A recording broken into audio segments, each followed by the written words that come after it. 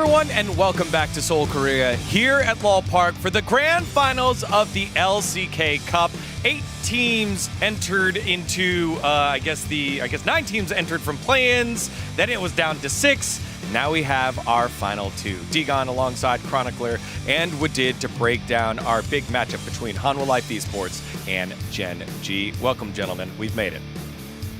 Yes, I'm glad I'm here again with the finals. We're glad to have you here as well with it, even though you've had your struggles. You know, it's been an often talk. It's starting already? Yeah, well, I mean, if Jonas Strong gets to roast you that way, I get to roast him that way, right? Yeah, absolutely. There we go. But jokes aside, I think LCK Cup has been a rousing success. I think that there's been a bit more wackiness than we usually associate with the LCK. LCK generally is very, we know what's going to happen going into every series, and I think that the fact that today is the last day of domestic fearless we're going to get is a bit of a bummer because it's been chaotic, but it's been really, really fun. Yeah, let's take a look at the journey on how we got here with the playoff bracket. Again, these are the top 6 teams that qualified on in, the 3 from the play-ins, plus the 3 that qualified straight to the playoffs, with the big upset with Nongshim, and then a bunch of best-of-5s before we got our Hanwha Life Esports against Gen G. Yeah, I would say this matchup is one of the unexpected matchup in the finals. I think at the beginning we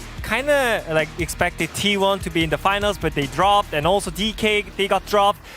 It's again the rematch of the LCK Summer Finals of the last year. Is gonna be banger. Yeah, at the beginning of playoffs, it was, I think most of us felt like it was gonna be T1 versus DK, because those are the teams that at that point looked the best. But for Hanwha and Gen G both, Hanwha started their development a lot earlier. I think compared to Gen G up until yesterday were still not the favorites in any series. I think that they ended up playing, even in the Nongshim series where they were, it wasn't quite favorite level gameplay that we saw. Yeah, but yesterday they ended up turning it on, winning 3-0 and earning their spot here in the 2025 LCK Cup Finals. And a lot of that has to do with setting up their players in great positions. And a good way to do that is the draft. So we thought here on the space it would be great to have both of our esteemed analysts do a mock draft. So gentlemen, they're gonna swap sides, shake hands, swap sides to sit on the appropriate side that they're gonna be on. And you at home get to vote who you think will have the best draft and has the best draft at the end of it. So with Hanwha Life being on the blue side, and that'll be Wadid. And then on the red side is Chrony, representing Gen G. Let's get to it. It's mock draft time, and I will be the timer, since we don't have a timer there, I will be the timer. Keep an eye on that. The pressure of the time starts now. Okay. I think, yeah, I'm on the blue side, so I'm gonna do the draft that I really want to do. So I'm gonna ban Varus at first, so just block one of the good blind pick for the AD carry.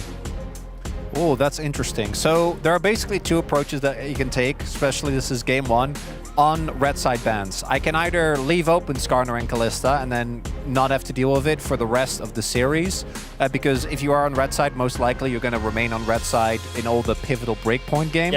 Yeah. But I don't want to put my players in the position of having to play against Skarner. I don't think that we have really found an answer, so my first ban is just going to be the Skarner. I feel like it's, unfortunately, a bit of a no-brainer. Yeah, and also for the blue side, I think you can ban whatever you want, and I think you can block some kind of specific picks that you really don't want to play against, which is Keen's K'Sante. I don't want to give him just a comfort pick here, so I'm going to ban K'Sante here. Yeah, the Keen Sante has been one that has been seen a lot throughout his career. Now let's move on over to the second ban here. Yeah, I was really hoping to lock that one in, so I'm very sad. That one does kind of feel like a freebie. Also really hard to reliably counter good in lane swaps. So as mentioned, I think the Kalista Skarner are the only one where you'd want to do a 1-2. That's not going to be the case here. I already banned Skarner, so the Kalista feels like a no-brainer. I do think that previously we saw things like the Ashe, things like the Puppy picked into the Kalista, but I feel like right now she's so hard to shut down reliably. So Kalista will be the second ban to come through here. And really on red side, I think, particularly in game 1, unless you want to take a gamble, you're only going to get a single ban. And here, yeah, I'm going to insta-ban Ashe here. I'm looking for some kind of specific team comp that I really want to do with the HLE, so I'm going to just insta-ban Ashe here. Okay. So pinch out the AD carry pulls here. All right, final ban here. This is where it starts to get interesting. Everything's formulaic up until this point. So looking at what we have seen from Hanwha Life thus far, the one champion that I think is really hard to reliably shut down no matter what, is going to be the Jace. You can go for the Jace Rumble handshake. That's fair. But I think the issue with Jace is that he's much more flexible as well than the Rumble is. 15 seconds, Chronic. The problem is if I ban the Jace, they're probably going to first pick Rumble, but I'd rather do that.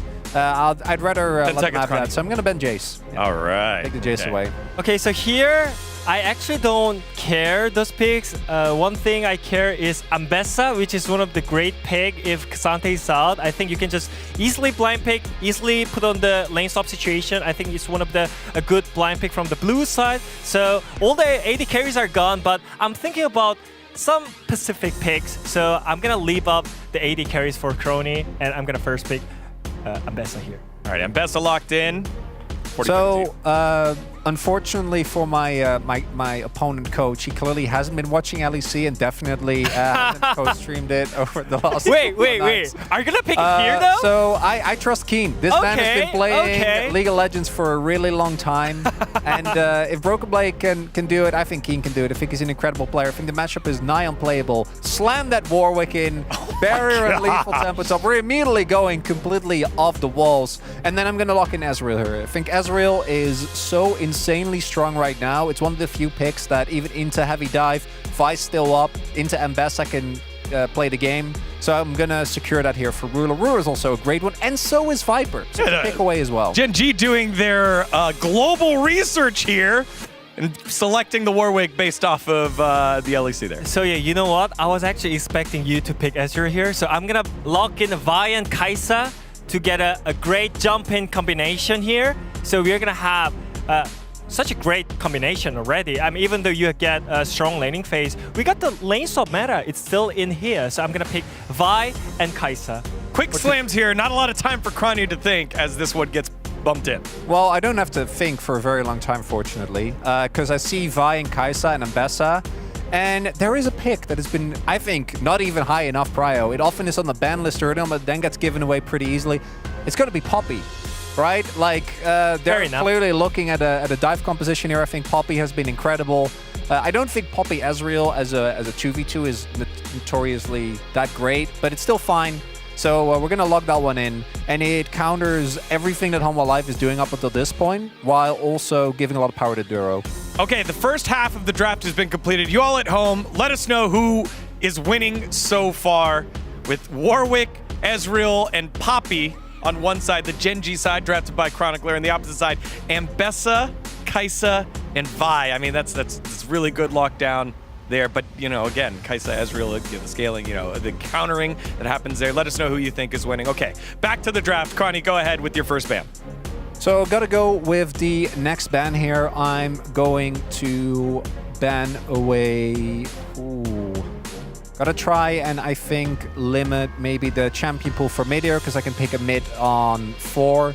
So let's ban away Zeka's Yone. Fair enough. It's one of the great jumping champions. Even with Poppy, I still feel like Yone is such a nuisance to deal with. Yeah. And here, I have to choose. You cannot really ban out 2 positions at the same time on the 4-5. You really got to focus on one target. And I think normally you're going to think about the Canyon target bans, but I feel like Chovy, he's one of the factor that Gen G is so strong, who makes Gen G really strong right now. So I'm gonna ban out Chovy's pick. It's Azir. It's really good against the dashing combo. So I think banning Azir makes sense here. So yeah, the Azir, very sad to see that one go. Definitely wasn't looking towards that to amp up the damage a little bit and give us some additional engage. I'm trying to think what else we can play here that could be annoying to deal with. In terms of priority, again, I'm looking to pick either a mid laner or a jungler here on 4.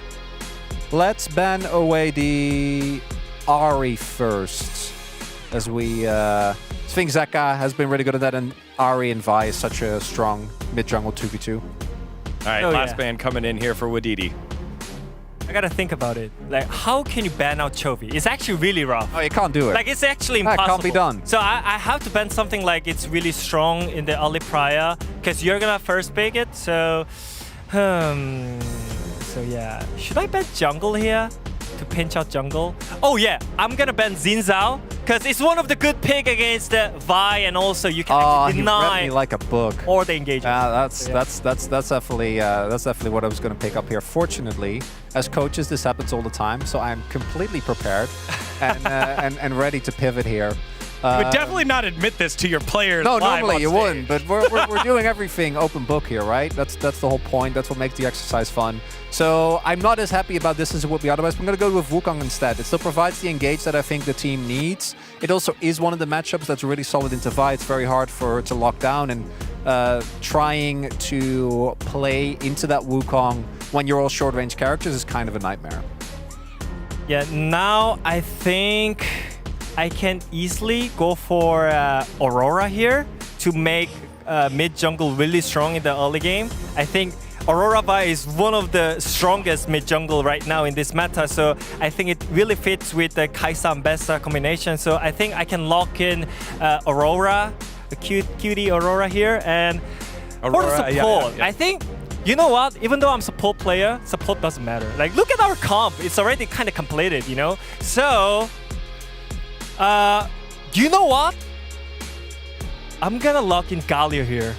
Cause it's one of the fearless pick that you can actually, like, you pick it, you ban it for the rest of the game, right? So I think I'm gonna put Galio on support, so which is actually synergizing really well with Vi and Kai'Sa and Ambessa. You can actually jump in, and also it's actually decent support. Even though your matchup is really bad against Poppy, you can easily lace off. Yeah, and again, another solid call. I do think he's completely tanking his bot lane 2v2. Trying to play Galio into Poppy seems like a nightmare, but that was 100% what I was going to look for here.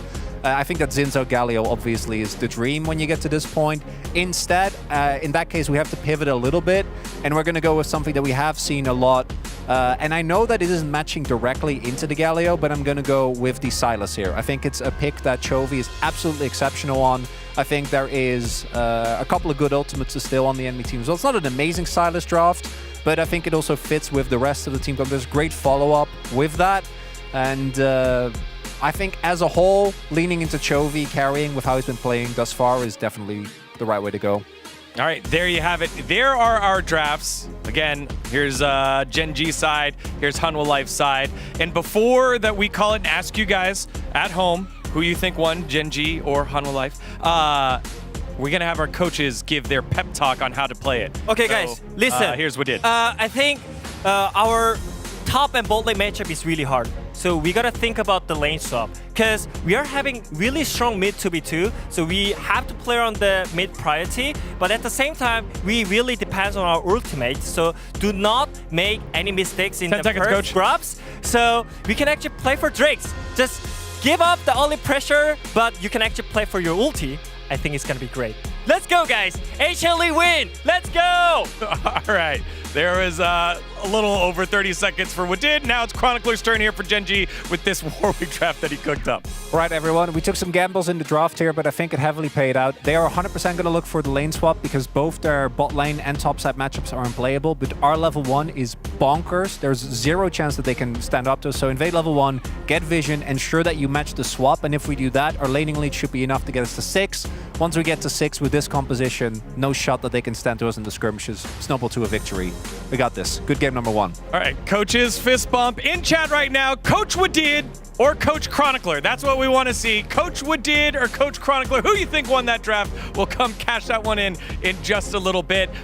Now that it's done, just real quick, it constantly felt like you had to pivot every single time on the red side. Blue side was just leading the draft every time, and it felt like this is why Blue side has been so dominant with it. Yeah, I mean, you kind of have to ban those 2 picks, Skarner, Kalista. So I think Blue side, you can decide whatever you want. So this is the advantage of Blue side, but at the same time, I think it's a game 1. So that's why Blue side looks a lot stronger. So yeah, I'm winning, guys. Chat, let's go! Yeah, I'm winning! Woohoo! Cronny, how did that feel to constantly have to pivot? No, I mean, I also knew the moment that my my Warwick was locked in, that people weren't going to be appreciative of that. And that's fine, you got a couple of appreciators. You got to take a gamble. I think the main thing for me is that we're not going to see that because I think teams aren't going to be as willing to do so once we get to this point of the tournament.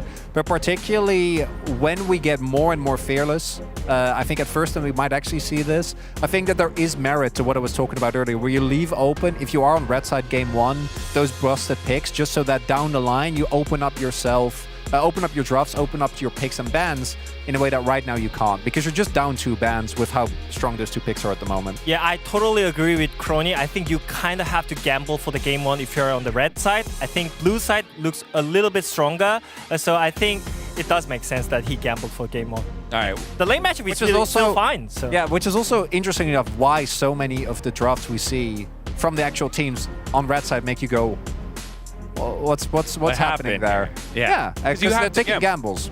All right, well, we'll cash in on this one in just a little bit as we set the stage for this matchup. Actually, we have the results right now. Jason saying 60% of the vote going to Wadid on the blue side, voting well for any Wadid coachees, or I guess any Wadid players. As we take a look at the best of 5 record in recent history between these 2 squads, Gen G historically have been winning. However, in a couple of these big matches, Hanwha Life has started to swing the pendulum back on their side. Yeah, I mean, it's one of the finals that we didn't expect Hanwha Life Esports to win, especially the last finals. I think Genji was favorite, but I feel like after that finals win, I feel HLE improved so much. After that point, we consider them as a new top 3 team in LCK, and I think it's one of the time that they can prove themselves once again. And for Gen G, they're trying to reclaim their throne, right? Hanwha Life kind of knocked them off after what was a big upset last year in summer. And I was not expecting Gen G. I was expecting to bounce back in spring, not already in the LCK Cup the way that we saw yesterday. No, definitely not. Again, let's take a look at how things have unfolded so far for these squads. As Gen G has revamped their gameplay, and a lot of it has to deal with this jungle and support ramping back on up because they haven't had the best tournament so far until yesterday. And it is something that it's really hard to know what actually causes it, but jungle and support, even though we talk about mid-jungle a lot, jungle and support is, I think, the most important factor with how a team looks as a whole, how they're moving around the map, how they're able to set up plays, how they're able to set up objectives.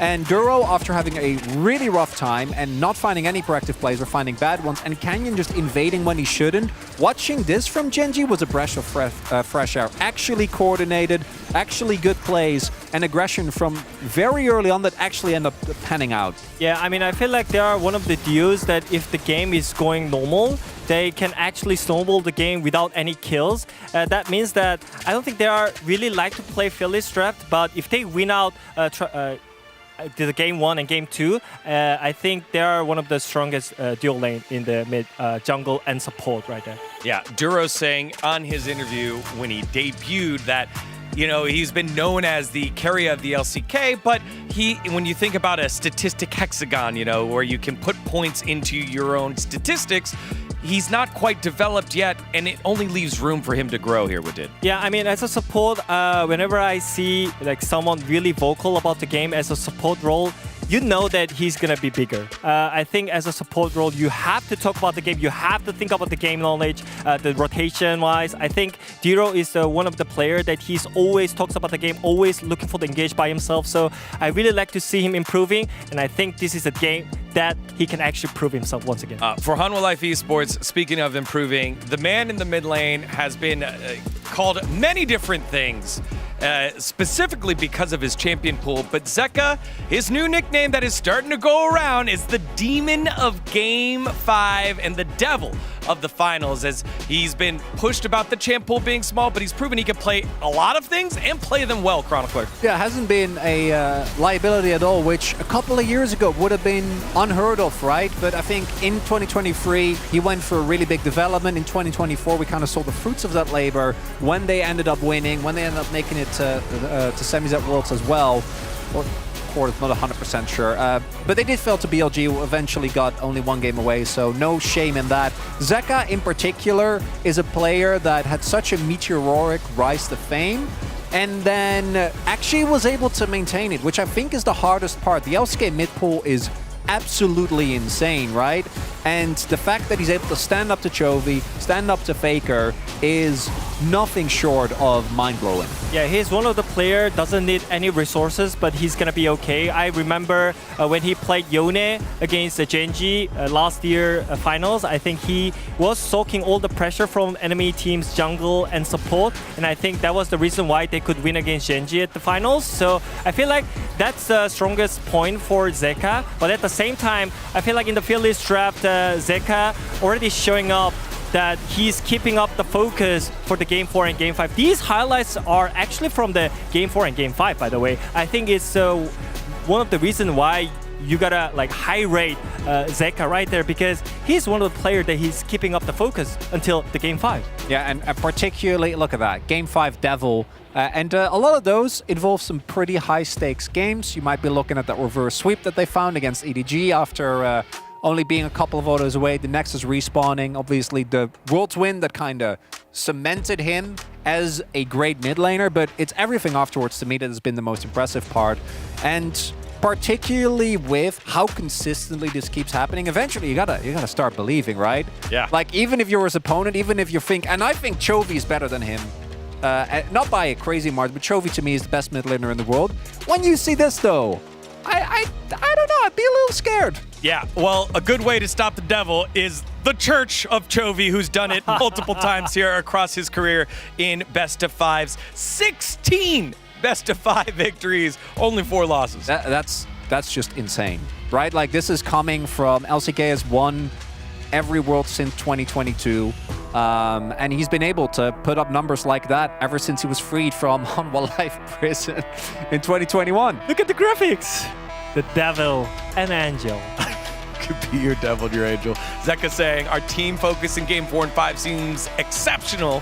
And compared to my teammates, I'm the weak link. Again, he's the one with the 8-game best of 5, Game 5 win streak record. And on the opposite side for Chovy, on paper, Hanwha Life Esports are strong in Game 1 and 5. I expect a 3-1 victory. And you know, there's something there if Chovy's even saying, our strategy is to avoid a Game 5 here, Chronicle. No, I actually think this is really good out of the box problem solving, you know? Like, okay, they win Game 1, that's fine. Hanwha Life have looked incredible in every Game 1.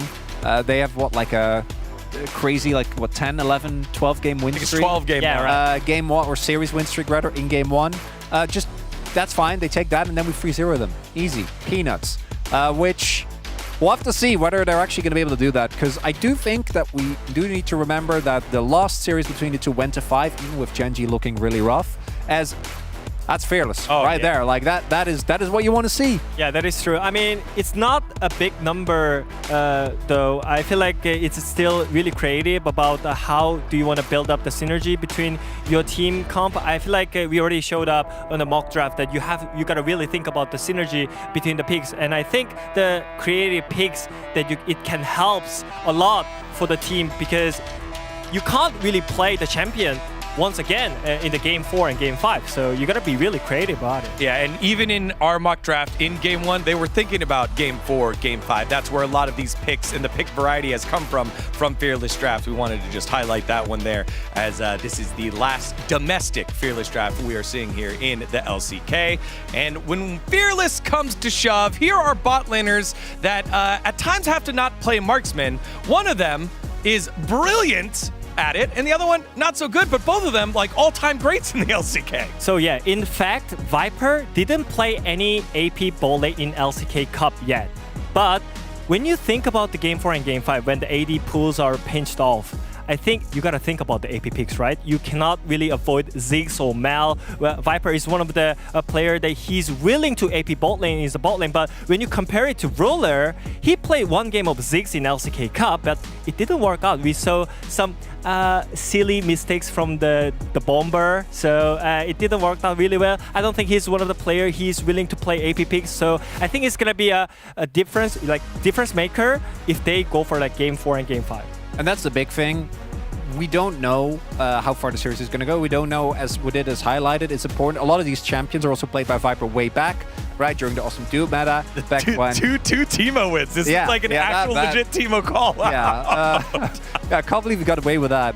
But it's more to illustrate that if a player comes up with that, like there is a very clear evidence that Viper is a lot more flexible than we have seen thus far Humble Life really utilize. And particularly in a best of 5 for all the marbles, who goes to first stand, I think that is a big deal. Yeah, well, we have two men standing by with the insight on what their teams are going to pick and the form that they're coming into with the coach's interview.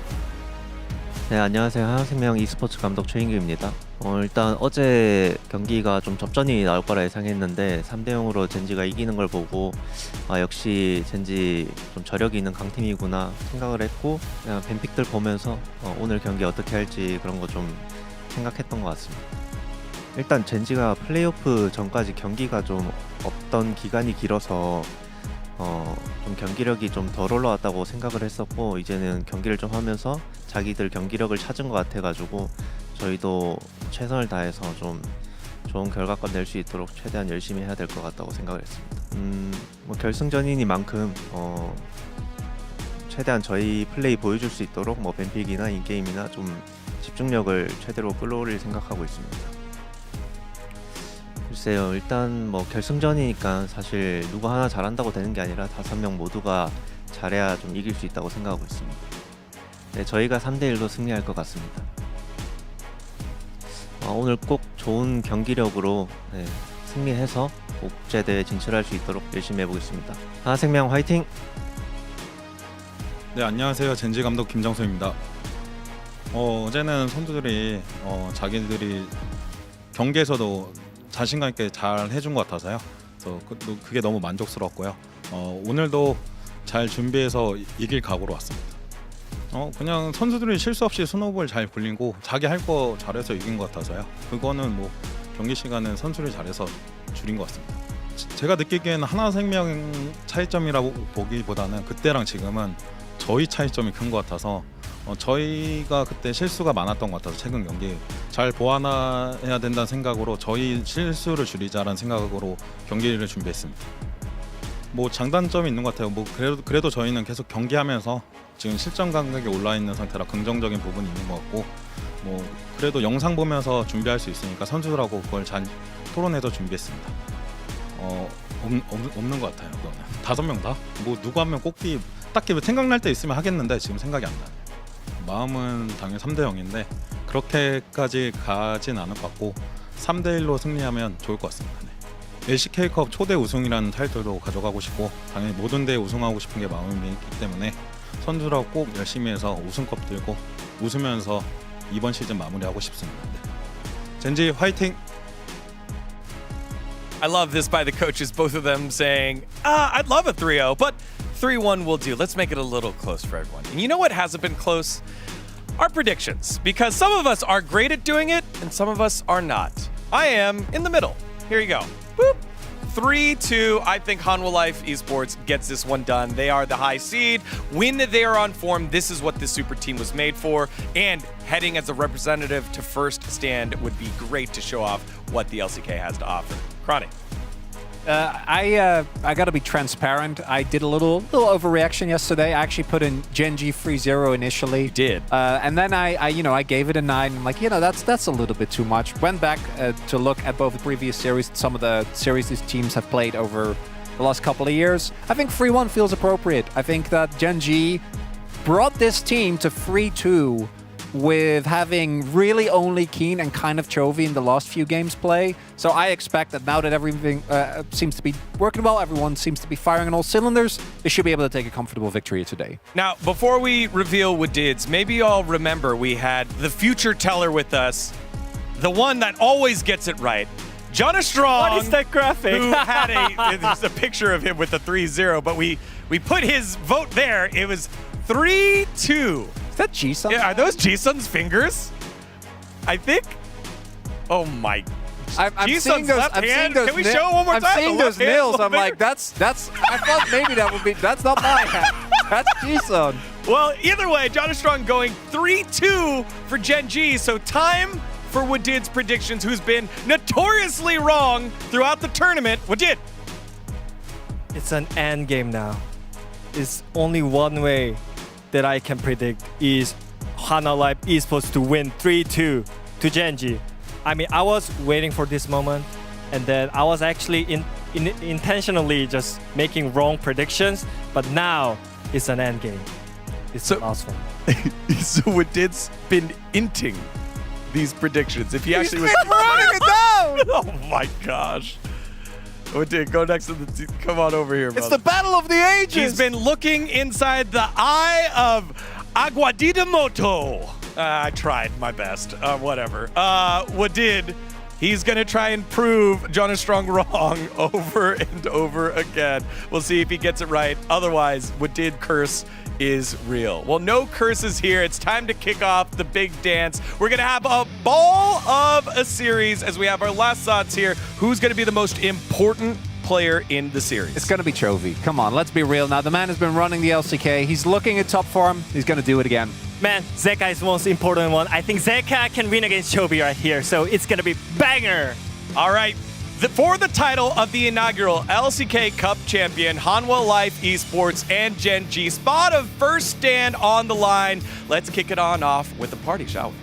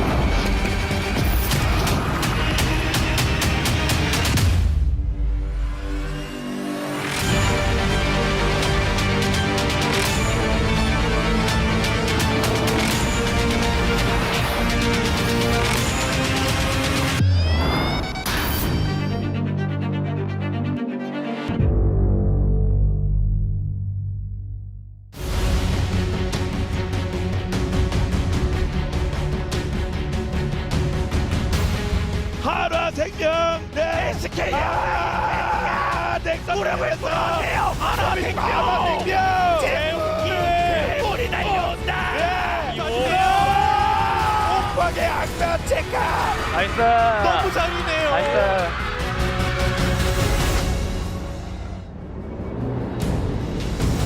SK의 호랑이 젠지가 완전 비상 초비상 기는 여전히 강합니다. 달려들어서 초비가. 웨컴 젠지 아니 그래서 젠지 지금 무슨 힘이 나오고 있는 건가요? 아니 부실해 보였던 호랑이가 야 이게 이렇게 다시 건장한 호랑이로 돌아오나요?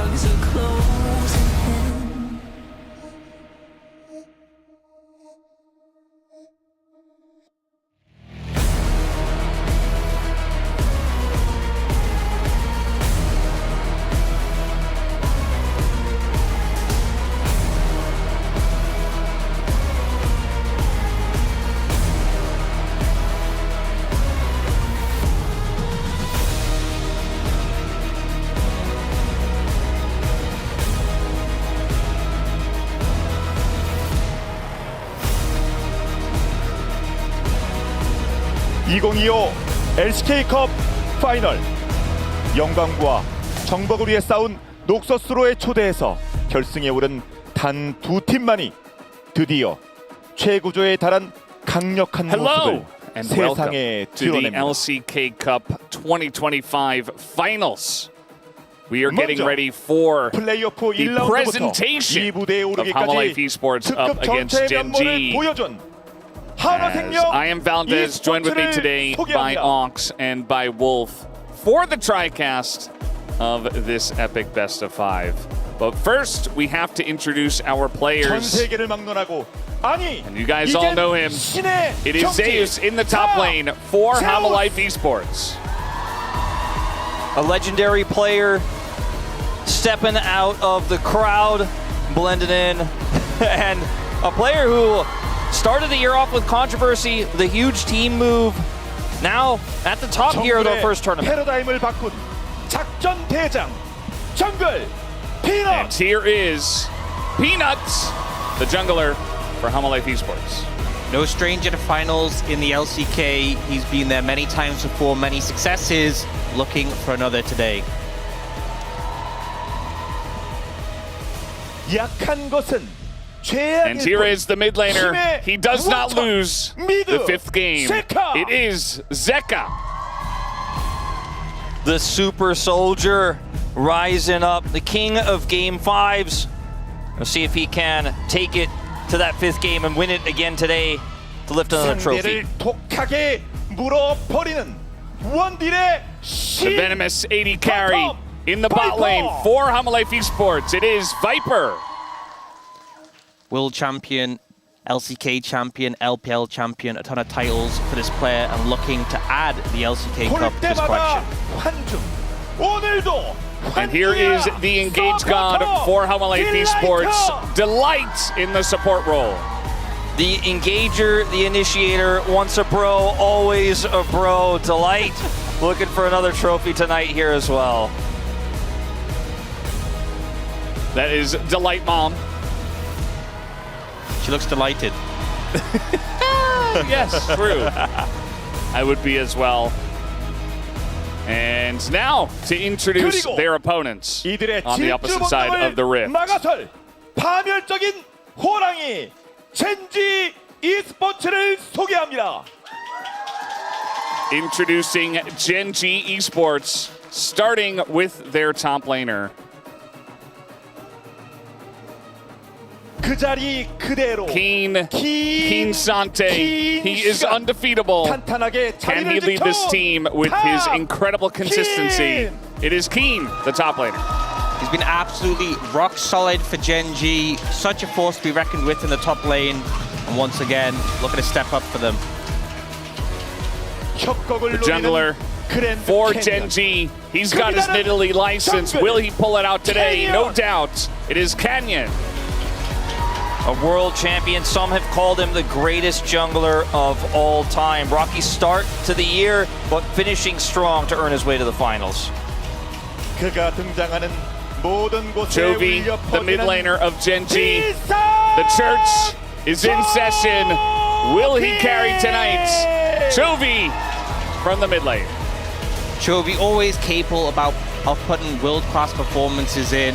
The question is just how hard will he carry? LCK를 지배하기 위해 다시 Ruler 돌아왔다. makes his return, 화려한 rejoins 기환, Gen G. 바텀, Will he 룰러. carry tonight? It is Ruler. One of the best 80 carries to ever pick up the keyboard and mouse. A return to Korea and a return to form in playoffs. Looking forward to his performances tonight as well. 혜성처럼 나타나 Duro, the newest player to the lineup. Can he make it work? Can he stay consistent tonight? Duro! A player who's dealt with so much pressure joining this lineup, but showed great form in the most recent series and hoping to prove that he deserves to be here alongside all these greats. It's tough to predict how today's finals is going to shake up. You know, we have two incredible teams, two teams who have such an incredible legacy here as well. 과연 베일에 쌓인 녹서스의 강력함을 드러내며 최초의 영광을 가져갈 팀은 누가 될지. Let the finals begin. 멈출 줄 모르는 체급전차 한화생명과 LCK의 호랑이 젠지가 펼치는 2025 LCK컵 파이널을 지금부터 시작하겠습니다.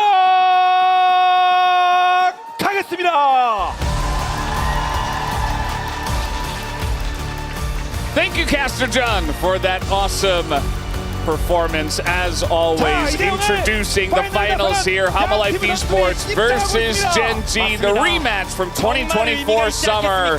Who will take it tonight in a fearless best of 5? We only have to wait and see, but the one thing we know is that it's going to be a lot of fun, and it will crown our one team that makes it on to first stand. Yeah, and I think between these two teams, there is so many LCK titles, but if you're the first team to get an LCK Cup, I think there's a lot of pride on the line when it comes to this, especially given that these teams took so close in their most recent finals back in summer. There's the pride of winning the first LCK Cup. There's the pride of representing Korea as the sole representative for first stand. For Duro, I think on the line here, his very first finals. You know, he's obviously played a lot of series and challengers, was considered one of the best, if not the best support in challengers by many, but had a rocky start when he was on Sandbox last season, or B&K I should say, and then coming in now as for the first time being a mainstay starter here on one of the most storied teams in the LCK. He had a lot of pressure on him. He had a lot of growth he needed to have quickly. And at the very end, when it matters most, he's having his best performances. I think ultimately it's such a hard position to step into, especially given that he stepped into Lahenz's shoes, who was a big shot caller for the team, and with so many veterans on the roster. And I think we've finally seen it all come together in the most recent series. You can see a little spoiler behind us as it is mixed across the board. A lot of 3-2, a lot of 3-1 all the way. I see that the global side very slightly is going to tip the scales in favor of HLE Esports. I went 3-1, Prince went 3-1. We're the only 3-1s for HLE. The 3-1s for Gen G are Wolf, Chronicler, and Cloud Templar. Everybody else, just a toss-up, 3-2.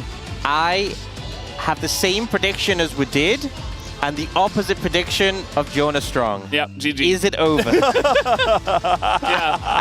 I think it might just be over.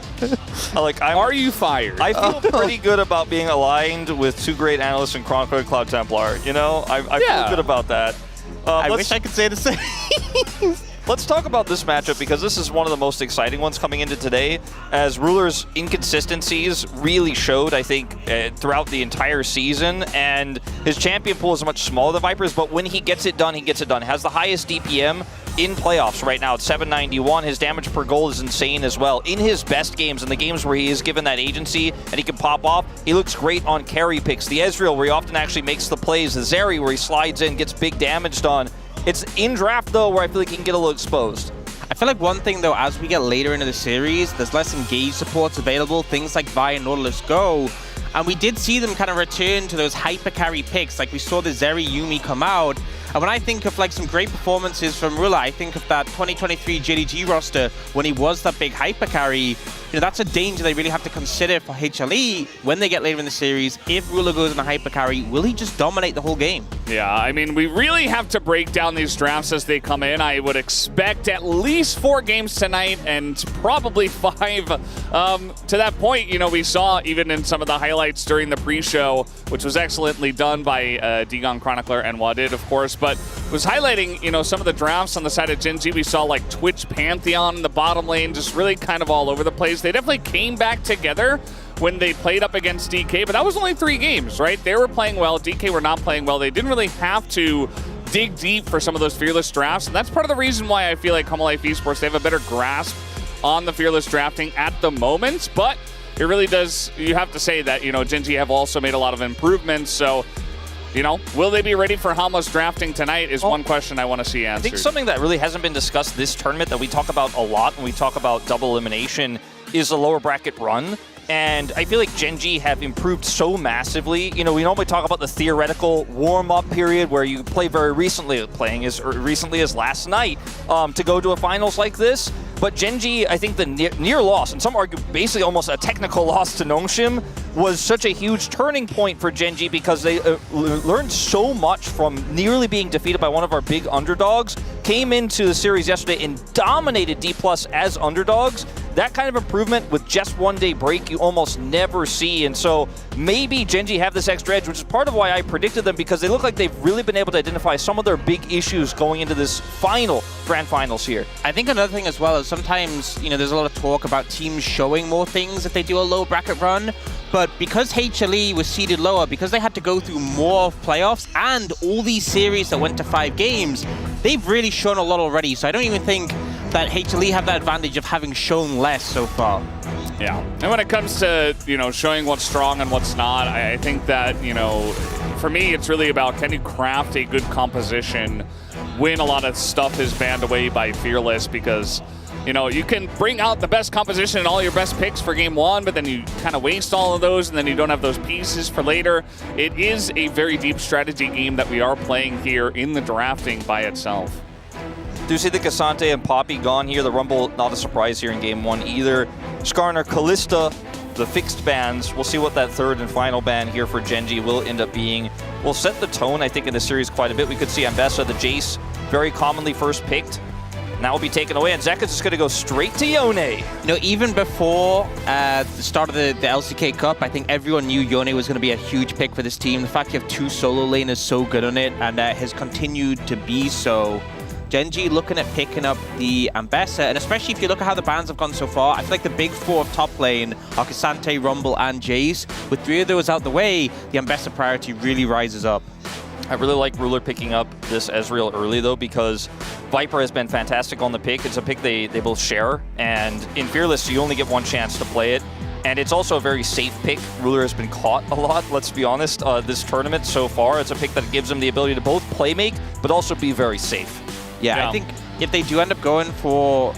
Actually, look at the Nidalee. So the Skarner, Kalista, Nidalee was banned in 3 games on red side the last time these 2 teams played together. So the Nidalee getting that pick up early for Canyon, who's phenomenal on it, but also denying it from Peanut, who had it in that game 5 the last time these 2 teams matched up and won with it.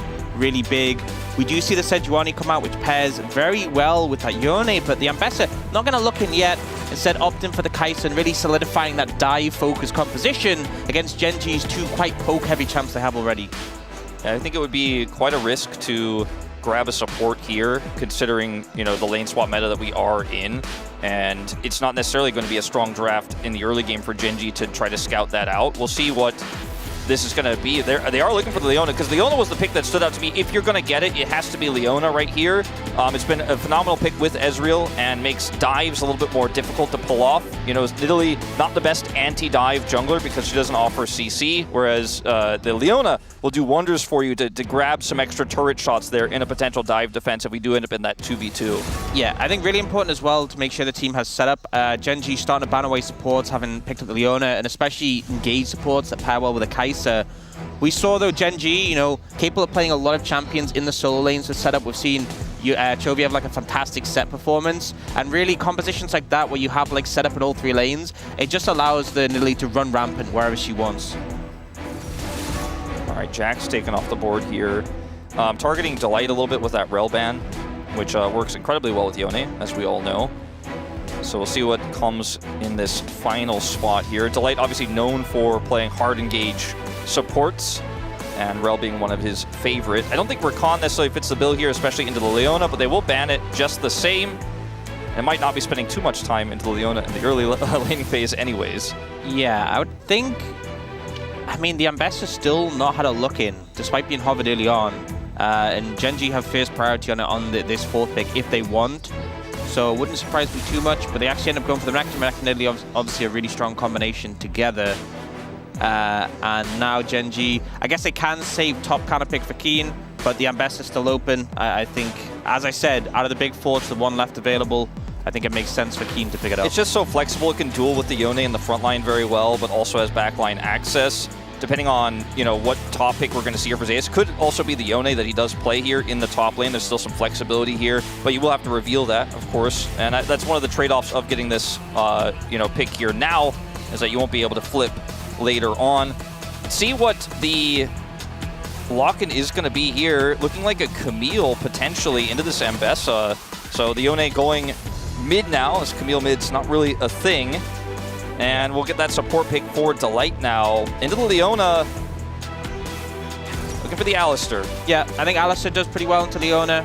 Very tanky, can shake off her stuns if needed with the ultimate and knock her away. But also, the Camille we've seen often picked into the Ambessa can outscale in the late game. But also just really solidifies this theme for HLE's composition. It is all dive with this comp.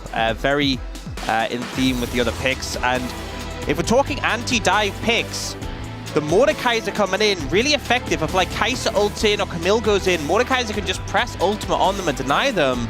And also, they move the Ambessa to mid. Chovy, no stranger to playing typically top lane picks in the mid lane. Obviously, we've seen a decent amount of Ambessa mid, but I'm sure he's pretty confident. And it means that mid jungle, Ambessa and Italy, both mobile, but also different damage types. I think it gives a bit more strength there. Yeah, and you pick the Ambessa first. I think you don't want to play that into the Camille. You gave Humalife the counter pick for the top lane, so you want to match it up with the Yone, and that allows you to pick something that, you know, this is part of why Red Set, I think, does have a lot of value, but maybe our teams aren't always utilizing it, is that you can pick that R5 that's perfect. And it doesn't have to be something that's super popular. You can save that super popular pick for later, because you pick Mordekaiser, that probably wasn't going to be picked anyway by anyone, so... The best target to dive is going to be the Ezreal, but the Ezreal is already so mobile and can get into the backline. They have a ton of peel. They have the Mordekaiser here as well. I really do prefer this draft here for Gen.G. I feel like it's very safe. It's a lot more well-rounded, has a mixed damage profile, much more than what is basically a melee comp on the side of Hanwha Life Esports. The Kai'Sa is going to offer some magic damage, but not a whole lot.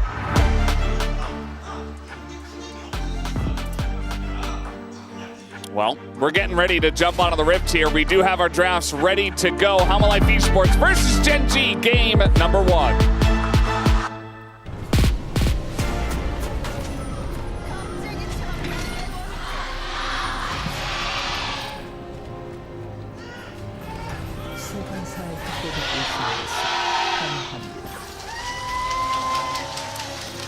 Game number 1 of the LCK Cup Finals begins now.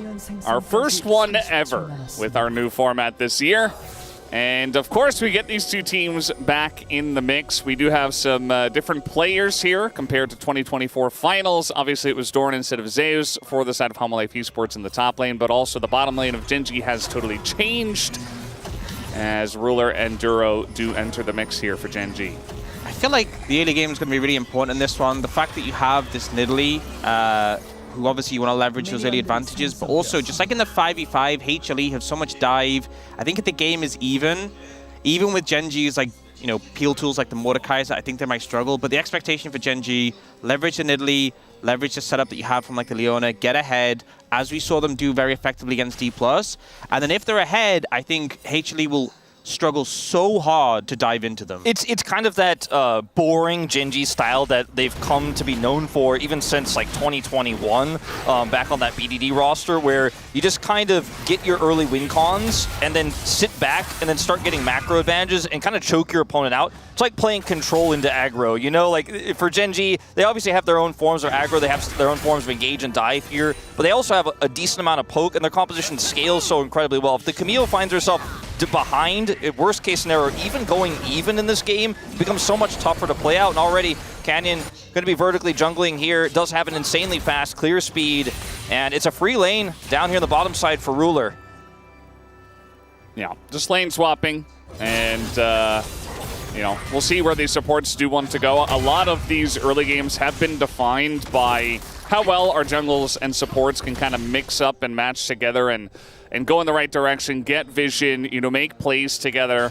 And, you know, we criticize a little bit, you know, Canyon and Duro not necessarily having that as a nice little opportunity here for Canyon. He's got red buff, so he really wants to put the hurt into Zeus with as many spears, as many autos as possible. And Zeus now might have to just back, as he is very low. So this is the key difference, is that we actually saw Duro reset before Delight did, move in, and we also had Keen to... Oh, that's big! He took a turret shot. The flash on in, Viper! He elects to flash away as Duro's already here. Even the W goes wide. Viper just dropping the ball. And Gen.G will immediately capitalize on that. Okay, let's go back to what you were saying, Ox. Yeah, I mean, Duro reset earlier than Delight did. Keen also took a safer route. Zeus gets denied from bot lane by the poke from Canyon, who just shuts him out, and then Viper just doesn't expect the fast. You know, I feel like in those situations when teams are mirrored, you look at your own support. Okay, Delight just recalled. How long is it going to take for him to get bot lane? But Duro was faster, and that was a difference maker. And the whole thing I was going to set up here is, you know, when a Camille gets neutralized and we have lane swaps and they're both soaking mid XP, the Camille doesn't get a lot of money. Obviously, we'll get some experience. But if you're a Mordekaiser who's behind and the enemy team's playing dive, you're like, cool, as Chovy may be in trouble. Yeah, he's in a lot of trouble. They read this perfectly. Is Delight even waiting for him to flash away? Oh, he gets headbutt over the wall. Might not matter for these two Dash champions in Sejuani and Yone, and that immediately is Hanwha Life Esports clapping back. They're still behind, but a very nice set play here from Hanwha Life. My concern is that the kill goes to Peanut, which is still going to be relevant on the Sejuani. Speaking of Sejuani, Canyon is not done with the pressure. He's got red buff advantage here. Yeah, I mean, this is why Canyon is the Nidalee guy. This is why he's using his skin, right? He's just so fantastic at putting on pressure and being very annoying on this pick. Now, Viper, he wants revenge. I don't think he can actually get this pick, but maybe with another passive and Q, not quite going to have the cooldowns nor the proximity to take him down. This is a play-by-plays game, guys. This is not an analyst game. Who wants to join me? Who's the flex guy today? I just wanted to make the point earlier that I really like the game state here for Gen G because the Mordekaiser is so difficult to dive, and you know, Hanwha Life are playing a dive composition, and their Camille is the one that's set behind. Can be very tricky to play out. Neutralizing the Camille early in a lane swap is the name of the game here. Ideally, like Ruler's like, thanks for the lane swap. You got a solo kill top lane onto Viper. Well, not really a solo kill, but practically one set up there by Duro. And things are very disastrous. We'll take another look at that now as Viper's just way too close here, gets pulled in. He would have been in danger anyways with Duro coming up, but the fact that the pull comes through just really seals his fate. The timing couldn't be worse as well, because he just queued and got aggro because of it. On top of that, and took the tower hit. Really just couldn't be worse to start not only the game, but the series in a manner like that. But it's a good move from Delight here to come behind Chovy. And you can see Duro and Canyon were moving to support their mid laner, but just a little bit late. And I love that, like, we've had two, you know, kills back to back, whereas like the timings were the critical factor in them. Yeah, really liked Delight's positioning on that one. You know, just reading the flash ahead of time. He's standing ahead of where Chovy could flash to. And so now just a little bit of brawling in mid, but yeah, he's a big cow. It's hard to flash over him and get away.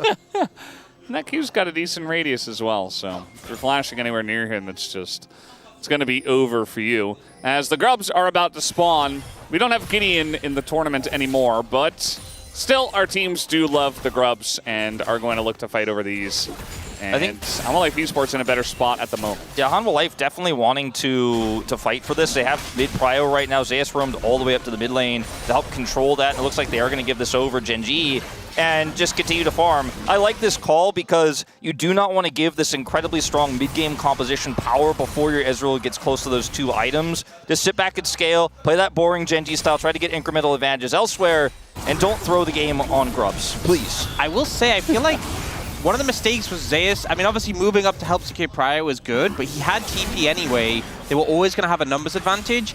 I'm not sure it's necessary, and it allows Keen to get a plate there. And I think Zeus missed a bit of CS, so, you know, it's a 600 goal lead between top laners. I obviously understand wanting to set up for the Grubs. Maybe a little bit too much effort put towards it is making the top lane matchup even worse.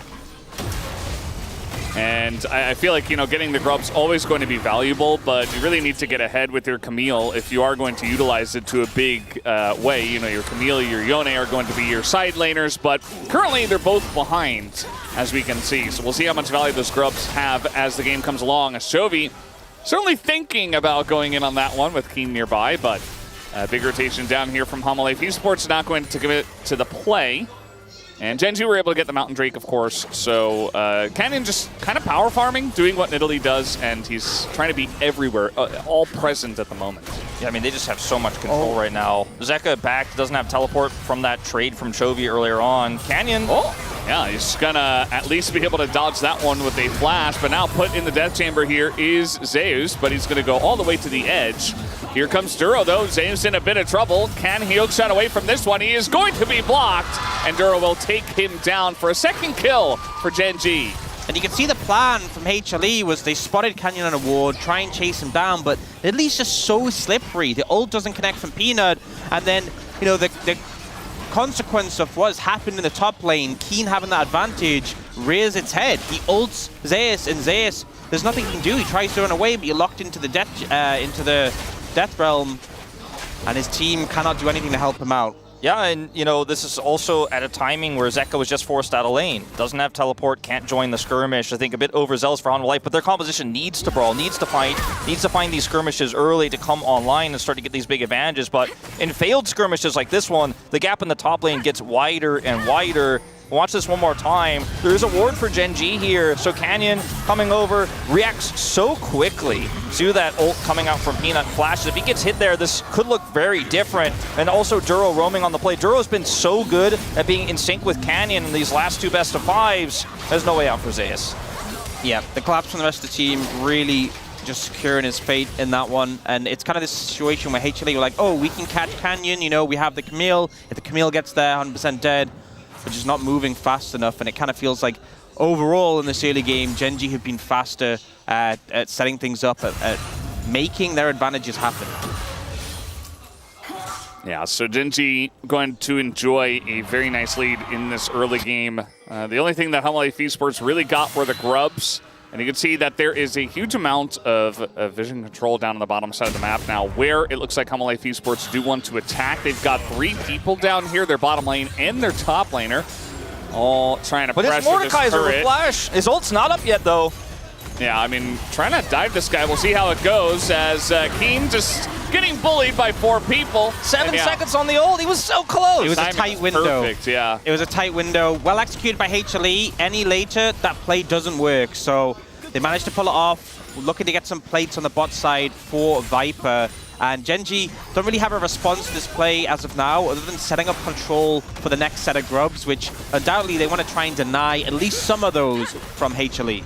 Keen does have his teleport back. He's going to utilize it to come back here to lane. And you can't dive again. He's got ult. Yeah, he has his ult this time, but they might just CC him to death. Oh, the death realm comes out right at the last moment, and now it's Peanut who's in trouble as Viper. He wants a kill, but look at that giant chunk of damage from the turret. Keen lives. That dive was not going to go well from the beginning. It's the same thing we were talking about. He had his ult in the moment that happened just before where he was successfully dove. They wouldn't have been able to do it. He shows back up with it, so perhaps they weren't tracking his ult super well there. They almost burst him down. Like, it's so incredibly close, but man, diving a Mordekaiser like that is so high risk, and now you're giving over grubs for free as well. The thing is, they just don't have that much damage. It's Alistair and Sejuani who aren't pumping tons of damage. Yes, they have the CC to hold them in place, but Viper doesn't even have 1 item yet.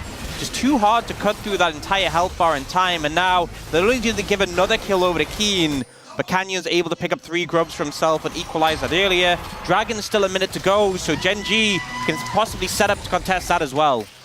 Yeah, I mean, you could see the kill that was picked up from Viper earlier on is really the only thing that puts him in a lead, but otherwise you're really just behind in all senses.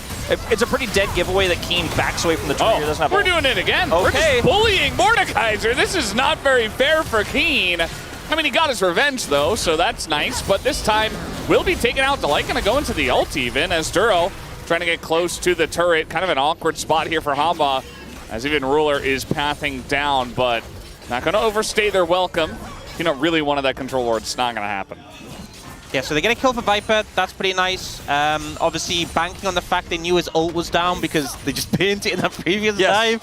Very certain he doesn't have it this time. But because of the low health bars, because of the dive, it does mean Gen G have control over the dragon area and should be picking up this second dragon pretty comfortably. And it's Infernal Mountain on the first 2, so no guarantee it's going to be a strong soul, but definitely a decent investment. It could be Hextech, you know, and that would be massive for Ruler just setting up some chain slows. Same with the poke from the Nidalee, very frustrating to play into.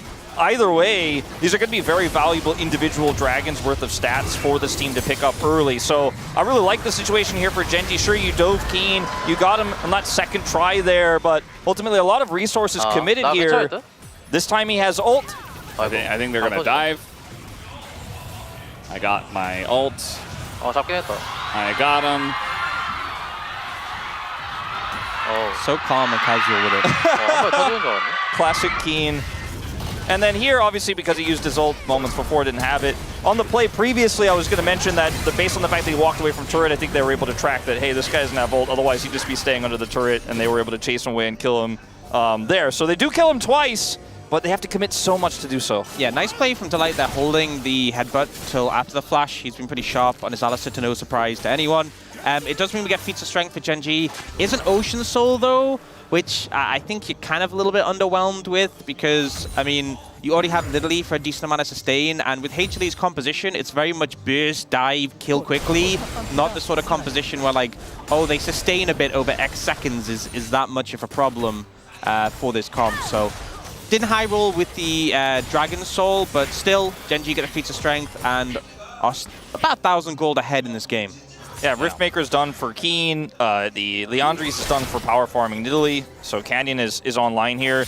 In the mid game, I feel like now that we're starting to approach it, becomes a little bit trickier for Hanwha Life. I think there are some windows into some fights here, like when Herald spawns in 2 minutes, if they can set the right Yone ult, they can have a nice Alistar engage where he's able to absorb some pressure.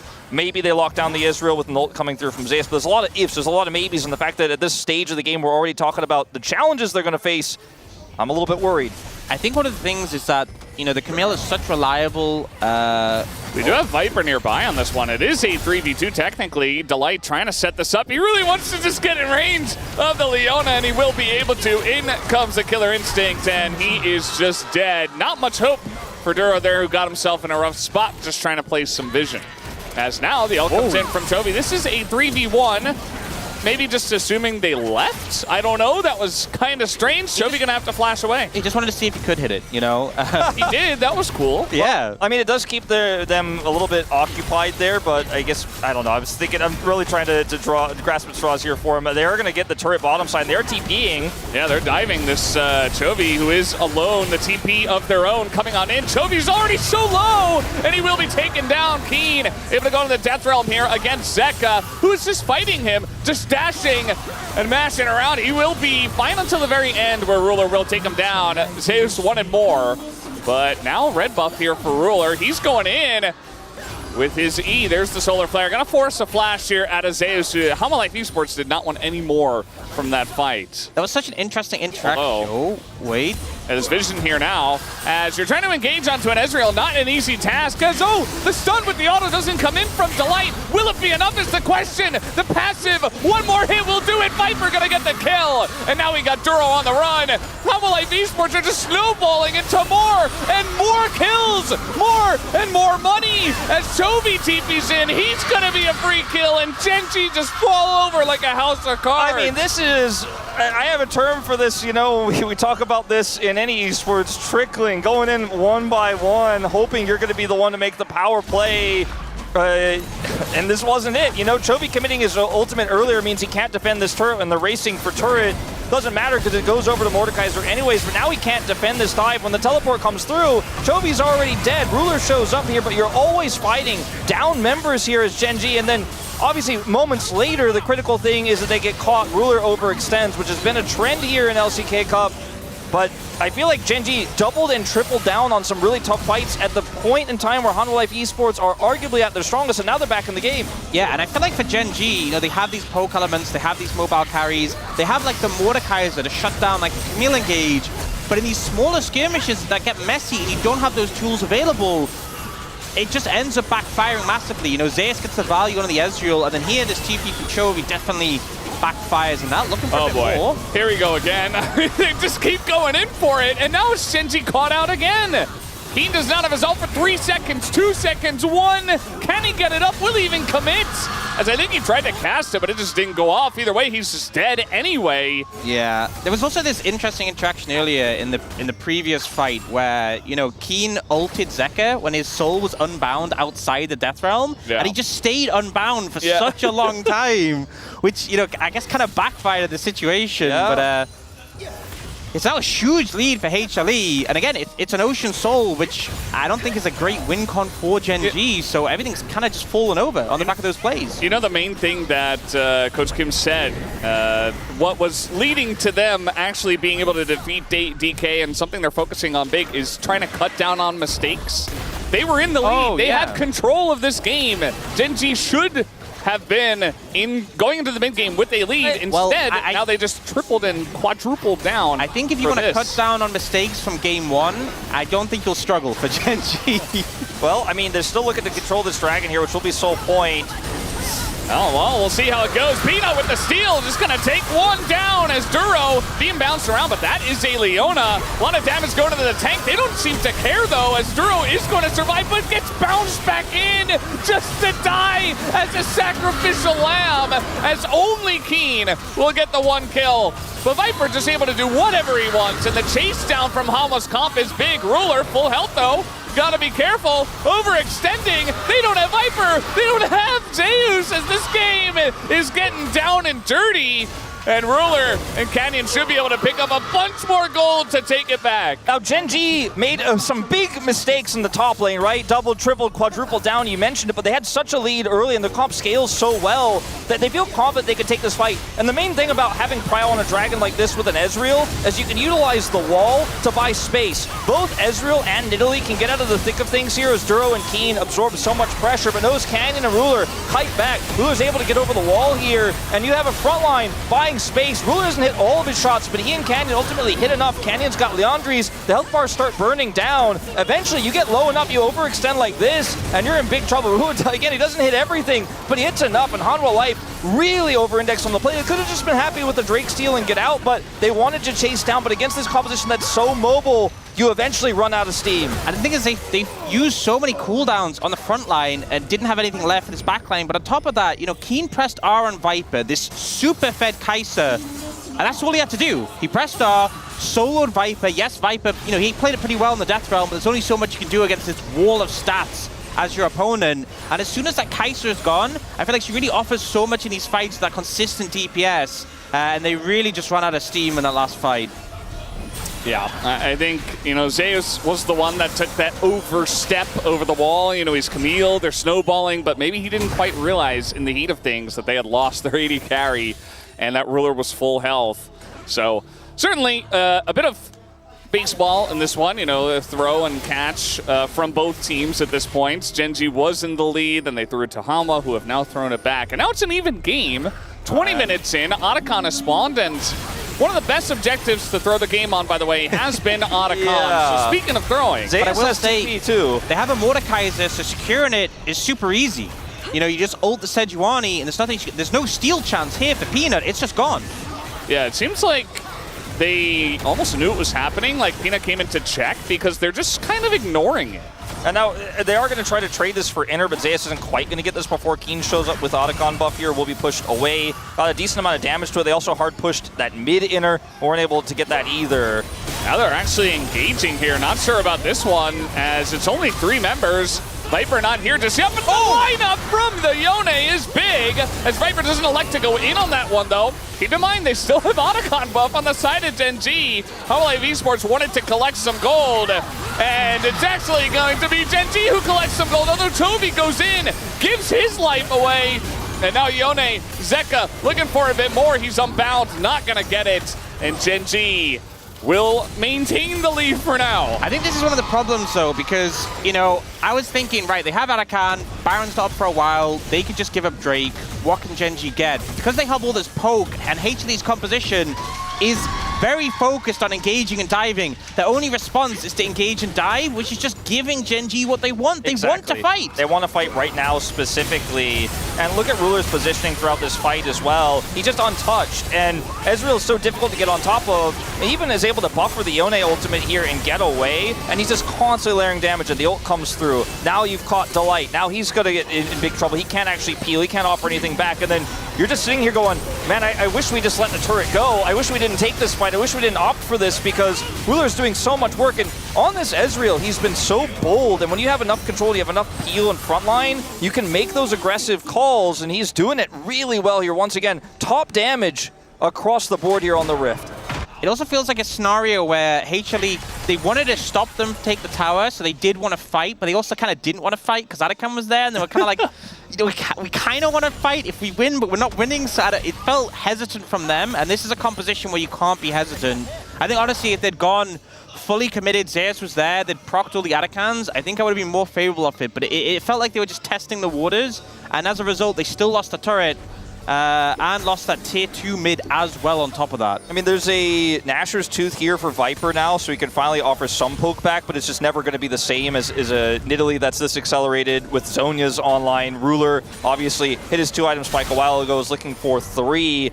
And, you know, Chovy's 0-4, but he's got 2 items and plated steel caps into your AD comp, so I don't think he really cares too much about his death score right now. And they're looking for another fight here on Dragon. And guess what? Hama wants to dive in, goes to Light, finds Ruler in the back line, and this is what the Kai'Sa is so good at doing, at just assassinating this AD carry. And it really just comes all down to Delight finding that angle, as Gen.G really wanted to challenge them here on the Ocean Drake. Did not work out for them. That was so slick, and Ruler was so dead. Viper even predicted him going over the wall with a Void Seeker, and he was actually a little early on it, and it didn't matter. Ruler still dies regardless. So HLE, that is the sort of engage you want with this composition. Commit, everyone's in, and Delight with a beautiful flash combo to find the enemy AD carry. And it's a huge difference in prio between this Dragon and the previous Dragon fight, where Ruler was able to get over the wall, buy enough space, Zeus overextends. This time, Honor Life Esports are in engage rage, and Ruler, fortunately, this time just a little bit too close. No wall he can really get behind. No way he could be free. Viper follows him there,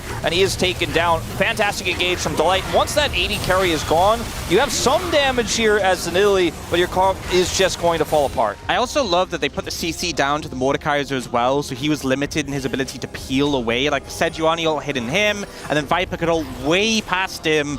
And there was just nothing you could do, because if you ever ult in and Mordekaiser immediately ults you, the fight is in such a bad spot. Absolutely. Look at this gold graph. I mean, it has certainly been baseball, as you put it, Valdez. It's been a fun ride, a bit of a roller coaster. You know, this is not necessarily what we've expected at the LCK, but it feels like a bit of personal beef between these two teams, perhaps. As, you know, Honor Life Esports does not have any breaks, and neither does Gen.G. For some reason, you know, they're the comp that I think has to have a little bit more of the breaks, a bit more patience, but it feels like both teams have really been caught into, we're just going to brawl all the time. And when you look at where the gold is now for Hanwha, hold up. Speaking of which, yeah. Ult comes in here. Zeka going to ult to try to get in range as well. Chovy in a bit of trouble as the melee champ is going to lock down that permafrost, and down goes Chovy.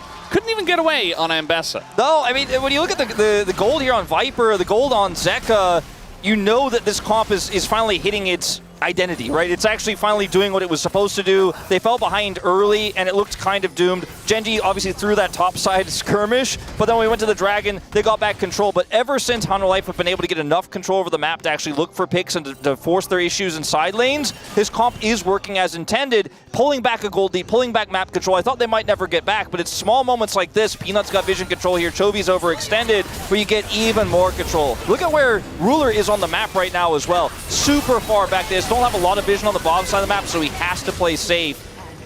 And the thing is, with a play like this, having your jungler gank other side of the map from Baron can be risky, so the timing was flawless in a position where Gen.G couldn't start up the Baron, weren't in position, made sure they had mid-priority as well, so there was no recourse there.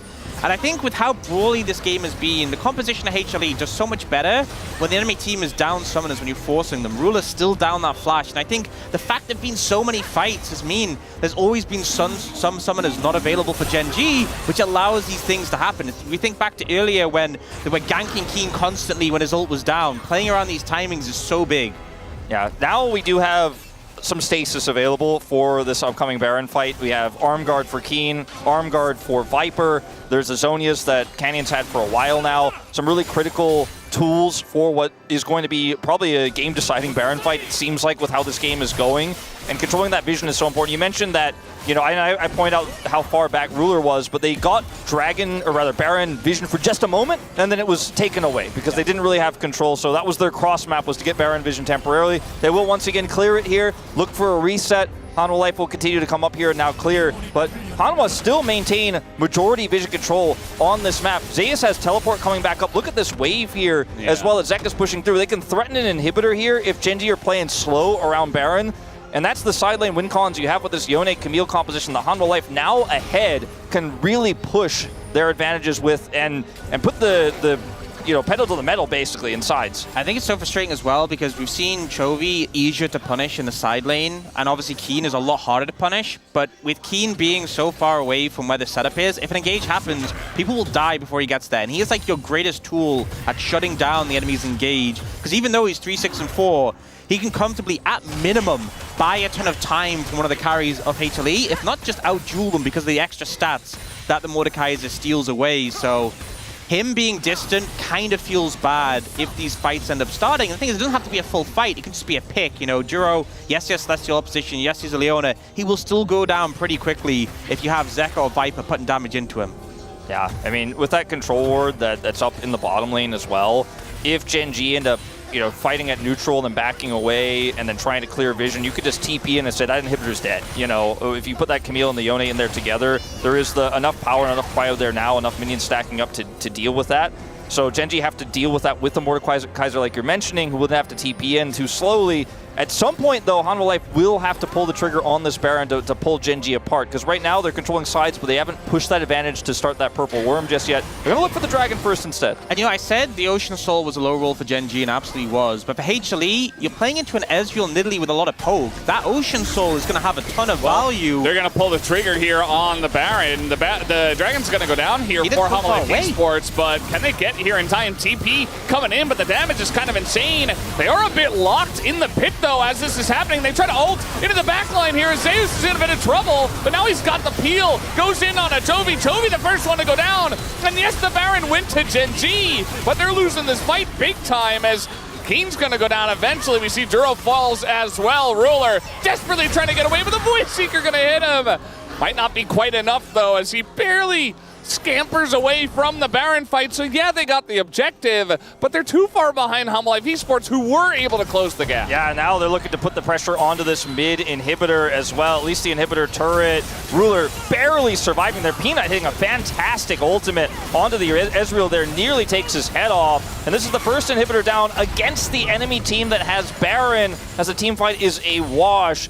And they made the split-second call to send Zeka into the fight. They could have just indexed into trying to push that bottom inhibitor, play it slow. They wanted to crush the fight. They got caught between the Dragon Call and the fast Baron there by Gen G, but ultimately made the right decision and were able to take this fight. And ultimately, when you're late to an objective against a Mordekaiser, you're not going to be able to steal it. And HLE just don't care. This focus comes on Azaius, but he's able to buy time, still has the ult to keep alive. But everyone in Gen G ends up in the pit. And Sheer Canyon and Ruler can get out, but the chase potential is still there. Keen is kind of locked in the situation, could have flashed, but they can chase over quite comfortably. It was a scenario where HLE was so confident approaching it that the fight was theirs. They didn't need to rush in and try and get Peanut in the pit. They were like, we can just destroy them. And now there's not anything Gen G can do with the Baron because, Oh, very nice ult. Once again, Peanut's having the game of his life here tonight. Back-to-back, he hit the one in the pit, which was arguably more skillful, but this one too, very surprising, very difficult to react to. Ruler is not able to avoid it.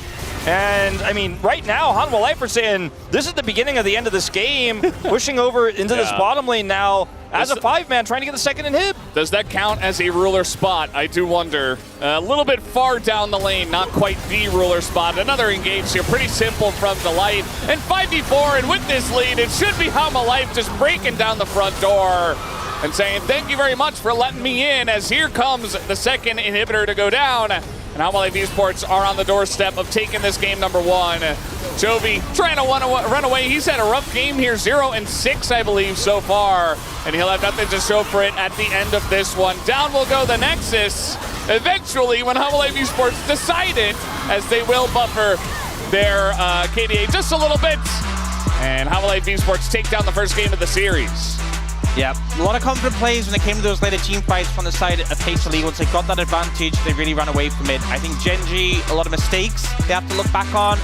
But with the context of the series, it is fearless, and HLE had side selection. They had blue side, and they also had a lot of big picks for them. Things like the Yone for Zeka, things like the Alistair for Delight, the Sejuani for Peanut. So definitely a pretty convincing win towards the end of that one for HLE, but a lot invested, I'd say, into the draft that they won't be able to rely on later. I think for Gen G, it's going to be a super disappointing loss. You had a great draft. You had fantastic control of the early game, and then you were able to take things back on that dragon fight as well, and it looked like there was going to be hope, but there's too many mistakes and too many confident setups against a team that was spiking so hard in that mid game, and Ruler just getting completely bullied. I thought the early game for Ruler was phenomenal, but later on just caught too many times and too many critical moments. The lights Alistair though in that game was just crazy. Insane. The amount of flash combos. I feel like we haven't had as much Alistair in the LCK Cup as like we've had previously, but a stern reminder of what he can do with that champion. Delight, Peanut, fantastic engages, and the carries were able to shut it down. That's game 1 to Homalife Esports. Will have the break and the space to break it down. We'll be right back.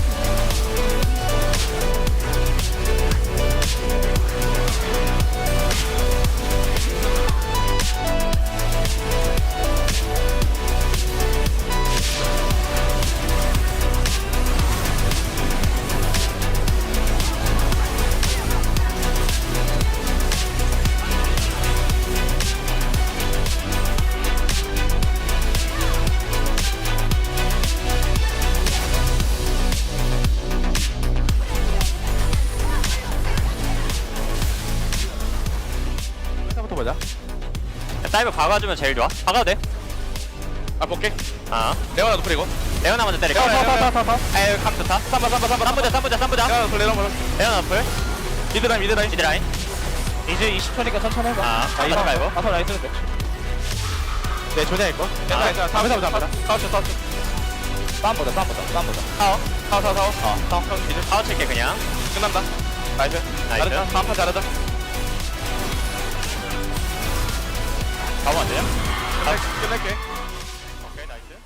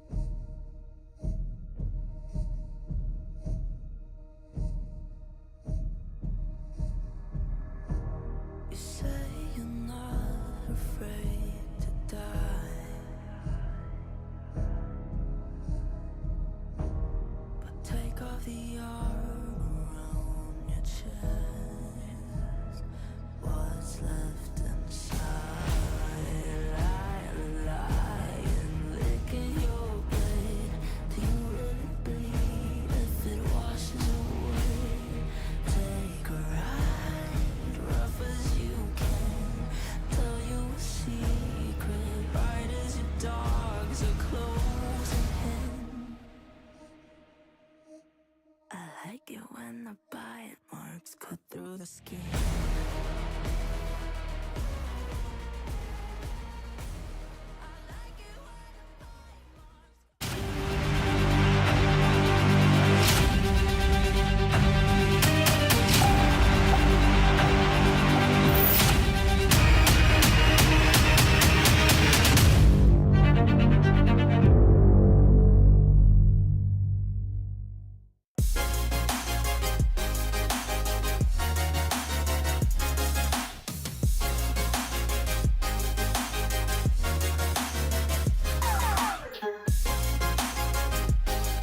And just like Coach Wadid drew it up, Hanwha Life Esports on the back of a weird top lane pick from Gen G end up getting the victory, and Hanwha Life Esports 2 wins away from heading to first stand and becoming the first ever champion of the LCK Cup. Welcome back to the space. Digon alongside Chronicler and Wadid, and we did not have a snoozer for game number 1. Also, Hanwha Life Esports continue their win streak here in game number 1 in best of 5s. There's a lot to unpack in this one. Yeah, even though the picks are not exactly the same, but the idea behind was kind of similar. I think on the blue side, you are thinking about the team comp, the synergy between the champions more, and on the red side, you gotta like gamble somewhere. And it was kind of it was Mordekaiser, and I think it was actually a good idea behind, no? Yeah, because the Camille is obviously eventually, as she does into basically any pick, kind of takes the best out of the equation. But Mordekaiser, in theory, great in lane swaps, right? He's hard to dive, as we saw later on. And to me, I think that this Gen G draft was a good example of okay ideas, and the execution was just way off. And then on the flip side, and we talked about this a lot, Hanwha Life draft, no notes, right? Like this comp literally does everything. It's actually got good poke, it's got good engage, it's got good side laning, it's got great team fighting. It kind of hits the mark everywhere. I think some of the lane matchups are a little iffy, but we're in a lane swap meta, so who cares? And when it was a messy mid game, it should be Hanwha Life favored, and I think they knew that from the beginning as well. Yeah. Well, early on in this game, a lot of bullying on the lane-swapped Mordekaiser, the bottom side of the map. Then at 14 minutes, here on the top side of the map, this is the impactful moment. Yeah, I mean, I think at the beginning it was still okay for the Gen G side because you can actually check the position of Nidalee, the Canyon. I think he's on both sides. He's trying to get something from the other side, but something will happen here, and I really didn't like it. Chovy, I get the Ambessa swap. You have been great at AD mid laners and tanks and weird stuff. The Ambessa was not it, unfortunately. Pause here. Sure, ball. Okay, so we take a turret, right? We can set up for future objectives. We can look for a mid push as well, as they're heavily investing towards the top side. Zeus is zoned off the wave. You are up 2 dragons. I think things are looking fine. Like, you're not winning the game outright, but you don't have to at this point. Yeah, I feel like you can just literally just go mid. Just leave. Yeah, Ezreal, you can just go mid and push another mid wave to just, I don't know, just make them lose another waves. And also, I mean, you can just keep up the first turret. This turret doesn't mean anything, but they are really trying their best to, I don't know, they're not even defending the turret. They're just playing for kills, which is not that great at the point. No, and they're up 500 gold when this whole sequence of plays starts with feats. And again, you can argue that they need to make the game messy, because I do think that this is the style of composition where if you end up getting into front-to-back team fights later on, you're in big trouble. But it's really just, take that flash, you know? It feels like Gen G had so much pressure on them to try and make this happen. And then Delight, man. What an absolutely outstanding Alistair performance. He's the one that sets up this play, and then this is already cooked. Yeah. And then the TP comes in and you're like, what is Gen G doing? But it also doesn't know. He's like, what? I don't know what to say, man. I think that TP on the top was like, just, I don't know. It was kind of FF after this moment. After that, you're down gold. You wasted 2 TPs. Kai'Sa got like 4 kills. By the way, he lost the lane. And he bought a call, by the way. He got solo killed by Mordekaiser. Solo bowled by Mord. There was a lot that went wrong, and it kind of looked like up, you know, maybe up until the 10, maybe 14 minutes mark, Gen G looked good. Then they reverted back to the Gen G of old. Here at the Drake, this was yet another huge catch by Delight that put the nail in the coffin. Yeah, game number 2. Him and Pina just having a complete banger. That engage sets everything up. Chovy isn't quite here yet. Gen G clearly isn't expecting this. And then that alone would have probably been enough to win the fight, but look who's out of it. It's Peanut. Oh yeah. I mean, the reason why I said Mordekaiser looked really good here is because when you think about their comp, if you can get away Yone or Kaisa, I think they're kind of lack of damage. You know, even though you have Camille, you can actually like kite back as Ezreal and Leona, but the moment when Keen choose to pick up the Sejuani there, I think it was completely unnecessary there. And I think the issue, especially watching it back, like I think Keen didn't have a good target because Viper ulted in a way where he was already on top of his carry, right? And there was a fight earlier that Genji did win where Viper was taken out of the fight by Keen, and Keen was able to take away that damage, and then it was doable, but Genji just didn't get the opportunities they needed consecutively. So the pick idea was fine, but I think the execution-wise, it was not the on point for Genji side. So we like to talk about this in terms of service, like tennis, right? You're on blue side, you got to make sure you get the job done. Hanwha Life Esports get the job done. Gen G now move on over to the blue side after their red side. One of these teams got to steal a win on red, or I guess if you're Gen G, you got to steal a win on red side. But for now, what do you want to see from Gen G, Wadid? Well, I feel like Chovy picked Ambessa to actually ban away Ambessa, you know, and he knew that, oh, well, we're gonna lose game 1 anyway, so just like, it's a fearless draft, let's pick away Ambessa on mid. I think they should have a better plan for game 2 and game 3. He already mentioned that he's gonna win 3 in a row after this, so yeah, we're gonna see it. It is really remarkable because Chovy sometimes has games where you don't really see him. I can't recall a game in recent era Chovy where he just is actively kind of running it. He was what, like ended 0 and 5, 0 and 6? 6? No, Yeah. definitely 6. I don't know if he ended up picking up a stray kill, but it's enough to say that is not what we expect from him. I think that this Ambessa was kind of a Hail Mary, as people tend to do on red side, you know, I get it. After we did smoke me. I was on red side draft. What was your red side mid laner? Who'd you end up going with? I forgot. Silas, which was fine. Nah, It wasn't great. Again, but I do want to shout out Ox, who said earlier, I think it was a lot of the champion currency that was used by Hanwha Life Esports. Yone already been taken away, but Hanwha Life Esports get the job done on blue side. We flip sides here as we head to game number 2, but the tension is starting to get hotter here in Law Park. Let's send it on over to our TriCast for game number 2. Thank you, Spacers, for that wonderful breakdown. As yes, we are getting ready for the game number 2. Let's go to first stand. That says yes, the winner of this will be the LCK representative that does represent us here at first stand, and that's very exciting. Go very far though, you know. Yeah, well, you know, you still get to represent your. I mean, region, I think there's home turf advantage. There's an added pressure that comes with being the Korea representative for an event in Korea. Yeah. There was a curse until T1 broke it very recently of Korean LCK teams in Korean-held internationals, but that's gone now. We'll see if one of these two teams can continue the streak. As Gen G had a pretty solid early game, things went awry in that top skirmish. Now moving over to blue side, though, the picks that I'm looking forward to potentially coming to this one are the Rumble, the Vi, combos that we haven't really seen just yet because a lot of those picks were just completely ignored in our first draft. Now, Gen G have a lot of opportunity here in this one to shape the draft to their liking on blue side.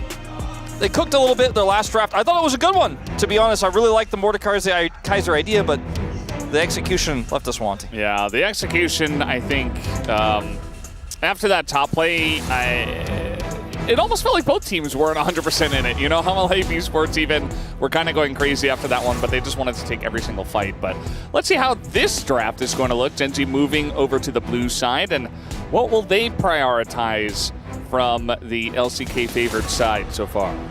I feel like there's just so much pressure on red side. Just you only have one ban in the first rotation, and Gen G targeting the Maokai, Galio, and the Varus. So Rumble open, Cassante open, Poppy open, Jace open, all open that were banned away in the last draft. I think the top laners, you can trade a lot of these, right? The Cassante, Jace, Rumble, we'll probably see those traded around. But the Poppy might be a pick they want to prioritize. I think you could definitely go for the Vi pick here and then try to punish if they go for a Rumble pick away. You could do it the other way around and take the Rumble first, give Peanut the Vi, and try to play through the Rumble topside, because Cassante is left open as well in this draft by Gen G, but Rumble feels pretty good into it. assuming we don't have lane swaps, which is always a bit of a crazy assumption. But see what they do decide to opt into here. Vi, Aurora, also a pretty powerful duo, if Peanut is still looking to pick that one up. And a very powerful pick in general in Fearless, very high prio pick in trade. Yeah, it looks like they will go for the Poppy. One thing we've seen be really popular is the Kai'Sa Poppy. So with Kai'Sa gone, definitely not as, lucrative as maybe we've seen in other drafts, but still a really powerful pick. And when you pair it as well with the Azir, I feel like this really hurts the stocks for a Vi pick, Absolutely. Yeah. Because now, if you look to engage onto this Azir, he just pushes the Vi to the turret, feels very good about it. One of the best anti-Vi mid laners for sure. So if you're going to go for Vi here, you're indexing very heavily into a lot of magic damage too. Like if you go for Vi Ahri right here as Genji, or if you go for Vi Talia, you could still pull it off. Talia is definitely a playable matchup into the Azir, but it's high risk. What feels really sad is a pick that's really good into both Poppy and Azir, because you have very long range and not necessarily committal engage, is the Maokai that Genji banned themselves. So they will end up committing with the Vi. They want that lockdown, but I think the picks HLE have already make it difficult. There's also potentially things like a Xayah available. I know we're not always the biggest fans of Xayah, but it's often something we see picked into the Vi. So they are going to kind of go into what I was talking about, the Vi Talia here. I do think it's a very good matchup for the Talia if played well. Chovy is one of our best Talia players, obviously, and there's a lot of power here, and you could even get advantages early on by baiting out the Azir ult and then coming in a second time. If you can just flash for any reason, it's a very powerful 2v2. We'll see what the jungle pick is going to be here, as MS is not allowed, Zeka.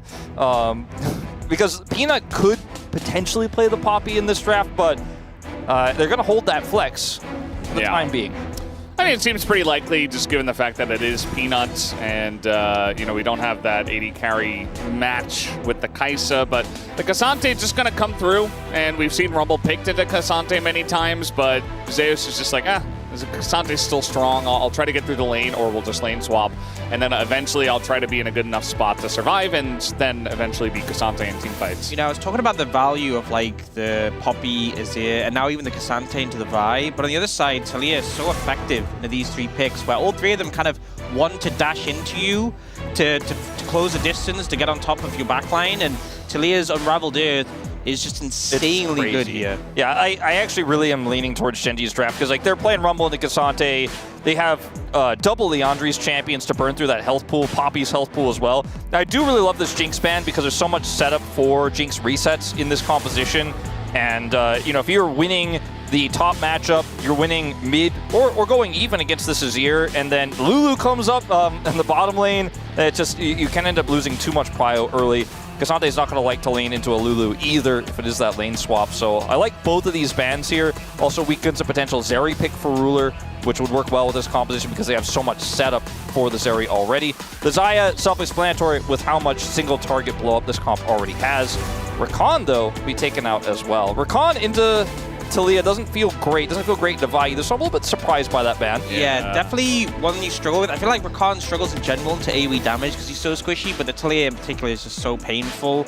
But I think a lot of respect given towards the light to this one, and I think also they're considering the fact that like this Talia is going to shut down a lot of the tools you have to close the distance now, so having additional tools, threading on flanks is important, and just removing some things from the wheelhouse off the light.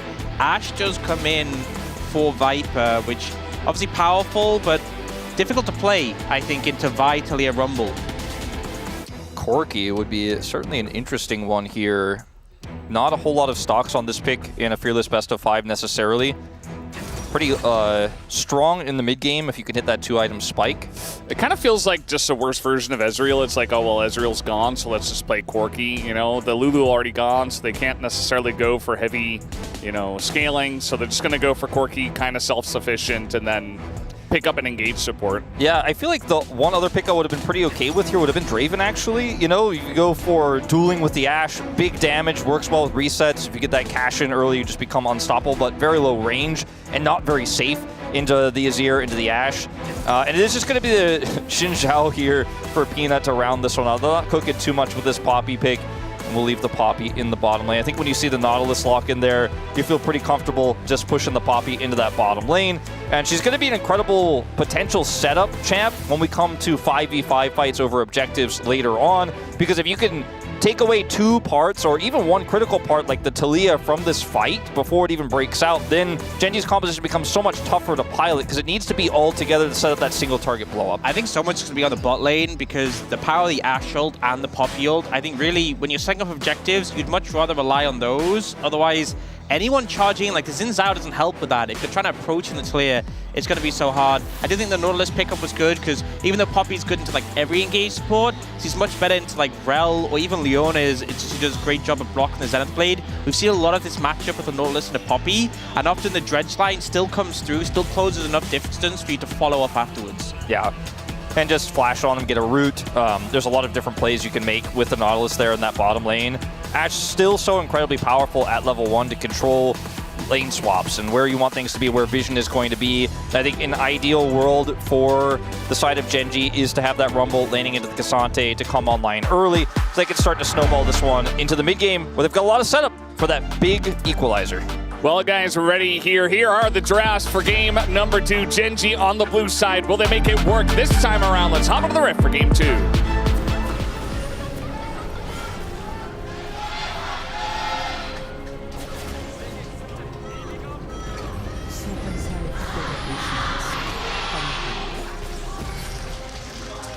Game 2 of the LCK Cup 2025 Finals.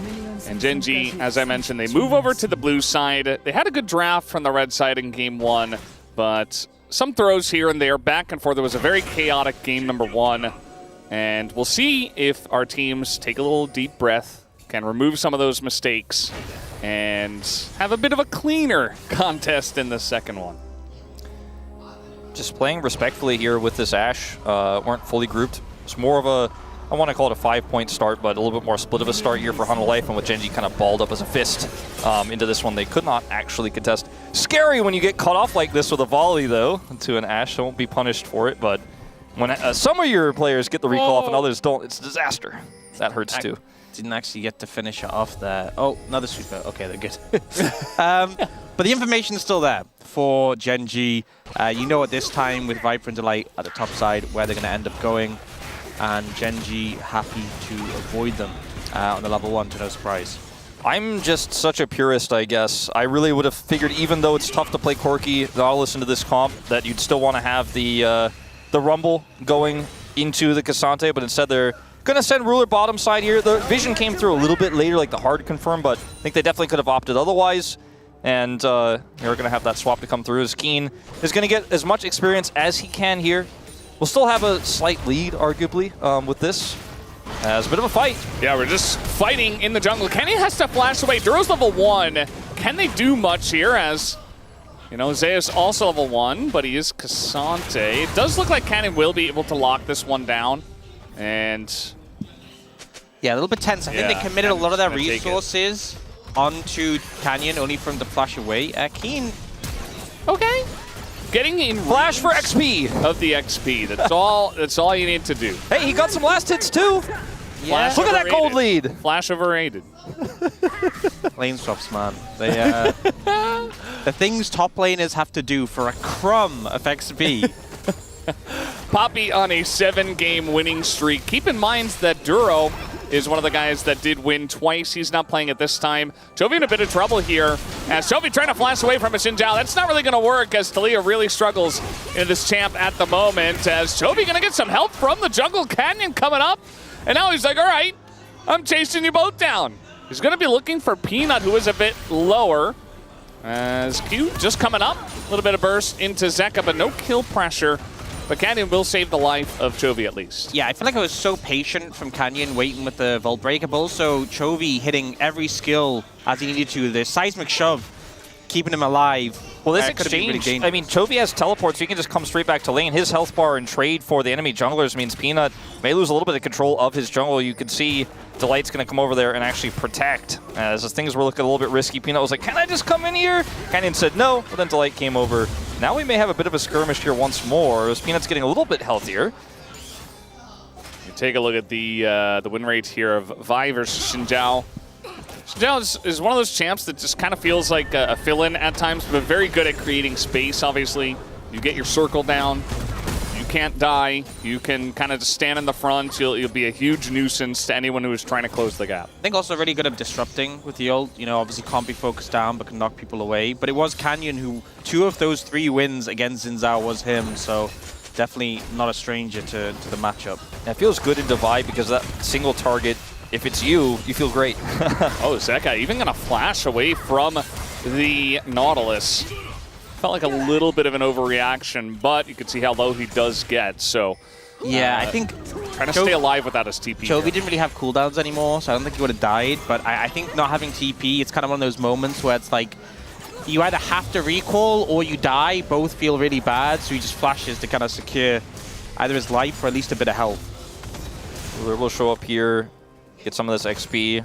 Looks like Zeka will not be denied that cannon, as Chovy really wanted to stop him from getting that experience there, or that gold. We're doing cannon watch, Jonas Strong. I was like, are we going to get this one? Yeah, this early game has looked slightly Gen G favored. Obviously, there have been some incremental advantages gotten across the board here. And the fact that Rumble was able to pick up that extra gold in the top side is really what you see. 6 CS up right now over Zayas. They do end up laning against each other. So even though it's less than a Rumble would like to have, he's not that far behind the curve of where Rumble would want to be in this matchup. The Corki having an advantage, though, is massive here. Already has the tier picked up. So heading into this mid game, we're still far from it, but the early game is looking pretty stable for Gen G's composition. Yeah, reminds me of something that just happened less than a half hour ago. Yeah. All they have to do is just not trickle in one at a time into a top lane fight, and probably pretty good for them. You see, Peanut was just started the Dragon, but I feel like he's behind in the jungle by a couple of camps, and I don't think really in a position to take this when both, you see both solo laners from Gen G move over. Pretty unusual to see a group up like this for Dragon first over Grubs, but Peanut felt like he didn't have enough control on the top side, so went over there, but like you said, a little bit far behind. They get the fast rotation. Remember, there's a Talia in this game who has level 6, so can join either objective very quickly. Look at how much vision control Gen G has over the Dragon and how much control in general they have over the Grubs. They have both sides of the map under their power. Trying to flash to make a play here onto the Nautilus. Duro is getting quite low. There's the knockup from it, and the volley gets the kill. First blood to Viper, but immediately traded back as Ruler will get one of his own. And honestly, that just kind of feels good for Ruler, who is getting extremely fed at this point in time. Yeah, bit of a misplay from Delight, but honestly, Duro countering him quite well. The interrupt on the dash, I think they expected, hey, quick kill, Poppy slam it in the wall, it's all good. But the delay means it's a 1-for-1, and with HLE, we're trying to find an advantage. It just ends up in a trade, and Canyon will look for those Grubs. And now they get Grubs. There's no cross map. Like, Peanut was up on the top side. He's just trying to clear the rest of his jungle here after they give Grubs up. And they are going to be able to then rotate over, use the Talia to fight over Dragon as well. They have so much vision over the Dragon that is now slowly being cleared out by Delight as he works his way in. And Gen G playing both sides of the map incredibly well. This Rumble Prio into the Cassante really getting insane value, as I was hoping to see in the draft. After the lanes swapped into each other with Australian, ended up cleaning that one up. As, this fight ends up being a 1-for-1 here. Canyon does join in. Can offer a lot of extra damages. We're not done yet. Viper in a lot of trouble here. The dive comes in, but Ruler was tanking the turret. Got a little bit dicey. Duro as well got to take 2 turret shots, but nobody's here to punish, so the dive still works out. They get the kill on the Viper, and they deny him even more CS. He has no farm. Like, he's 30 CS down. Yep, in a really rough spot, and especially considering you're taking an Ashe, a pick that is so strong in the early levels. Peanut. Flash on in with the harpoon, and they're just getting in there on the Peanut, who is in a really rough spot. Even the Talia wall making his way over. Gonna flash the wall, does Peanut. Zeka in an awkward spot himself on top of some rocks. They want to turn this one around. Going for the big sweep here on the Keen, onto Canyon, because they're trying to take down Peanut, but they can't quite do it. Even the sweep to save his life. It's a double kill for Zeka. As immediately Helm Life Esports find an angle and pick up 2 kills. Gen G led that play with such confidence there, but Canyon didn't have his ultimate, didn't have the ability to lock down Peanut and guarantee the kill, and HLE just moved to respond. Look at Canyon's experience bar. Look at how close he is to 6. He doesn't have it. And, Peanut going into the fight did have level 6 advantage, so knew the Crescent Guard would be able to buy him some time. even though the overheated Rumble was wailing on him, and then everybody just protects him. Like his whole team is his bodyguard. Zeka comes in and tosses out the Emperor's Divide.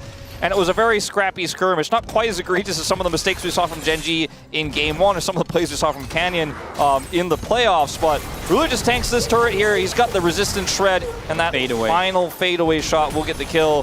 Things getting a little bit messier in this situation, because like I said, no ult here yet for the side of Canyon. Peanut has pushes Canyon away, and that actually is quite significant, because it buys him a lot of space here. Zeus comes over, Peanut flashes out, and then they commit even harder onto the Xin Zhao, and Zeka is here to peel, and they're just so hell-bent on forcing this fight to work. They lose a lot of the advantage they had moments before. I feel like it was such an opportunistic play where, like, clearly Canyon's about to hit 6. He's like, we'll pick up the Scuttle, I'll hit 6. Scuttle's gone, oh, Peanut's there. And then when Keen commits the flash, it's kind of like, well, we've committed flash, we have to kill him, but it just feels like they keep committing more and more. It's almost like a certain play we saw last game where, like, something about sunk cost fallacy. Yeah. I mean, any Pantheon plays that happened recently, any Xin Zhao plays that happened in the mid lane recently. It's been a lot of overextensions from Gen.G. Confidence can be a huge boon, but sometimes overconfidence can be your downfall, so... Yeah. I think... Coach Kim's probably going to be like, man, we talked about this, and where's the discipline? We fixed it, you know? Like, we were so clean against DK, and now it's like, huh. I mean, they're still in a really good spot, and Ruler is incredibly fed, so I don't want to, like... The worst thing as a coach... They're doing fine, but it's not looking clean. The worst thing as a coach is when, like, a mistake happens with the team, you go into scrims, you iron it out. Oh. This hook comes in, and you can't totally deny the Nautilus. Duro not level 6 here. And again, Viper just kind of gets zoned away from the wave. Yeah, the worst thing as a coach is, you know, you have an issue in stage games, you go to scrims, you sort of iron it out, everything's looking good, go to stage games again, and the same issue just shows up. Yeah. I thought we solved this. Well, what's scary is, okay, I don't think Canyon saw him actually. He's got a control word here. Zeka's in a lot of trouble as Canyon just kind of waltzing on in, and, you know, Peanut was just there. So they're like, oh, this area of the map is clean. Nope, it is absolutely not. Zeka angling towards his jungler, and the other jungler was there. So an easy kill now for Gen.G, and that should be 6 grubs to them. It's a nice little combo onto the light. I think he's fine. Should be here. Fine is a strong statement. Yeah. He doesn't die. He's but, okay for now. He's alive. Yeah. He was not sent to the death chamber, but these grubs certainly will be, and that is going to be 6 grubs for Gen.G, the full stack. They got the dragon as well. Every single objective has belonged to them. Their objective control has been massive. Vision control has been super big, but it's Canyon's pathing that's been the biggest, and Viper is still so significantly far behind in farm, and more plate gold is going over to Ruler. 6 grubs, and the rest of his team shadowing here to guarantee can pick up 1 more plate. I mean, what are you supposed to do against this one? You know, you just have to kind of sit and take the L. The thing is as well, I mean, he has cleanse, obviously his expectation into... But it just means, like, your usual recourse is if someone's stepping up that aggressive, you throw the Ash Arrow, but all you're doing is burning a summoner at most, if he doesn't dodge it with his Valkyrie. And with the Triforce as well, he's just shredding these towers. It's 12 minutes in the game, and it's already starting to feel really dire for Honor Life Esports. Yeah, it feels like Gen.G, you know, there have been some little mistakes in this game still, but it's a larger lead, and they're utilizing the pressure better. I feel like they have a lot more tools to make plays with as well. So they're doing that well, as Viper just going to get hit with the combo here, as Zeus is trying to make space in the front line, but that turret's about to go down, and Zeus might just die first, as in he goes with the ult.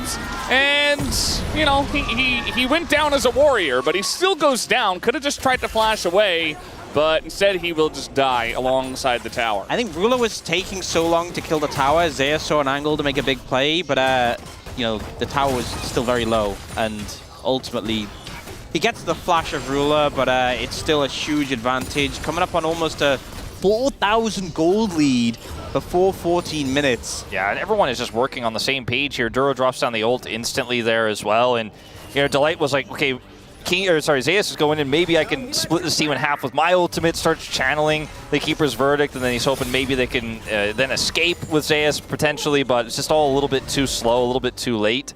So go back to all the way earlier here where Canyon wrapped all the way around, and Zeka's like, oh man, gotta go over here. Exactly.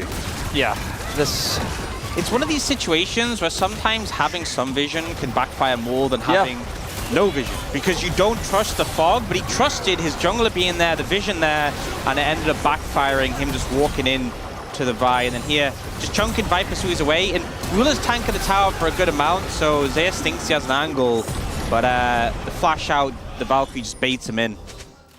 That was a really nice play from Duro to guarantee they can get that equalizer down onto Viper and continue to push that issue. Really clean play from a player who started off so shaky this year, started off not confident, and a lot of big mistakes, big miscommunications between him and his AD carry, him and his jungler, but now it just feels like they've been playing together for years. I mean, that's the thing as well, is like, they have Vi Nautilus into an Ashe with a Rumble as well. Like, they can do that in any fight. Just press one of the ultimates on her, equalizer on top. If Viper survives, which is not guaranteed and probably unlikely, he's not fighting. He's just done. Yeah. Just feels like the blue side is really enjoying kind of getting very strong compositions and having it play itself out very well. And it's been Gen G both times, though, that has been able to get leads and utilize it much better this time around. Duro, not expecting all of those players from Hom Life Esports to be quite that close. Meanwhile, big committal from Hama on the bottom side of the map, and Ruler's just going to take more turrets. He's just playing a PvE game. He had to deal with the Cassante that one time. And, of course, dove Viper the other time. Gonna take down the turret, and now he's Valkyrieing in as Viper desperate to try to save the turret. It's not gonna work out for him. Yeah, you guys are all bottom side. I'm gonna push the mid turret. Oh, you think you can defend the mid turret? 2,000 gold behind? I don't think so. I mean, I feel like the worst sort of play is not just like, okay, we lose something and nothing happens. It's when you react to it and you still lose it. Like, they TP bot and they run at them, and I mean, I guess they got Nautilus Flash. Great. They also lose mid tower and they lose barrier from Viper. It just feels like HLE are clutching at straws at the moment. Yeah. And, you know, game one, we had that lead.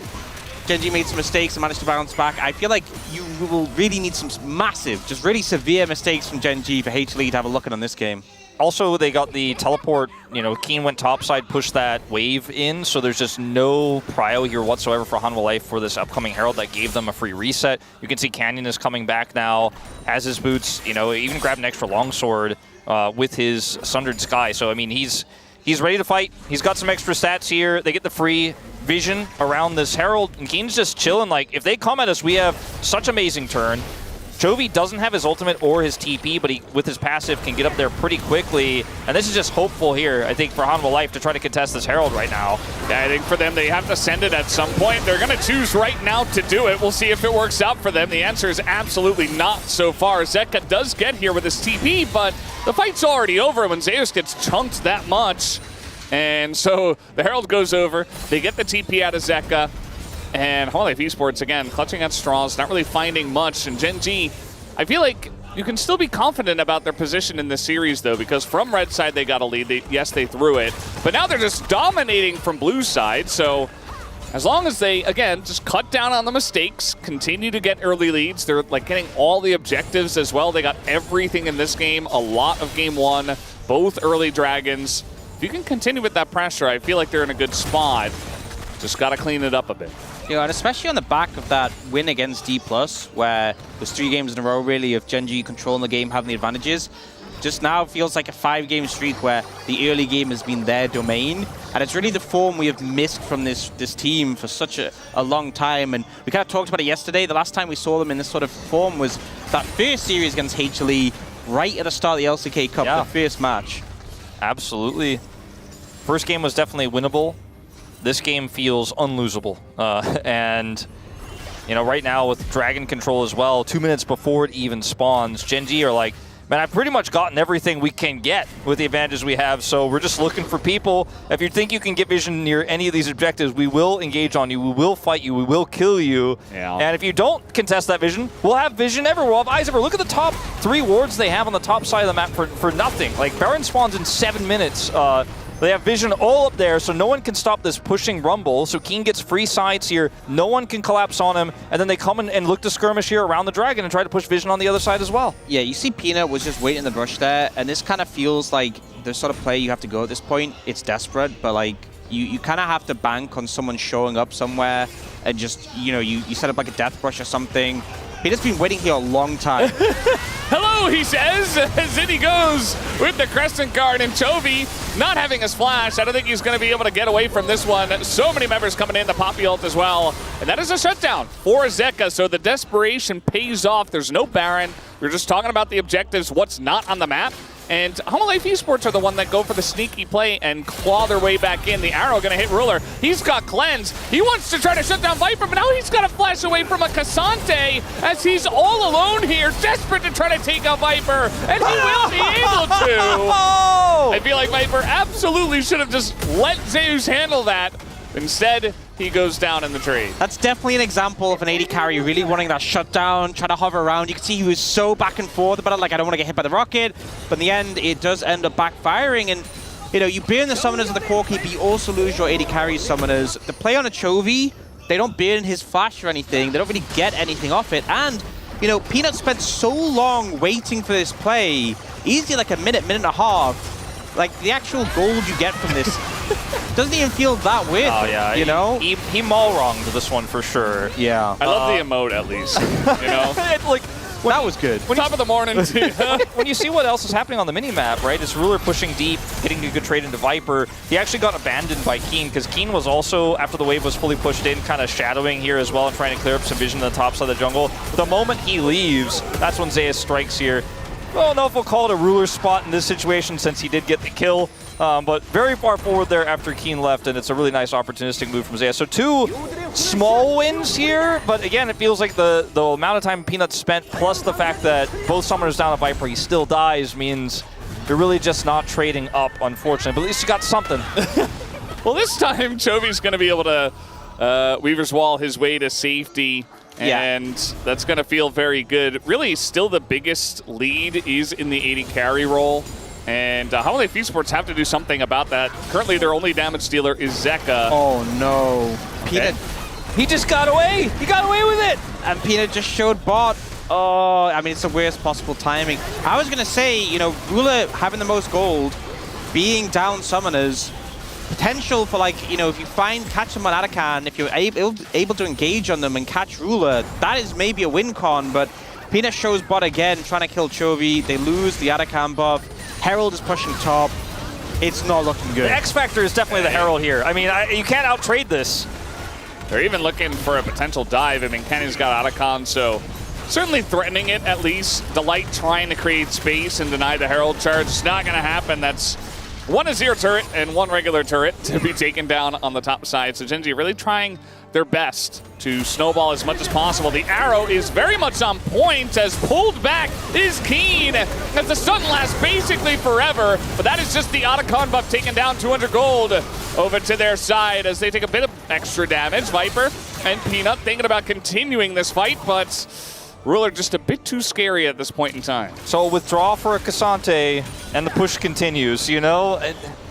Gen.G are so ahead, they're so oppressive. This is why they've been called often that boring team I was referencing, especially in the older times, where they just, when they get ahead, they kind of push advantages and get vision everywhere, and then if they overextend, if you can call this an overextension, everyone's nearby. Like, the only reason why Keen is this far up is because he knows his team can back him up, and he has Otacon buff, so cool, we'll trade. Thanks. Yeah, I mean, the fact he has TP as well, like, you can see with some low health bars, HLE are looking, but the 15-second sort of recall from Keen, he can just TP in after that, so you can't even commit to, like, a longer play to make the fight happen, especially with tier 1 mid still being up.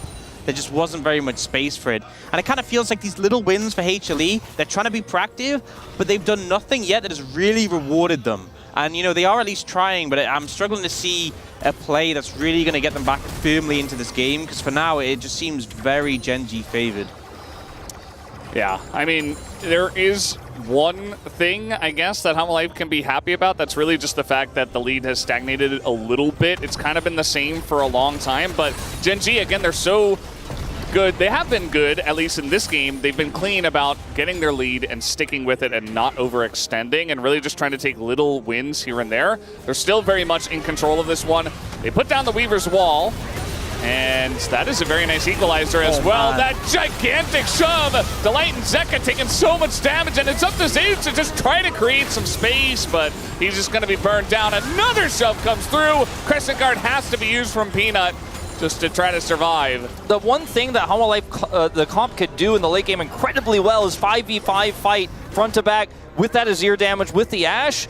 But when you're this far behind, you never get the fair fight. You never get to actually take said 5v5 because the enemy team is diving in, taking somebody out of the fight, cutting them in half with Weaver's Wall, sieging with Otacon buff. When you're this far ahead, there is no 5v5, there is no angle, there is no Azir damage, there's no element of scaling. As you can see here, Jovi just knocks Peanut out of the equation. Look at this equalizer. You want to retreat, but you're stuck against the wall, and the wall is on fire. And they just start with Zeus, and they win the front-to-back fight before Peanut can really show up, and then he's just a ragdoll in this one. You know, there's so many great CC abilities that I've seen used to set up a Rumble ult, but I've never seen like the Weaver's Wall used to just cook a team in that way. It was so beautifully done by Gen G and really made HLE's life uncomfortable now. But oh, you're just dead. Well, that's the ruler spot right there, actually. Viper going to get a little taste himself. Well, has to use his flash. He doesn't die, but now flashless. I don't think he's long for the world in the next fight, especially since you have like Canyon and Duro with flash. Yeah. I feel like if the gold across the board was a little bit more even, then having your Ashe not doing a crazy amount of damage is okay because you have this Azir, but that's not really the case right now, you know? They don't really have... The Ashe doesn't exist, and Zeka's not far enough ahead, and the whole team is too far behind. Canyon going very deep for this one. The Arrow even gonna try to punish that, as they thought they saw an angle. And with Chemtech Soul about to be taken down here by Gen G, Hanwha Life feeling the pressure. They know they gotta make some kind of play, but now down an Ashe Arrow, you gotta say Viper's really just not going to find much use in this one. We'll see if he can make something happen. As over the wall, in goes Peanut, but it's not going to happen this time around. He doesn't have the Crescent Guard either. Down goes the Hanwha Life Esports jungler, and into the backline, they isolate Zeka. Nice sweep, but it's just to keep him alive for just a moment here. Should be a very clean ace to the side of Gen G, and that should be the game number 2. Yeah, even without the equalizer, so far ahead, they can easily win that fight. It was a beautiful buffer there by Canyon on the knockaway with his ult to lock them down. But I think the writing's been on the wall for a while in this game. Gen G with a convincing answer for that game 1, the HLE one. I love this draft from Gen G. It's a standard Talia Vi draft, but there's so many elements of it that aren't expensive for Fearless. You played Nautilus, you played Corki here, and you know, at the end of the day, this is what a blue side draft should look like. The execution this time for Gen G, clean enough to take out the Nexus. And we've got a series on our hands here for the inaugural LCK Cup. And I was worried after game 1. I was worried after the mistake that Canyon made, level 5. Because, you know, you mentioned usually those mistakes don't rear their heads again when you come back into a big series like this. It looked like they were fixed, but you had a lead in game 1, you lose. You had a massive lead in game 2. If they started to snowball advantages back over to Hanwha Life in this one, it feels like the series just cooked 3-0, but they stayed resilient, and that mid-game was incredibly strong. Great vision control, insane side lane pressure, so much setup to just let Keen push far in the jungle because he had wards there. He was often shadowed even by Ruler, who had mid-push the entire time. I think this lead we had in the Corki was kind of just absurd. Not only just the goal, but the level lead as well. And it felt like Viper was just never in this game. Never in this game. And at that moment with a 1v2, that Ruler ended up killing him. Such a tilter. I feel like, you know, in the series, fine, you know, Viper's veteran of a cover, but in the game, that's the moment where you just know it's over. And it was over for Hanwha at that moment in time, but I'm glad we have a series on our hands as somebody will be correct in the predictions tonight. We'll see who will get it right, but tied up here 1-1. We'll take a break and have the space. We'll be right back.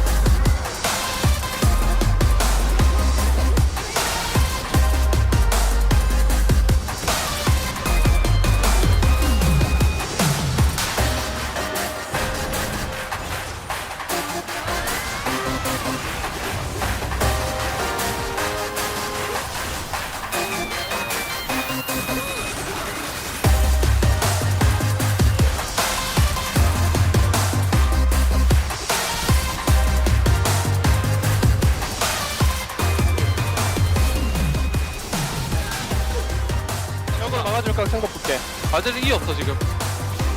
벽으로 막아줄래? 벽을 막으면 어차피 NCT 못하거든. 진짜 노공이야. 아 뚱아성 하기 싫어. 나 지금 벽 칠게. 먹자. 먹어볼래? 일단 먹어볼래? 야 짜오 높여. 높여. 뒤에 딴데. 야 썰 할만하거든. 천천히 볼게요. 아지르. 아지르 높여. 아 이거 상태. 아지르. LC 높여. LC 높여. 아 괜찮아. 괜찮아. 이거 끝낼만 해 형들? 들어가면 끝날 것 같아. 미드 패드할게. 근데 미드 가자. 아 이거. 나이스. I am Sanuzal, unconquered king of the Noxii, tyrant of the great grass ocean, follower of the first truth. The strong eat, while the weak have no offerings for their gods. No hope for eternal glory in the Hall of Bones. For them, a reckoning awaited. So I darkened the skies with the ashes of the unworthy, and built a kingdom upon sacrifice and blood. In time, I left the husk of mortality behind, and prepared to learn the final truth.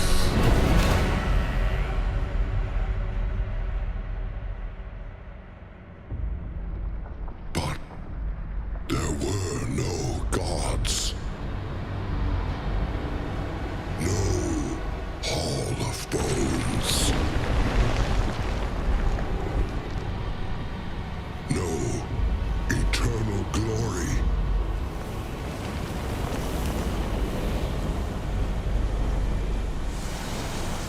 There was only one truth. I am Sanuzal, the unconquered, and I will forge the kingdom I was denied.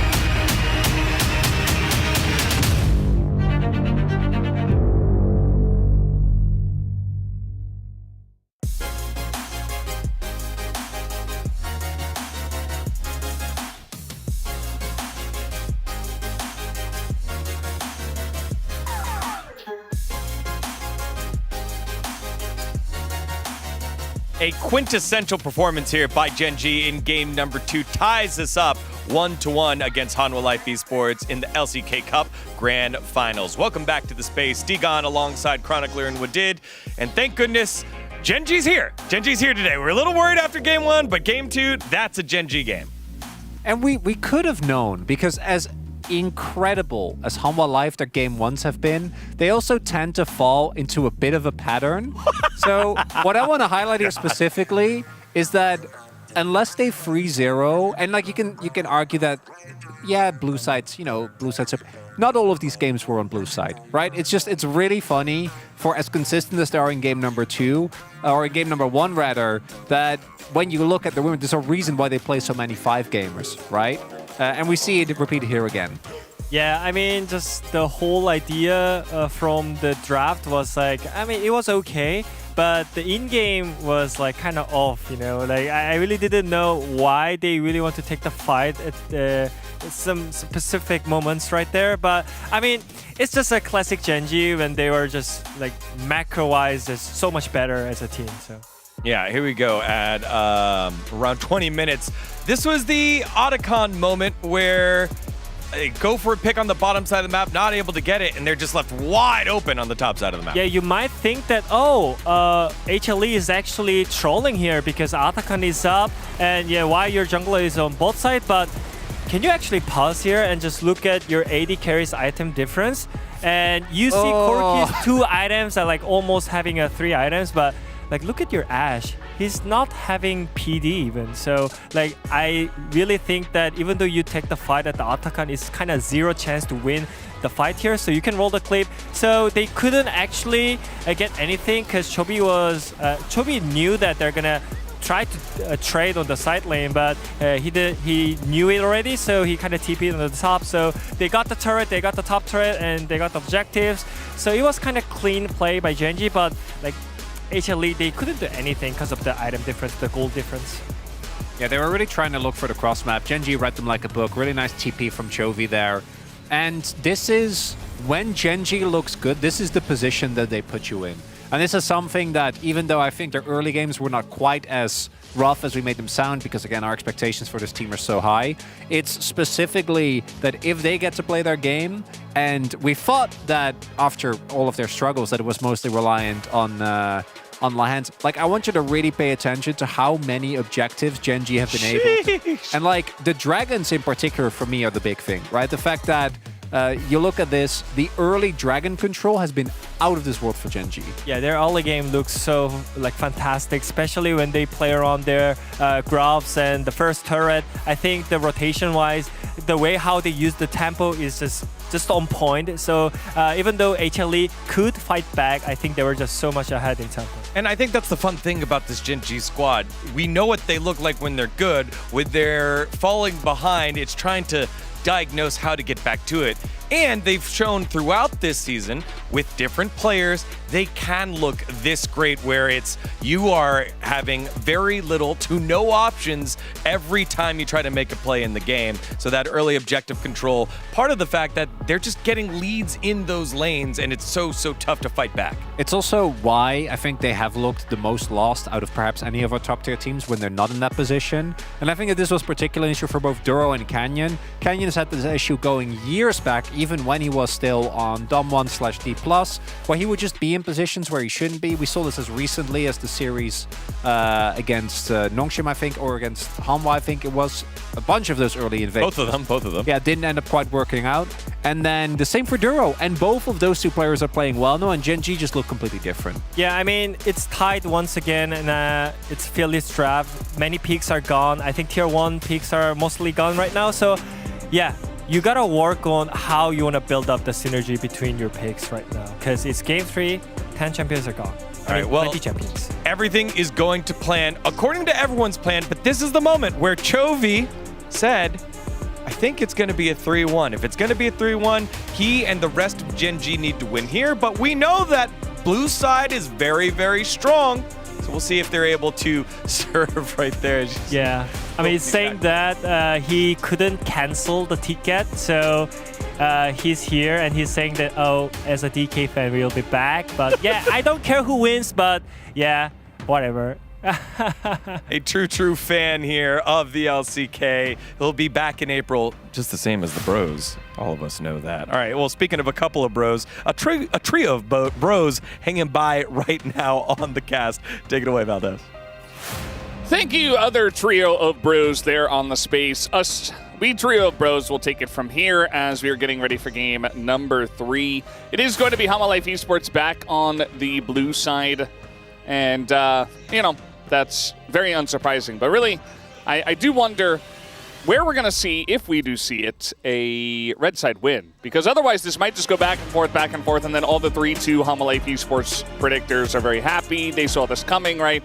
Will one team break the cycle is the question. Well, I don't think I would suggest trying to break that cycle by trading the Skarner, because that's where we've seen teams try. They won't do it. They will not do it.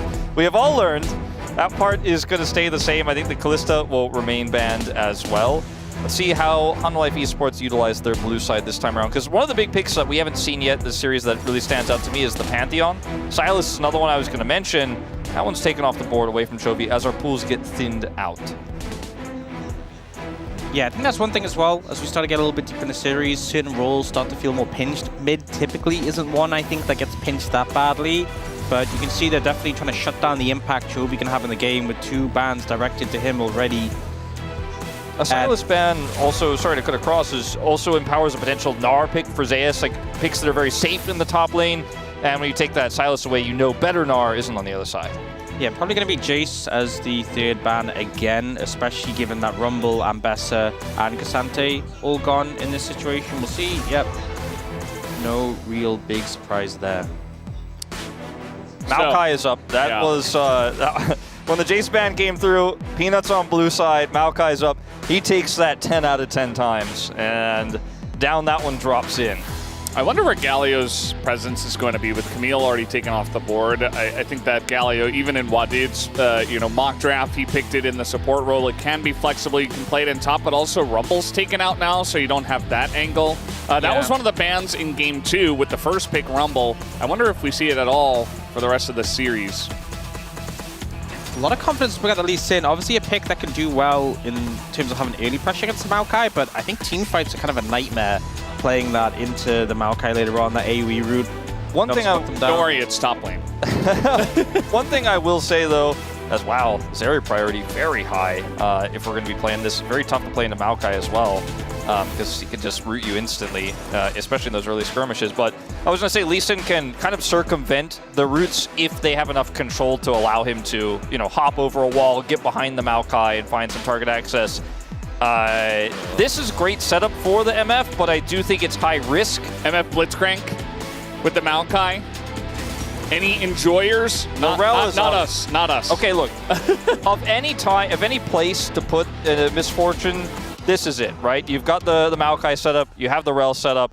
Let's see. I mean, there's no Leona available. There's no Nautilus available. Let's see what sort of lockdown Genji can find to try to get on top of this immobile 80 carry and prevent those combos. Yeah, I think the lack of Vi Nautilus is a big reason that we're seeing the Zeri, but I do also feel like, we saw the Zeri Yuumi come out in Game 5 for Genji, but it was kind of conditional on the fact that, there were so few engaged supports left available. You're still dealing with Maokai, you're still dealing with Rel. There's still a lot of threat that can get on top of the Zeri. And you have the Galio for some peel, I guess, in the situation, but I don't feel like you have anything yet that's great at interrupting the MF ult. Obviously, if Galio gets on top of a Sher, but with a Maokai Rel, it's going to be difficult. Things like Leona are often picked up as a great way to just throw the ult out and stop it. Leona obviously not available. I like the pinching of mid 80 carries here. MF isn't necessarily one of those hyper carry, 80 carry type where she's going to be autoing a lot. You pick her for her ults and her presence in lane, obviously. But if you take away a Smolder Tristana, then you eliminate a lot of these potentials for another 80 carry to come through. I completely agree. And one of the other picks I might look at here is something like a Victor. So anything that's going to do consistent damage for Zeka in this game. The Gnar is gone. They banned the Sylas, and it's one of those safe picks that you can blind in the top lane that I was talking about earlier, so I like that ban. Jack's gone in response. And yeah, I do think that the MF alone isn't enough damage unless they can consistently set up fights, but you're comboing into a Galio, you're comboing into a Zeri that's so mobile that it is very tricky. And sometimes you'll just get bowled over as the misfortune in these fights. And Rakan, one of those champs that can conditionally get on top of the MF. Yeah, I love Rakan with Galio because you get that extra bit of durability when the ult comes in. You have that really guaranteed engage. Maokai does make it a bit trickier, but usually you're able to get on the target you want to shut them down. And then if you get an ult onto Viper and then Galio presses R on top, there's no time to ult before you're dead. Yeah, it's just such a mobile composition here for Gen G. Like Galio isn't, but can just get on top of people without having to walk through. As Aatrox will be the blind pick here for Zeus. Famous for this blind pick, but see if it does get countered. There's no Gnar here. Keen could play GP into this, but very risky. Yeah, we've seen a lot of Kennen into the Aatrox specifically, even with lane swaps, like that period from when you sort of swap back to normal lanes. From then on, Kennen can be just really painful to play into. It's been kind of a go-to if had the LCK Cup into it, so potentially could lean in that direction, but... Or another direction entirely. And just Zeri may not be enough. They might want more. It is the Vayne lock-in from Keen into this Aatrox. This feels a little bit like karma for Zeus because he's definitely done this to a lot of players in the LCK before, and now going to be on the receiving end. Yeah, I'm not sure how I feel about this. They have a pretty robust front line with Galio plus Galio ult in this composition. And there's a few ways to catch the Zeri. Like, you can catch her with a Maokai ultimate. If you can root the Zeri early on, like, that can work. But it is going to be very difficult to catch the Zeri. Having a secondary threat in these fights can be a big problem. I just wonder if, like, for Hanwha Esports, how do you lock this Zeri down? I think the fact that the Zeri is a secondary threat makes this Vayne okay for me. Like, I feel like, yeah, you might catch the Vayne, but then the Zeri is going to potentially clean up the fight if you use all the cooldowns on the Vayne. If you don't lock either of them down, the Galio ults on top of the Vayne, she's doing massive damage, Zeri ults on top, the MF just has no chance. And I feel like the Ahri is the big pick that stands out to me as it's just so optimistic. Like, who can you catch? Who can you punish? So hard to punish a Lee Sin. Vayne might be your best target, but if you're using everything on the Vayne, like I said, there's that secondary main AD carry threat. My concern is just there's so much CC from HLE, and there's no one who can comfortably tank the Maokai ult. Like, there's only Galio, but if he tanks it, I think he just dies, unless he's like really far ahead. I think a lot of mobility on the side of Gen G, but we're gonna have to make use of it in these fights, so they'll get pinned down quite quickly. Pretty interesting Game 3 draft. Let's hop on the riff and see how it all pans out.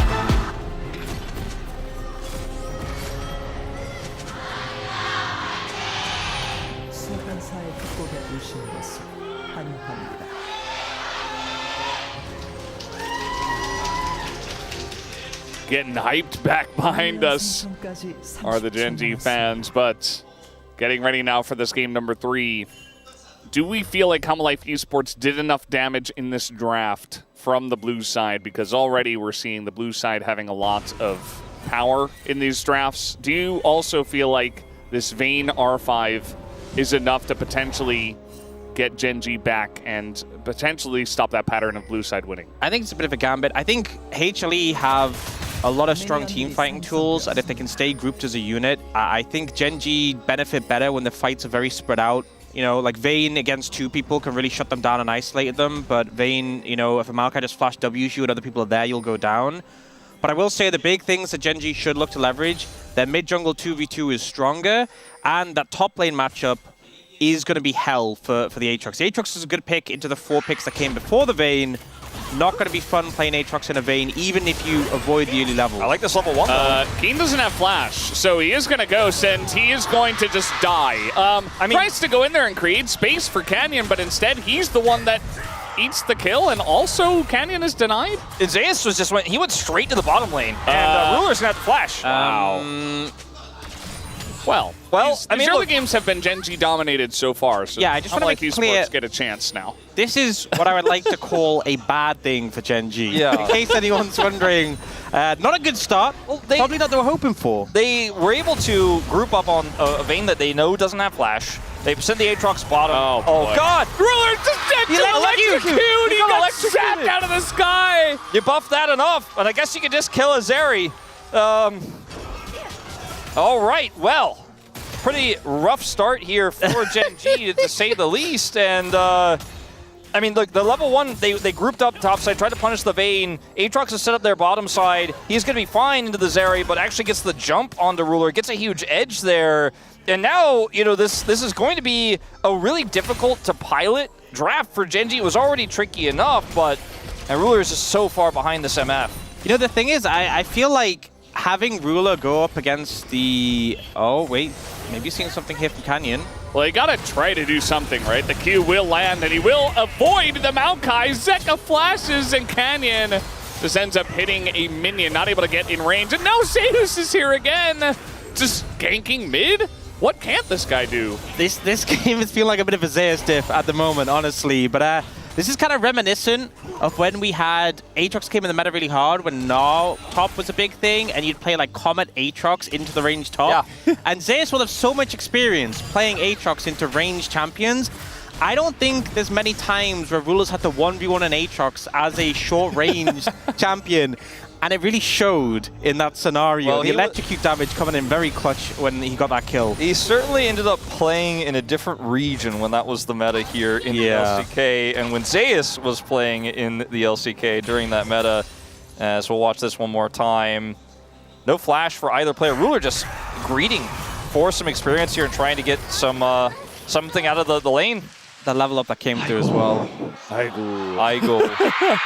Yeah, that is how you have to respond to that. Yeah. I don't know how to translate that. They're basically like, oh god, in this case. I've got to say, I think this must be the shortest lock-in to regret ever for a Vayne top from the draft. Now Canyon's really having a rough time, but he does have some friends with him. Nice taunt, actually, to Peel, but it's really just barely getting away taunts. You know, it's not like, oh, we set up a play. It's like, oh, God, I barely saved you. Kind of a taunt, but at least Canyon will survive. Keen's like letting the minion size, like, this is how we can get back in 1 minion at a time. Gonna try to freeze this a little bit, try to get some experience away. Oh no. It's the classic line. Guys, don't worry, I'm Vayne. We outscale. Give me 30 minutes and it's all good. That's all I need. Yeah. I mean, I was gonna say before this game even started, you know, back to your question, Valdez, at the beginning, it was like, did Hanwha get enough advantages in this draft? I feel like in terms of our blue side drafts, this is the one that's the weakest and the one that has the least cohesion. But I think that's part of a product of the fact that we're 3 games into this series now. A lot of champions have been removed. And also, you end up getting 3 insane comfort picks here for Hanwha Life. Zeus on Aatrox, Peanut on Maokai, and Zeka on the Ahri here. And when you have a draft that doesn't necessarily have the best synergy, it's really helpful when everyone has great mastery of their champions. Delight on Rel, for example, as well. And they just showcase what they can do with a weird draft from level 1, and they keep eking out these big advantages now. I think as well, speaking of mastery, we had last year, we were talking about this unbelievable win streak Peanut had on Maokai. They did eventually end up getting broken, but I mean, it's a big reason why it's been denied from him so often, because he just won so many games consistently on this pick. And I think when you have Delight on Rel and Peanut on Maokai, this duo with just a ton of CC between them who could set up all 3 lanes, a lot of power there. Yeah, you just pick any kind of carries and it'll work with those just because of the comfort. I think those are great points. And, you know, obviously Keen, you know, he's comfortable on the Vayne. He's played it before. Chovy, no stranger to playing the Galio in mid and stuff like that. Canyon Lee Sin, I mean, it's Ruler Zeri. Yeah, it's just that playing this comp from behind, it really is just that feeling of, it's okay, guys, we scale. Just wait for the inevitable late game, or maybe some mistakes from Hanwha Life Esports, but it's the way that it happened, I think, that is the reason why it feels so bad, right? Like, the way that Zeus was able to kill Ruler in the bottom lane while he's trying to greed for those minions. You know, it's the way that they were able to catch a flashless Vayne in the top side. Because I still think this game is 100% playable for Gen G. They're just one hand tied behind their back for now. They will scale, and if they can stave off the pressure a little bit more, there is definitely an angle for them to come back. They will grab this first dragon as well here. It's just, will we see further issues? Will we see this further snowballing here? Because Gen G can recover a few good skirmishes for them, and they're right back in it. They have that global Galio. There's a lot of ways to bait Hanwha Life into unfavorable positions with this draft. They still don't have a traditional AD carry in this draft as well, so don't count Gen G out. It just looks real bad when you see how it starts off here. This one's not over yet, but one more big fight for Hanwha, and it will be. Yeah, it's definitely rough feels for Gen.G, but, you know, we had Game 1. Game 1 did happen. Game 2 was much cleaner. Gen.G just shut that one down, but Gen.G had a lead in Game 1. It was thrown over to HLE, who then threw it back. They were very even on gold at about 20 minutes, and then eventually HLE did go on to win it, but, you know, HLE have been a little bit less clean so far today from ahead, and we'll see if we do get any comebacks. But at this point in time, you guys talked about it, they have a very good team fighting comp, and as long as you have a lead and you have vision control, setting up team fights with Maokai and Rel is it's a piece of cake, right? As long as your team is there, you should be able to follow up pretty easily, and I have enough faith in HLE to at least set up some nice team fights here in the mid game. We did just see HLE's bot lane come bot, you know, Zeus TP top to pick up that wave and now looking for the reset. I think we're going to see a lot of this kind of cat and mouse situation where HLE are avoiding this setup, because obviously the longer you keep your top laners away from each other, the better. But also if Zeka, especially if Zeka gets fed, can lane so much better into the Vayne and even have kill threat if he's ahead enough. Yeah, and I mean, you can see, look at what, he just stopped Keen's backs twice. Had teleport advantage, so teleports top to clean the wave instantly. They go straight back to the bottom lane, they swap it back. That cat and mouse game you just mentioned, we're watching it play out in real life, or in real time and real life. Is this real life? This is real life, actually, in fact. And so Zeus comes back down to the bottom lane, and it's just one wave up on this Vayne, so the Vayne can never get the lane advantage that she's looking for here, because he just keeps avoiding the Vayne repeatedly by having that extra wave pressure of advantage. Doesn't have the teleport advantage anymore here, but he got a lot of experience and a lot of minions here for free without interacting with Keen. Now he's going to interact with them a little bit.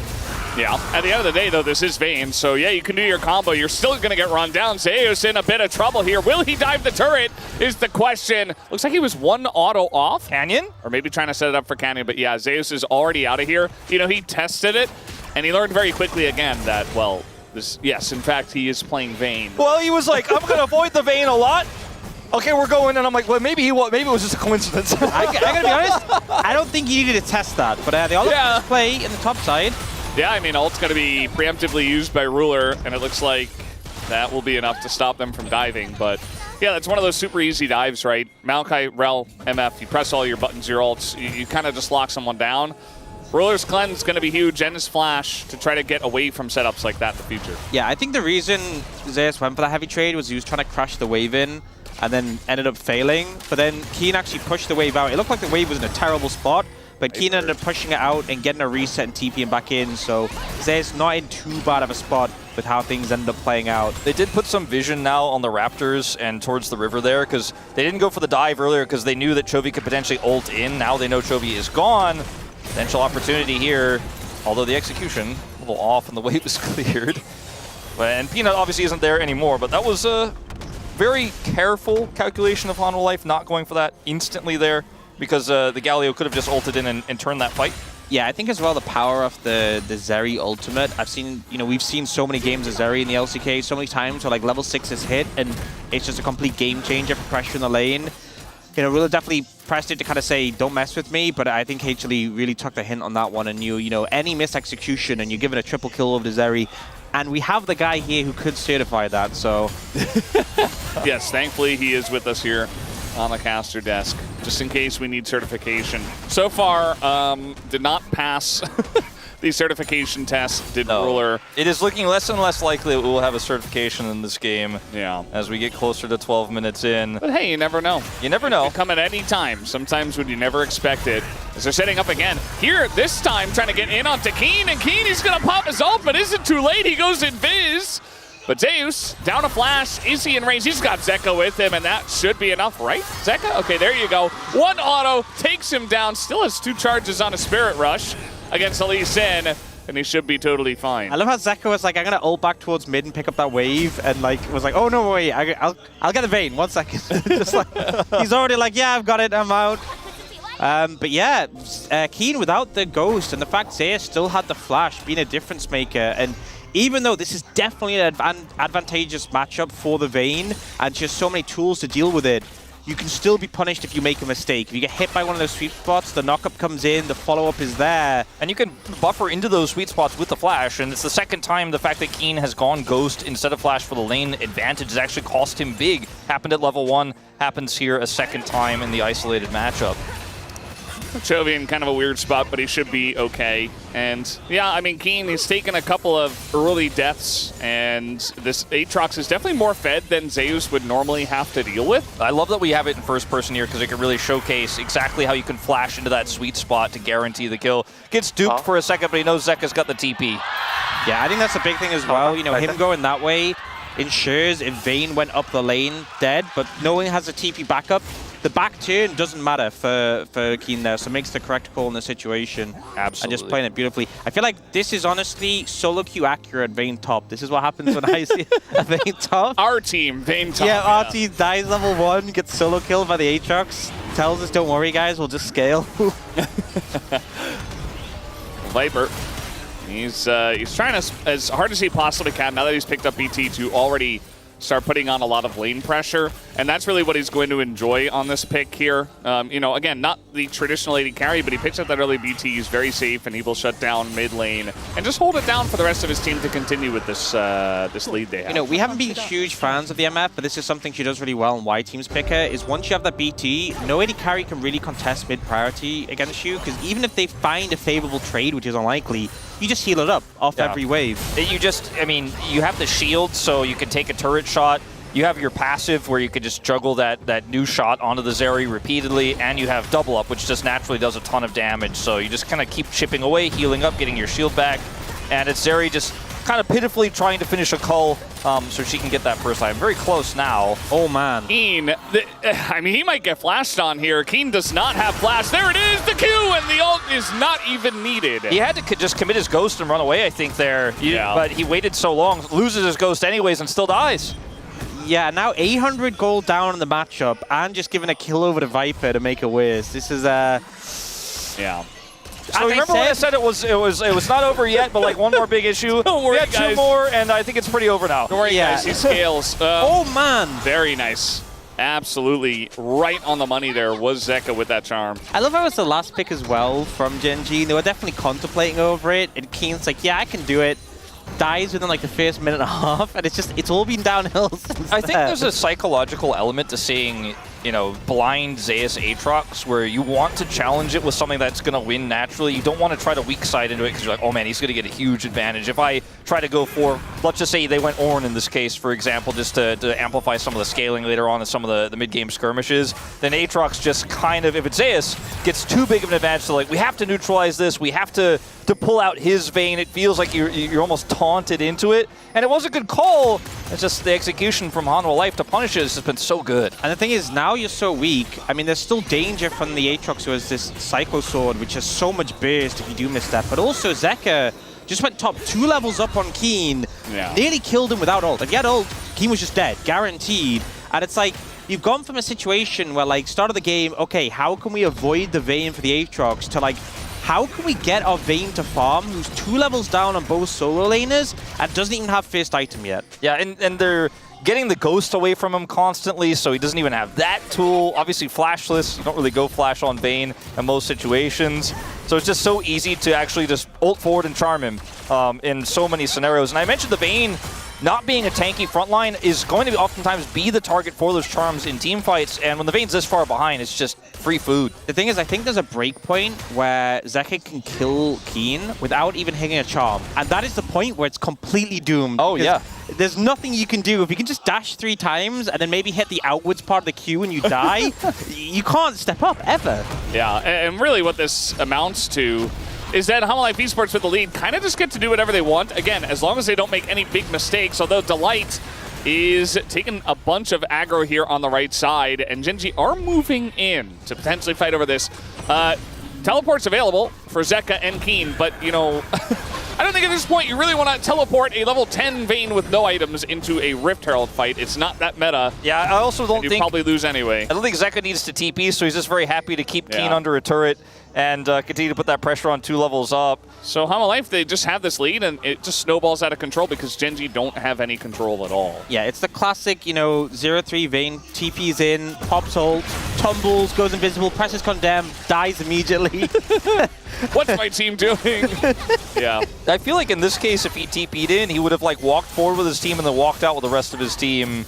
And that would have been the end of it. Zeka could have matched the teleport, but I'm not even sure. He would probably wait and see. Like he'd be like, yeah, no, I'm just going to keep pushing. I think they're done. I think it was the right call not to show up there as we're kind of all circling the train with Gen.G in this one. Sometimes in finals, we've cast so many series that go the distance, but single games, the draft read is risky. They get super hard punished. Hanwha Life looking really prepared with the draft. I wasn't personally super sold on initially, but the execution has been good, and the mastery of these champions is there. Yeah. And it's the level 1 start, you know, that leads to Aatrox being able to have that agency, look for a solo kill. Yeah. That really runs away with the game here. And now it doesn't matter. You can't even talk about the good parts of Gen.G's comp anymore. When you get this far ahead, it's like you can't really drop the ball on it. It's so easy to play as well. Like I said before, you know, Maokai and Rel, you just kind of press your buttons and MF over the top. It's almost unlosable from ahead as long as you're not letting one of the 80 carries on the other side get too far ahead. I think a big thing as well is so much of the CC from HLE is cleansable, like the Maokai, just everything, the Charm from Zeka, the Delight Q as well. If Gen.G were ahead and you have the extra budget to pick up QSS, not just for Keen but for Ruler as well on top of the cleanse, and his cleanse is regularly up, that is when it can feel really hard for HLE. But now that's so far away, the CC is going to stick, and if they burn cleanse of Ruler, that cooldown is going to feel so long. The extra dragon that Gen.G were able to pick up early on is so helpful in this game for giving them the longevity they need to potentially survive. I'm not saying it's likely. I'm saying it's very unlikely that they'll survive to Zeri being on 2 items and having a team fight they can take. I mean, she may end up getting a second item in this game. I just don't know if she'll be team fighting with it in a 5v5 where there's a chance, where there's any prio, but you know, they could ignore this dragon, for example, and say, look, there's just no way. It's not possible right now. We're going to leave Keen in the side lane a little bit longer here. We're going to let him just catch it under inner. He will be more relevant later. And that's all you can do as Gen.G in this one. If you didn't have the dragon, though, and Hanwha Life were grabbing now Soul Point, you'd have 5 minutes less time to sit around and avoid fights here. So at least there's that. I mean, I'm really cup 1/10 fulling this one, but I think that I think I can see a little bit of water in there, you know? Yeah, I'm quite full, yes. I'm more of a cup 90% empty sort of guy. Yeah. The drops at the bottom, you know, you hold it upside down and like one drop runs down. That's basically full. Yeah.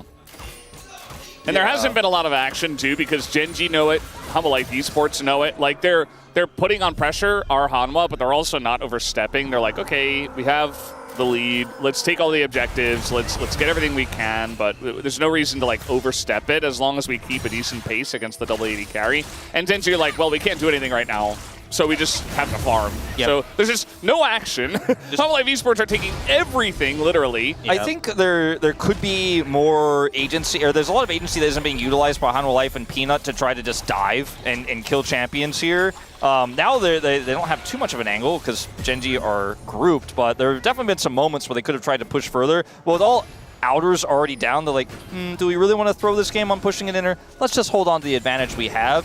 I think picks like, or objectives like Otacon or Hanwha Life are really going to start to put the screws in. Yeah, I feel like Otacon is a big one because HLE are like, look, we can try and bait them into this objective. It's a great spot for us to team fight. And if we get Otacon, game is just ours. And on the other side, Gen.G are like, they could throw it Otacon. Like, this is, for both teams, a delicate spot where, like, if there's going to be a comeback, I feel like it's on the back of how much damage and shred this neutral objective has. So Gen.G are just waiting there, hoping that HLE decide to start it as the best window in. As flash advantage. Does Keen win this? At that health, yeah, I think at this health, let's see. As the sweet spot's gonna hit, he dodges the second one, but the damage is in. The flash comes down in one auto saves. I think he gained health on that fight. He gained health in the 1v1. He has flash advantage. He actually couldn't. He was like, okay, I'm actually gonna flash for the triple sweet spot so I can have the big ball on top of that pain. And Keen didn't play it very respectfully either. Just kind of ran at him, but just saying, I have a health advantage. And now Zeus has TP, and yeah, I mean, one thing is that he didn't end up getting the condemn when I think there was maybe an angle to against the wall, but also, I'm not even sure how much he actually autoed him. He just spent the time trying to avoid getting hit. Yeah. So, like, I actually want to see the replay and count how many autos he actually did. Yeah, I want to see, I would love to see it from both perspectives, actually, but I think we'll probably only get Zeus if we do. Speaking of. Okay, so there's one auto, 2, 3, 4. Didn't even get the 5th. Well, that's 2 items on an Aatrox now. Yeah, the cycle sword as well, like the dash for the empowered auto. Yes. The passive is not much you can do to outplay that. Hitting some Qs also hurts Hitting the Qs very good, you know. A lot of mobility. I think one of the things as well is like your tumble is such a huge resource when you're into the Aatrox, and maybe didn't get the most value from that. They're even denying Gromps here. Like, they're putting in such deep vision. And Hamalife Esports, credit to them, they are respecting very much Gen.G here, because they know, you know, you give Zeri a moment, you give Vayne a moment, you're going to have a moment yourself, as Duro and Ruler will hop away together, dash away. In comes the TP, they got that. As the flash comes in, they get behind Viper, and now may be able to take him down. There you go, the shutdown, but now here comes the massive team fight from the side of Hamalife Esports. They group everyone up. They don't have a lot of damage as the taunt goes in onto the Aatrox. There's the kill, but the Aatrox might just be enough from this far ahead, level 15. Ruler, though, the 80 carry still left alive. In goes Canyon. He wants to continue the fight. Zeus going back in against the 2 of them, as he desperately wants to get onto Ruler here, but I just don't think he has the reach to do so. Zeka sticking around, winning the 1v1, and now chipping away at Canyon's health bar might have been enough, as Ruler just doesn't have a front line to continue cutting this one out. A bit scary, but Gen.G gave it, you know, the old college try. Can't certify that one, unfortunately. Ruler's so close, his positioning so good there against Peanut as well, but it's just not enough. The Aatrox just heals so much, it's so difficult to take him down. He can't step forward far enough. And it's such a slick kick from Canyon coming in on the Viper. So many plays, I feel like, that he's won on the back of moments like this. So many games they've won on the back of plays like this. But the rel engage is huge, and unfortunately, this is just a symptom of this Aatrox being so strong and them not having that second carry in the Vayne really exists. So even though Ruler is kiting well, keeping space pretty effectively, it's so hard to approach, and he's just not cutting through this Aatrox quick enough. And I think this is just Dragon for HLE. I don't think Canyon can really do anything this time around. Doesn't have the flank angle. Doesn't have the flank, doesn't have a flash. Not going to be able to get on top of Viper this time, and that's just Dragon, as you say. And now Zeka, ult back in hand for another potential angle. Gen.G need to be respectful here. I mean, Ruler does have his Runins, so he's like, maybe this is our chance back. Maybe this is our way back into the game. If we can take out one of these damage threats, we can front to back this, but just don't have the angle right now, unfortunately, to catch said threat. Look at Viper's positioning. He's not catchable. He's ready to ult. It's been so much posturing around this Gromp. And really what it's about is obviously pressure for the Otacon. In they go, extremely deep. Here comes the fight, but actually a little bit broken up as Zeka desperate trying to take down Canyon. Finally, we see a condemn hit onto Zeka, but yeah, they just didn't quite have it. The charm landing. Hamalife Esports very much overextending for that play. They're not really able to get much for it. Yeah, this is one of the things with Gen.G's comp. There is so much mobility. It can be tricky to pin them down if they are disengaging and running away. So HLE don't find the angle there. And now actually TP coming in, and I think... Hey, I mean, I feel like we're going to give that cup an Otacon or a Chemtech soul buff. Maybe it's 13% full now. I mean, this is a good angle here. It's the best they're going to get. So risky though, and Zeka was the lowest HP person. He's going to TP back in. It's going to reset too. Now, I don't know about this. I mean, they can hold it for a while. Just flip Zeka has TP. You know what? Might as well. It's a 13% full game. Just flip it. Zeka's going to TP very far away though. Yeah, I mean, this is getting relatively low, 5,000 health as Zeus has the angle. It's just going to come down to a flip. The charm goes totally wide, but in goes Delight. Everybody's so low, and it does go the way of Hamalife Esports. This might is good for Peanut, and that should be the nail in this one, as the right side of the fight is heavily Hamalife. Chovy trying to desperately get away from an MF who is about to strut her way over and try to take him down. And 1Q1 auto, not quite enough. As Chovy may just barely. He's going to have to flash that one as the rain comes down. He's still on the run. He's still on the run, and he gets his ult up, and there he goes down. As it is a full ace, finally, for Hanwha. I think there was a lot of scenarios where that fight went wrong for Gen G. Even if they secured Arakan, I think there's a lot of scenarios where they just lose the fight afterwards immediately. But I think when the game is in this position, I think you have to take some gambles. I mean, I just love how Hanwha Life let the Otacon do the work. Look at how they just stand there and go, yep, keep hitting it, waiting for angles. Zeus is threatening, Ruler's out of range, Ozeka's on the flank, and then Canyon here just gets burned down. Look at the chunking from Viper. So he just has to smite early, because otherwise he dies before it's in range. Hanwha played that so patiently, not giving Ruler any chance, any room to breathe. Okay, so it was 13% full now. How are we feeling at the moment? I think Hanwha may have just taken a sip. So I think we're looking at like, there's like a drop. Like if you turn the cup upside down, I think it would make a small stain on like a paper towel, you know? And I think that's, I think we're ready to move into Genji's blue side draft. Yeah, Zeus has damage by a significant margin at this point in the game.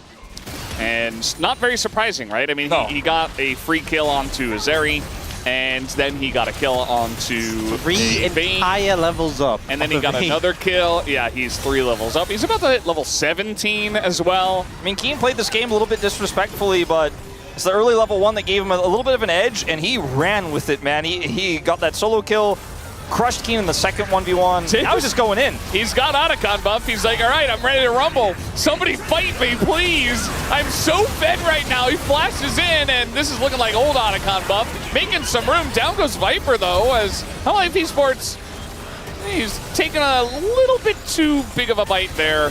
Yeah, they're not going to get the inhibitor. Wolf was talking a bit about Keen being disrespectful, and I think we just saw the other side of it. Yeah.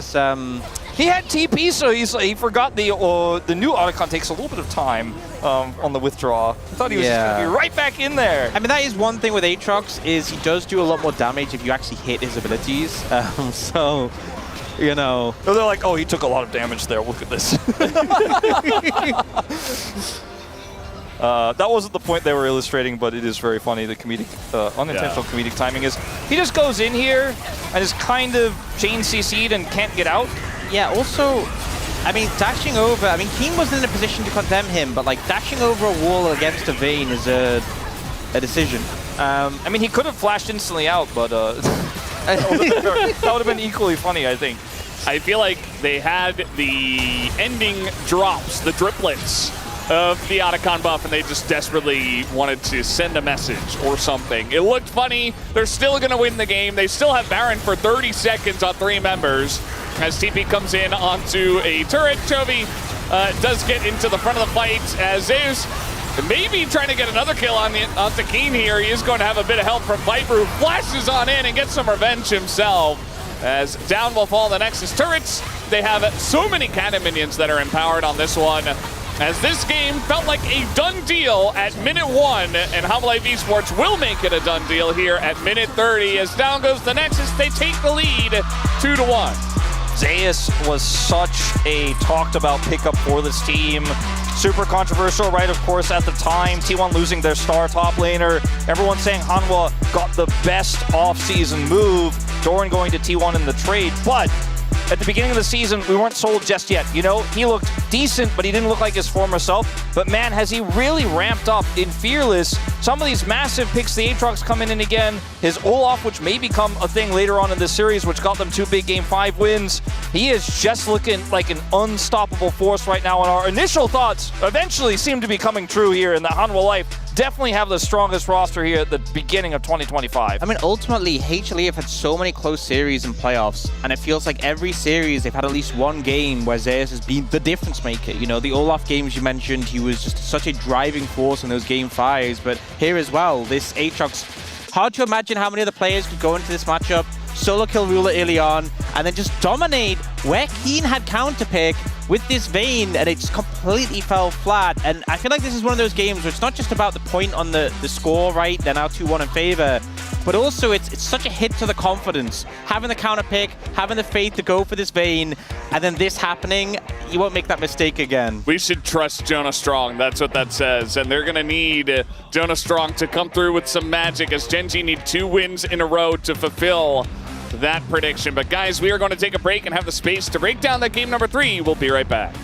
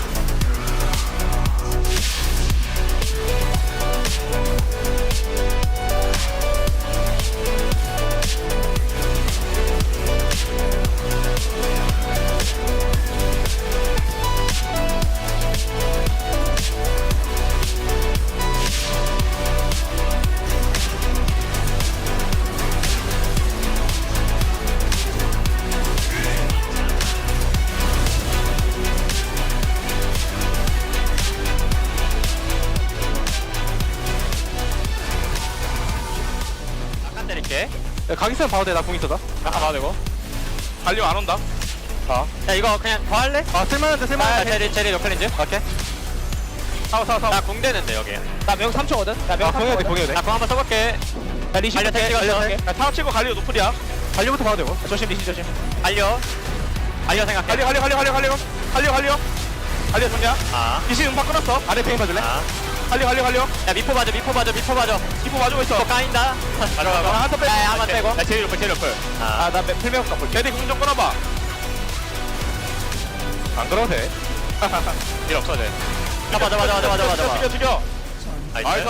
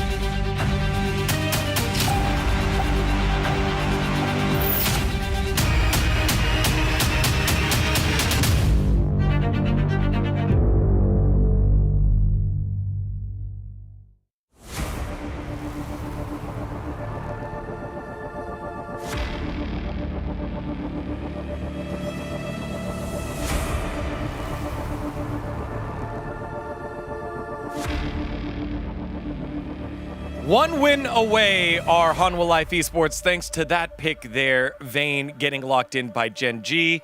And, you know, it was a pretty dominant performance, but we have to talk about the one thing, the one problem that was part of the draft there. Yeah, there really was a big issue, and I think that one of the main things, you know, when you analyze a game, you don't want to get tunnel vision. No, you don't. You don't want to hone in too much on a single thing that causes the issue. That's right.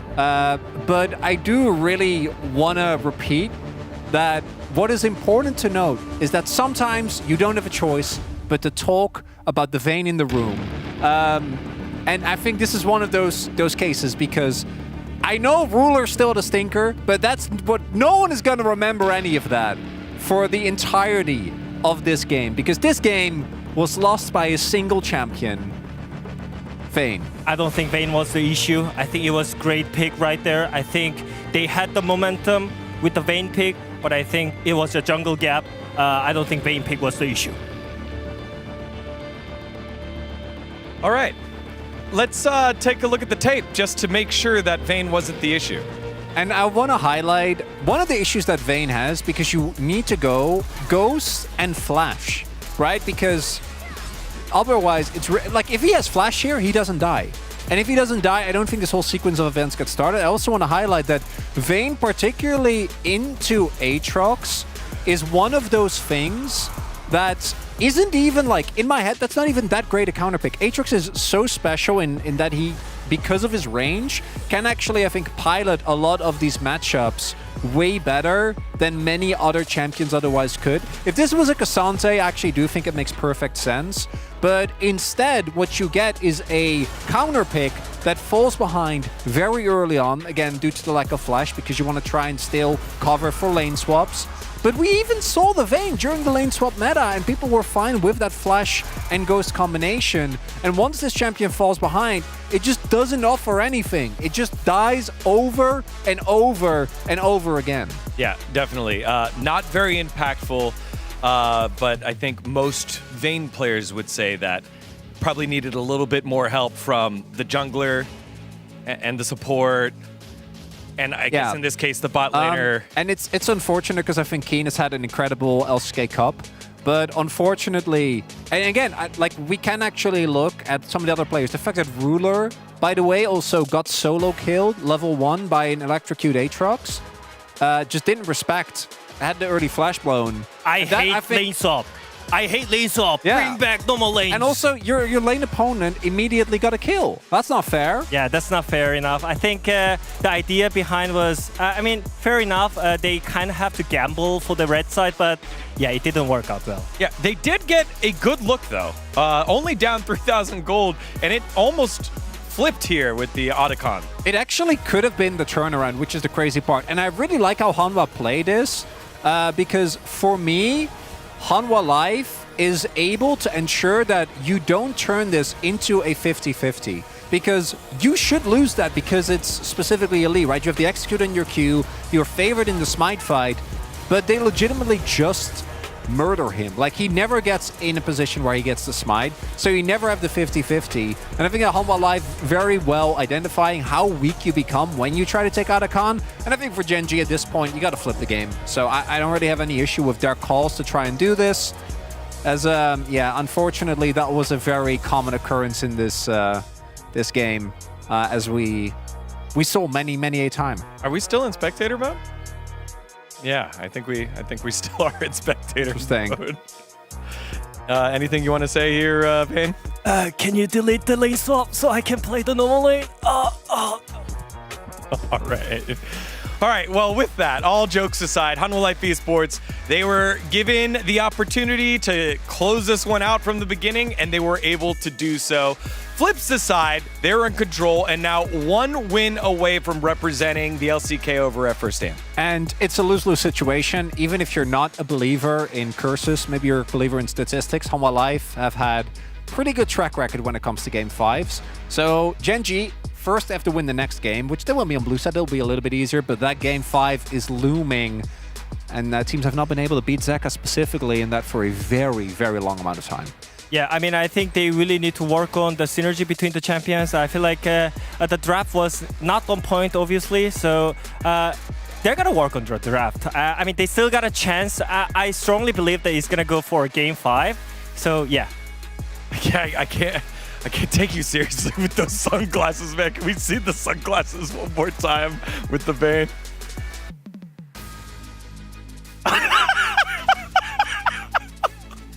Vayne was not the problem. Vayne was not the problem. Still a couple more opportunities here for Gen G. Again, everything is going according to plan. This is the first time that something is going off plan across multiple different, I guess, stakeholders in this series. Chovy said we're going to win in 4. Now he has to win in 5. But the 3-2 prediction still alive by both John Strong and everyone else that did that. And on the opposite side for the Hanwha Life Esports predictors.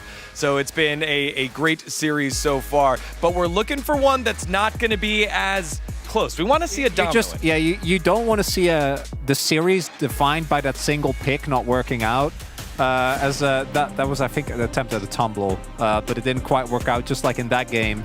And Gen G, I don't think they're going to cook as hard in this one, but they should be thinking forward to it at game number 5 if they want to clinch the winner from Hanwha Life. Yeah, well, Hanwha Life Esports, 1 win away from becoming the inaugural LCK Cup champion. But Gen G, they've got something to say about it. A lot of veterans that have had their backs against the walls before. Let's send it on over to game number 4 to the casters. Thank you, Dagon and Chronicler. No thank you to Vayne in that game. Fantastic cosplay, Wadid. That was a wonderful segment. We were all dying over here. I just hope that we don't get to see a game like that again because it was a letdown. The Vayne pick, it was fun. We thought, maybe it works. Instead, it just kind of fell flat. And I hope that now we get some real League of Legends. No more Vayne. That's the beauty of Fearless. No more Vayne, and there's obviously no more range top laners that they can bring out in the situation that 80 carries play top, so surely.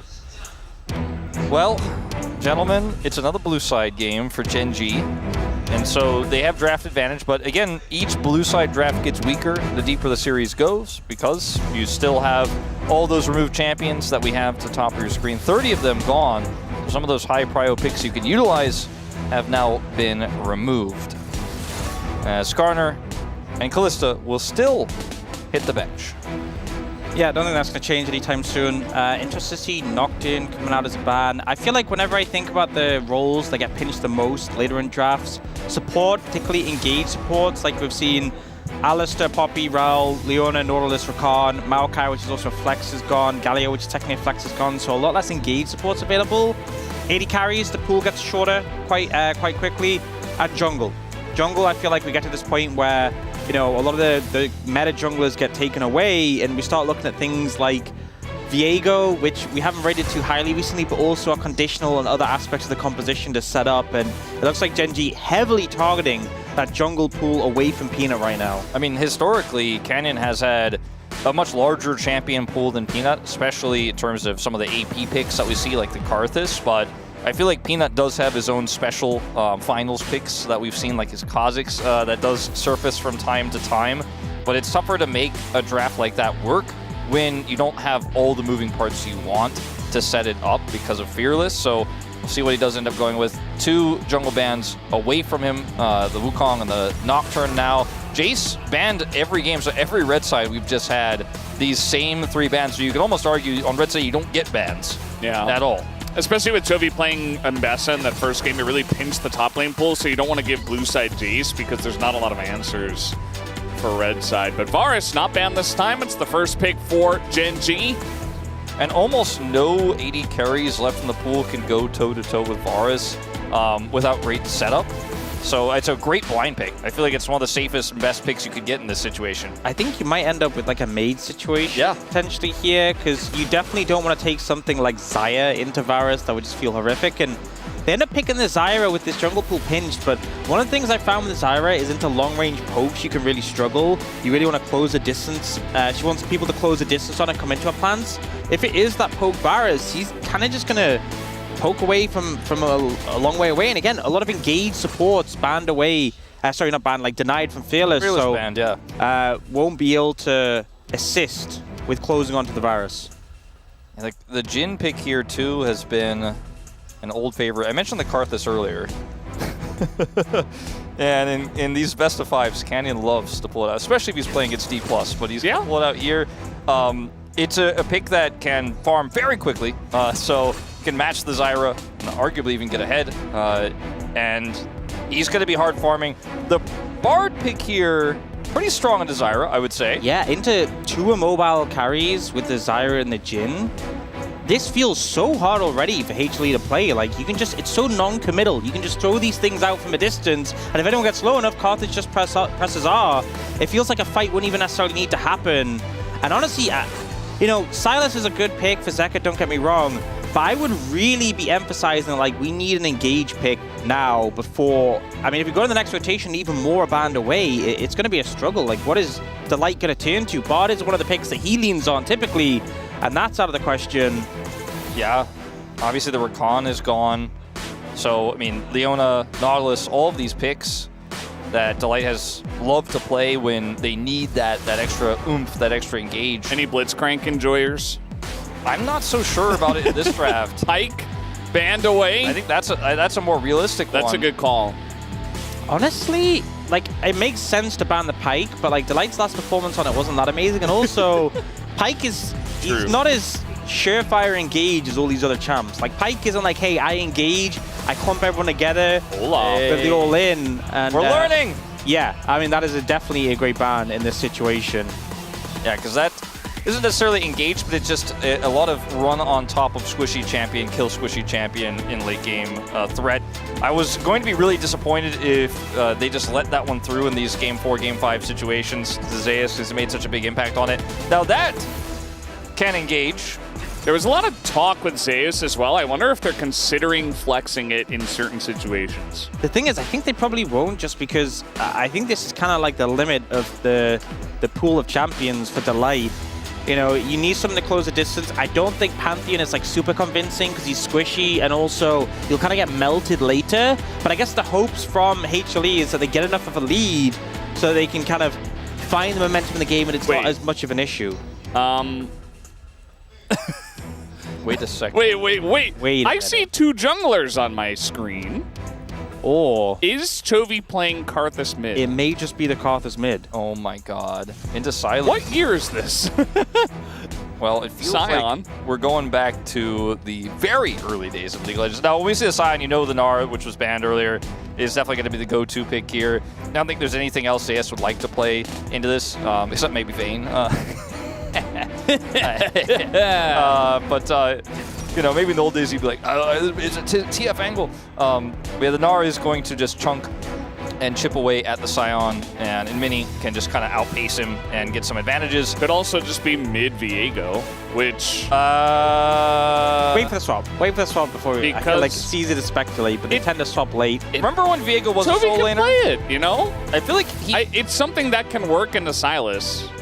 You know, I'm no expert on Viego versus Sylas matchup, right? But it feels like it would go better than Karthus mid, right? Yeah, I feel like Karthus into Sylas is so difficult because Sylas has his dash and he can get on top of you with a stun. It's really hard to actually drop Skittles on him, and that's very locked tricky. in. But playing Viego after the nerfs, because Viego used to be a solo laner on release, was played both top and mid and a little bit of jungle, but they nerfed some of the ratios to minions and stuff like that with his Q, so he wasn't just that brute forcing, sustain, lane bully anymore. So we haven't really seen him played solo since then. I'm not so confident in what this is going to do, because if it falls behind, it's just Paperman that like can't even farm on a side lane. And the thing is with Karthus mid is you kind of just obliterate every wave, and like level 1 Sylas can't do much, you'll be able to shove that in, and then you kind of just dictate the waves from there. So I don't know. I mean, clearly this is something they prep for this situation. Clearly Chovy is confident on it, but I feel like there's some edges that Gen G have in this draft that haven't fully been addressed with what HLE picked up in the latter end. Well, we've seen some weird drafts, so we got another one as we hop into the rift for game number 4.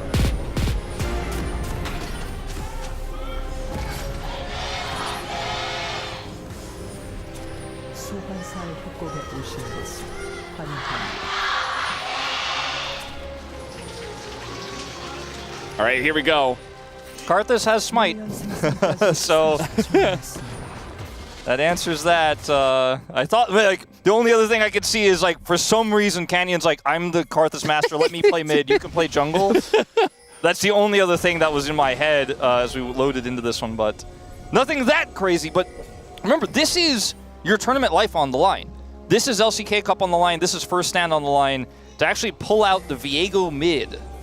For the first time we've seen it in, what, 4 years? That is pretty crazy. That's pretty bold. I feel like this is the thing where like teams have these picks that they, they're ready to bring out should the situation arrive. But in a typical meta, we just don't normally see them ever come to fruition. The conditions aren't right. There's other more higher priority picks they take instead. But I feel like with Fearless, the teams will have lent into that more, practiced that more, and it's unlocked scenarios where you're willing to bring out things like Viego mid. Like, we don't know the intricacies of like how long has Chovy had this in his wheelhouse? How long has he thought this is potentially viable? Has he practiced it in scrims on a hidden smith? Like, we just don't have the information. The runes grasp, demolish, has some longevity with that grasp if he can stack it. And will make him a little bit tankier, a little bit tougher to deal with. He's going to be dual laning here with Keen with the lane swap, so that will leave some of the early pressure here as well. I mean, my thought is, if this were like a top lane matchup, I would feel like very good about the Viego into the Sylas, because Sylas has very nice burst, right? He can extend a fight, but Viego, I feel like, should win in a long one. As Chovy, or rather Zeka gets hit by a gigantic knockup, just a full charge. Meanwhile, Zeus is just TPing away. He's like, all right, see you later, buddy. He's a level 1 Nari. He's going to hit level 2. And now already flashes away from the binding as Duro does take the aggro. Here comes the TP down to the bottom side. Keen trying to get in there and get aggro himself, as there it is. First blood comes in, and Keen even able to flash away. As clean as that, they get first blood for Gen G. Yeah, I honestly was wondering if they were just going to let Sion die and just go on a passive and just clean up on the turret, but this is such a huge blow to HLE, because not only did they get Zeus with no recourse, but he TP'd to the tower. Like, they can actually just block him from getting back to the tower again. And he can't get back here. Remember, he also left Zeka out to dry, so Zeka's now no longer in control of this mid matchup in any sense, as Chovy actually has a massive amount of control there. So 2 winning lanes here for Gen G suddenly, and Ano Life, I think, kind of dropping the ball on the defense here. It was a very greedy teleport from Zeus. Ended up getting level 2, had the Mega, but I mean, flashes can get you out of those sticky situations, even with a turret ramp damage, if you have them, and they did. Yeah, it's a bit of a wonky start to this one. At least he's level 2. He does get back to the majority of the wave, but there's already 2 turret plates down. Delight, he really wants to see what's going on here in the jungle. He's going to find out real quick that he will have to use his flash. Now, he does have to flash. At least he delays some backs and keeps them low. And down here on the bottom side, it's kind of a wonky spot for Gen G as well. We've seen this before with Sion. Even before swaps kind of returned, you do this play where like you play around bot in the early game and you really sacrifice your own lane, but it's not that big of a deal. You return top, like you're level 1, maybe the enemy top lane is level 3. They're really committing to that. Like, Keen is behind in experience quite heavily compared to Zeus, but he's a Sion, and I just think this is the play they're going for. Have as much pressure towards the bot lane as possible. Sion, he'll always do his thing. I mean, there's some weird things we can talk about in terms of how like team fights will work in this game. Of course, assuming no more shenanigans and a little bit more of an even game state than some of the games we've seen in this series so far. But if Canyon is able to, because of Ruler's Poke, get into basically close to Illim range with his ultimate, drops the Requiem, then Chovy can kind of steal whoever got caught with this Viego and start to pop off and carry. He's going to have a lot more farm than a Viego traditionally would have in the jungle, because he's playing it as a mid laner and later on a side laner. So he's constantly going to have that influx of gold and could really take over this game if he's set up for success. I think a lot of this is going to come down to how much consistent poke both Canyon and Ruler can hit at the beginning of fights, because the Requiem in a lot of ways can just be that big finishing touch that Chovy needs to get the first reset. It's weird to think about this sort of combo, but that's kind of where we're at. I feel like Delight has been lost a lot of the game. You know, like he went to the top side, didn't do anything. He walked over a ward, wasn't able to find anything there. Kind of wandering through his own jungle a little bit, you know. Now he has finally regrouped down on the bottom side. They're really trying to get as many people down here to deny a dive. They will be able to at least do that. I will say, though, Duro is really trying to help Canyon secure some camps, because Canyon obviously spent a lot of time bot sorting out the dive and has fallen behind compared to Peanut. Was a level, still is down a level, about 60% of a level in total, but down a couple of camps compared to the Zyra. And obviously, these AP junglers, when you get ahead on them, just completely destroy jungle camps. And if you start to fall behind, Peanut will just inhale any camps he gets access to. Yeah, it's very snowbally for sure. Canyon, though, will hit level 5 here. And we haven't had a big traditional team fight just yet. Grubs are up right now. Keen heading back, no teleport, so going to be a big edge here for Hanwha Life. They can start these up quickly. No plant set up here really for Peanut, though. And he's vacating the area. Super tense moment here in the beginning of this game. Remember, Genji's permanent life on the line, and they actually are going to start to take this away. I don't think that HLE can comfortably contest this with the fact that Chovy's level 6. Zeka only just hits his level 6 now, but like the power of the Viego, that spike is so big. But Genji kind of just let it go. Like they went in, they got one and left. Yeah. So Peanut's like, oh, okay, I guess I'll just take them down. I guess the big thing is that they have both bot laners on the top side. Yeah. So don't really want to lean into that and risk like a fight of numbers disadvantage. But the fact that Genji can walk in, deny the contribution towards the feats, deny one of those grubs, and then just walk, and then Canyon just walks back to his jungle and starts farming again. Yeah, and Zeus did not have teleport and was on the other side of the map, so Ruler is just able to chill, grab more plate gold. You can see Ruler is actually 600 gold ahead of Viper right now on this Varus pick. Has just been free farming this whole game and got the early kill, obviously, but he's starting to really build those advantages, and he's such, to me, the main integral part of how this composition is going to work later on. You have some setup here, obviously, with the Bard we talked about. You can follow up with the Chains of Corruption, but that damage that he's going to add in with the Lethal Temple variant here is going to be what really helps set up those Requiem bombs. And so getting him ahead at this point actually feels fantastic for Genji. And, you know, you got one grub, you denied the 3. Feel pretty good about what you got cross-map. Yeah, not a crazy amount of action in this one. Feels a little bit like Game 3, except, you know, we don't have one team who's amazingly ahead. Genji are ahead at this point in time with a big lead for their mid and AD carry. Chovy not going to get stunned up here as we have the 1v1. Zeka going to steal that. Viego ult, the Heartbreaker looking, just begging Chovy to take another fight as in he goes for the aggressive trade. Delight nearby, but Chovy will respect. You know, takeaway so far from this matchup is I haven't been wholly convinced by the Viego. Yeah, not Silas. He definitely needs more items, I think. Yeah. Than the Silas. You know, one other thing about this, you know, when you look back to the draft, the bans against Peanut, he won't have Viego anymore either, by the way. Moving forward, if Genji win this game, we no go to 5. paper, man? Yeah. You know, just another small little fearless edge they were able to pick up, so I don't think that's the reason. But I'm still looking for the reason myself, you know? I mean, if you ever felt like a jungler or any pick was a little bit, you know, iffy in their jungle pool, as Delight is going to get caught a little bit, but he is Pantheon. If you ever felt that way, you should be practicing his champs in mid lane or top lane, right? Just to have a chance. I think that's more of a thing earlier in the series. I feel like when you're 2-1 down and you have to win every game, it's a bit risky to do it just for denial. Like you're doing a game 4 pick for denial for game 5 is a little scary. For sure. Like, you know, Peanut won't actually need to play a jungler next game if they just win. Yeah, doesn't need to pick anything. Yeah, that's the kind of concern I have, but... I mean, it's early. Chovy, he's going to farm well. I think Viego, he's not going to be able to, you know, trade well right now, but eventually he will. Meanwhile, Keen, he is the counter to Viper's Jhin. He's the guy who is going to be standing in the front. This isn't quite like some other Jhin games we saw recently. Thursday. Going for a dive onto a Scion with flash and ult.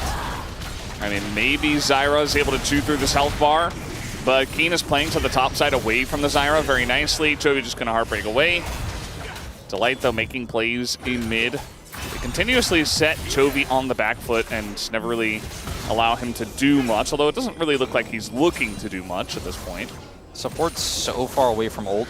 Duro, level 5. Looks like Delight also just hit it, so they're not going to be able to make big plays just yet either. They've been just kind of patching holes around the map for both of their respective teams thus far.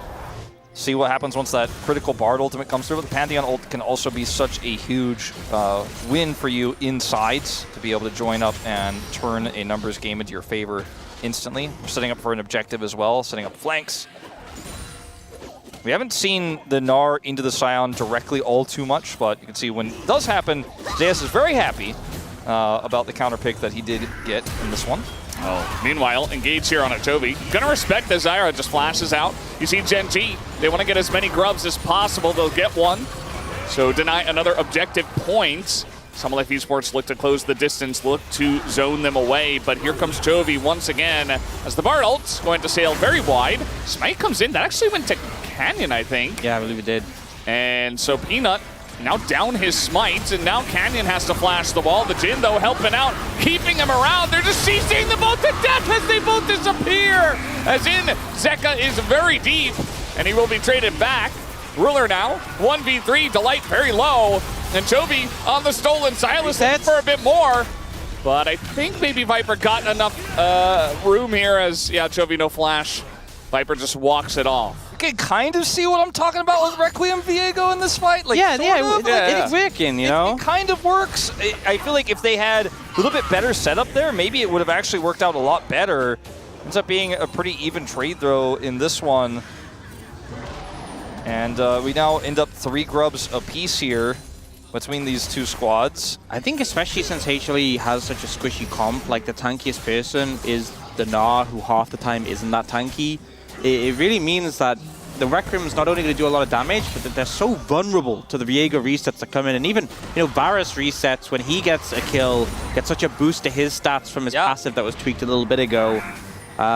Really makes it scary to approach in these scenarios, because even though that looked like phenomenal start for HLE, getting those 2 kills still really didn't go that way.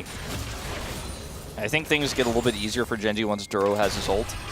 Again, you mentioned earlier, he's super low XP in this game. Is Zeka sneaking around the left side. Ruler in a bit of trouble. He doesn't have his flash, but they're just missing everything. The chains, they get cleansed, and Ruler dodges almost everything, but eventually, even though Zeka and Viper tried their hardest to miss, they still got the kill. I think that's a scenario where you just don't burn any summons, because I'm going to be honest, Ruler played that as well as he could and still died burning both summoner spells. I think that's one you have to take the read and go, it's better just to keep my flash and cleanse. He really tried to make it work.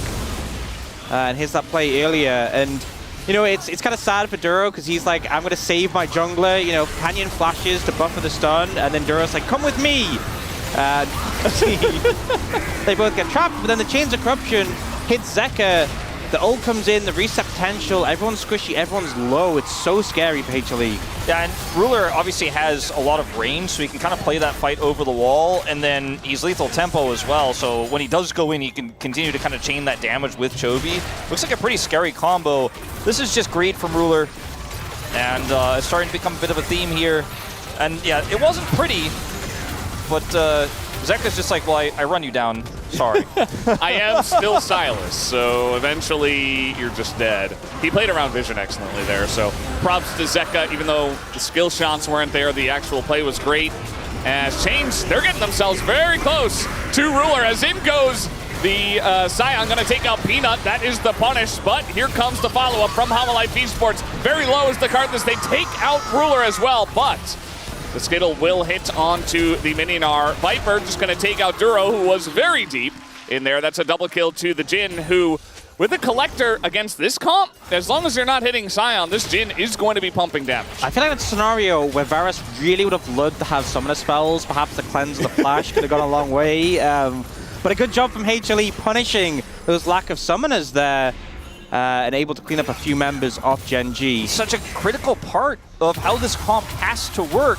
The fact they were able to kill him in that mid lane play and he burned his summoners means he's vulnerable. And obviously they didn't send Chovy into this fight, didn't have the teleport available. It's very rocky that the ways that, you know, these fights can go if you're not fully set up. And the Zyra ultimate here goes wide, but it splits the team in half. Canyon's so squishy, Zeus is just like, cool, I'll take you out. And Canyon kind of dies in an awkward spot here. Wasn't able to do massive damage to anyone either. I think you also see that Gen G were all moving away, and then when Ruler got hit by the root, they all moved back in to protect him because he didn't have an out. He didn't have a way just to easily disengage. I think the call was, hey, we got the dragon, let's leave. Oh no, our 80 carry with no sums is caught. We have to contest, and then it ends up turning around in favor of the other side. And so far this series, you know, we had Cloud Soul in the last one, which actually was pretty big. Duro in a lot of trouble here. He is going to go golden with his buddy there, trying to get over the wall. He will not be able to survive. Gets sniped on the backside.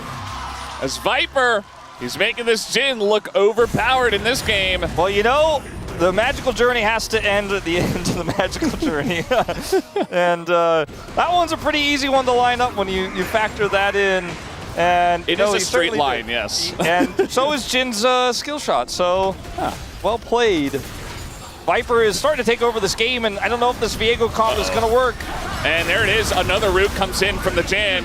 And against a Karthus, against a Varus, against a Bard, you're just feasting right now. It's so many kills and assists. He has been part of 7 out of 8 of the kills, and so has Peanut. I mean, the value that they're getting from Viper on this Jhin, the setup from the roots has really done so much for HLE in these last couple of passages of play. Yeah, and this should be, I mean, we do have Chovy on the backside here. He is level 12, and Viper kind of in a rough spot, but a miss on the stun doesn't quite matter as the chains will hit, and that is a couple of kills. Chovy on the flank, they did not see this one coming. Even the Requiem going to be utilized here just to take the kill down. Gen G strike back. Beautiful flank coming out from Chovy. I feel like if he gets on the back line, and again, squishy comp falls over quickly, those tools aren't necessarily available. This game feels so volatile with just how much momentum each side can find so quickly. It's just such a weird composition to play against and to try to pilot here. You're tracking a Karthus jungle, but you're also tracking this Viego, who actually walks on the top lane here. Viper channels his ultimate. Oh, this is actually the play earlier where Rhodes tried a magical journey out, but the pathing here for Chovy. And okay, I want to see the pathing from Chovy in this real fight. Yes, this did happen. They were trickling into. So the pathing from Chovy. Yeah, so the pathing from Chovy here from the top side comes through. They have a controller, but he goes invis, and Viper is just like, he has to walk towards the left side here because he's like, well, I can't get out. Like, Chovy will just run me down and kill me. He's super immobile in this situation. And Chovy's just like, all right, cool, now I've got resets. Now I'm just running amok through this comp, and with the transformation, somebody can lock him down. Nobody can stop him. And unfortunately, Zeka and Zeus really just weren't there. It was kind of a greedy call, and Chovy walks around and takes him out. Yeah, and that's the thing you were mentioning before, Wolf, where it's like this Viego, not only does he have extra gold, he's got extra levels. He's level 12, you know, coming in behind Viper, who's extremely fed. That's the only reason Viper was able to be level 12. But having a Viego be this strong, generally it's the jungler who's like waiting desperately to pick at the, you know, who's like very squishy. That's why we call him Paperman. He's like just trying to be a vulture and pick on some of the low targets and get some resets. But no, it's Chovy. Top damage in the game. That leads the charge. Yeah, and top farm in the game. Chovy is definitely Chovying. And also, it's Infernal Soul, which I feel like just ups the ante, because obviously it's high value, but also if either team gets it, it's just going to explode everyone. Like Karthus with that is just in Jhin as well. Like the base damage becomes just obscene, so both teams seem to be setting up for this dragon that's coming up. Plus the fact that it's going to be a 3 Infernal Soul with some of those additional stats as well. We split 1-1 the first Drakes. As Herald is just going to charge through the mid lane. Don't know if they quite have enough damage to take it out, though, on this wave. Yeah. Not quite able to get that, but this does open up this dragon. Not a lot of vision here as Peanut. Oh, he's caught max range. He is able to flash out, though. But he has to utilize his ult. He doesn't have to, but he gets out of there. But again, none of that really matters. What matters here is that Gen G get the Infernal Drain. But I think, you know, Zeus doesn't have TP and is pushing top. I think the call from HLE was not to contest in the first place, so Peanut being that far up, far enough that he could get caught, it's just a mistake. Could have backed up earlier, could have given more space, and then he would still have his Summoner spell and his ultimate. And instead, we're seeing Zeus. I mean, I think this trade is fine. They're still a long way away from Soul. A second Dragon's not going to do that much, just a small percentage of extra stats, and Zeus got 2 towers in that push. Yeah, it's a lot of money to this Gnar. That's going to be a big threat, especially taking out this Scion later on. You have an 80 carry that went Collector first, is now getting some of that armor pen, but having a secondary carry in the Gnar is pretty huge. I mean, they have Zyra. And Gen G, I mean, they do have teleport for Chovy, but I think because of that, it's a bit of a... It's the sort of play where I respect it, and the Zyra can take it very quickly, but it doesn't even take Gen G being there to combat it. if we've seen Arakan like nearly kill people by itself and the Shred as well, all it would take is Canyon to press his R button. Yeah. And he would probably get a triple kill. So I think a good move to back away. I think they were like expecting potentially they could get a teleport out of Chovy off that play, but won't read it too well as Zeus. I mean, yeah, he's still here. Says he's gonna hop over the top, but look at this. Now we get a Requiem. Is it enough? Not quite, as he goes Mega as well. Oh, he nice will dodge. barely survive. Very nice dodge there in the end. And now Chovy maybe in a bad spot. Level 14, can they punish? The TP is coming in. The Bard stolen by Zeka. Gonna keep Chovy around, but everybody's golden forever. As now Zeus not even get the timing down. And that's a kill from Keen to punish. Just trying desperately to take out Chovy is not going to work in this play. Gen G pick up 2 kills. As now the knockup comes in on Akeem, but Viper can't do much damage to him just yet. It's just 2 kills to Gen G. And, I mean, it's a scrappy fight, but it's proactive plays from Gen G. They match the teleport there, get Zeus down low, and then end up winning the fight because they had their own counter Bard ultimate there to Zeka's to actually buy enough space. Chovy flashes as soon as he's out of stasis to get away, and unfortunately that Gnar is just too low. It all starts off with this, where Zeus is like, I want some of this wave, gets a little bit too close to the Viego. The Shroud here, loses most of his health bar. If he doesn't have the Mega at this exact moment as well, he was probably just dead. Yeah. Yeah, I think so. And honestly, this passage of play was kind of comical because it reminds me back when Stopwatch was a rune and every fight was just full of stasis, but the double delay and then the slightly mistimed ult from Zeus, but to be fair, I think he just wanted to use it before Mega died down, before he got punished. And Chovy just get away, and the turnaround is so big. Just quick flash out of the Tempered Fate where he's caught out of blast. I'm gonna flash is what he said. I have to use flash here. Yeah, because Duro's trying to keep him alive there, and he's like, ultimately, I'm still going to flash out of this one. As once again, Chovy does have TP. I think they want to get it. Yeah, I mean, you can always threaten. You don't have to overextend for this, but especially from behind, it is kind of scary. The thing is, I don't think Gen G ever need to TP Chovy in because the threat at the Arakan is so big, combined with the Karthus ult, and also Chovy doesn't need to be there at the start of the fight. He just needs to be there for the end of it, and he will clean up. So I think it's kind of like a null threat coming out from HLE, and I think Gen G see through it. Yeah, Gen G definitely reading them quite well on this one. As, you know, Chovy is now heading up and may even be able to set up a flank here as they push that bottom wave so far up that what Zeus is doing is so transparent. And when Chovy's missing on the map, it gets a little bit scarier to be posturing like this as Hanwha Life. Especially because he does have that TP. Is seen now on the bottom wave, and we're just playing tug of war here. Yeah, I mean, at this point, Arakan does get a bit scarier even because Baron will be available by the time while you still have the buff if you take it at this point in time. So it's going to be Gen G that have everybody up here and just threatening this one. I think Zeka showed that he was going bottom and they start this up. He doesn't have TP just yet, now shows up in the mid and they're like, okay, well, I guess we stop. Yeah.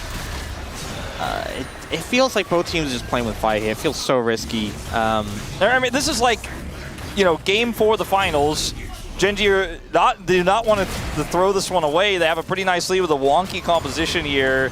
They're playing with fire, like you say, but they are certainly going to walk away if it looks like things could get a little bit hairy. And now the Dragon is spawned, so Gen G sidelaning their way to the next Drake spawn. It would be soul point for them if they can pick this one up. I feel like Gen G should just be focusing more on getting as many Infernal Drakes as possible. There's so much vision control around this Otacon, and yes, it is a high-value objective, but you can see that Hanwha Life Esports, they have their eyes set on this Infernal. And remember, guys, Chovy is not the jungler. He does not have Smite as the mid lane Viego, so he can't just kind of, you know, sneak this one away solo. This is weird though, because I thought it'd be a smart play, because Chovy can solo the Dragon and threaten it. So you threaten that, and on the other side they take the Arakan, but Ruler wasn't in position, so it's just gone, and they're so slow to move over to Arakan. HLE should be able to get up here, I think, in time? Yeah, I think it's just a bit of a misread here from Gen G on what Hanwha were prioritizing. I think they get it. They might be able to try to fight, though.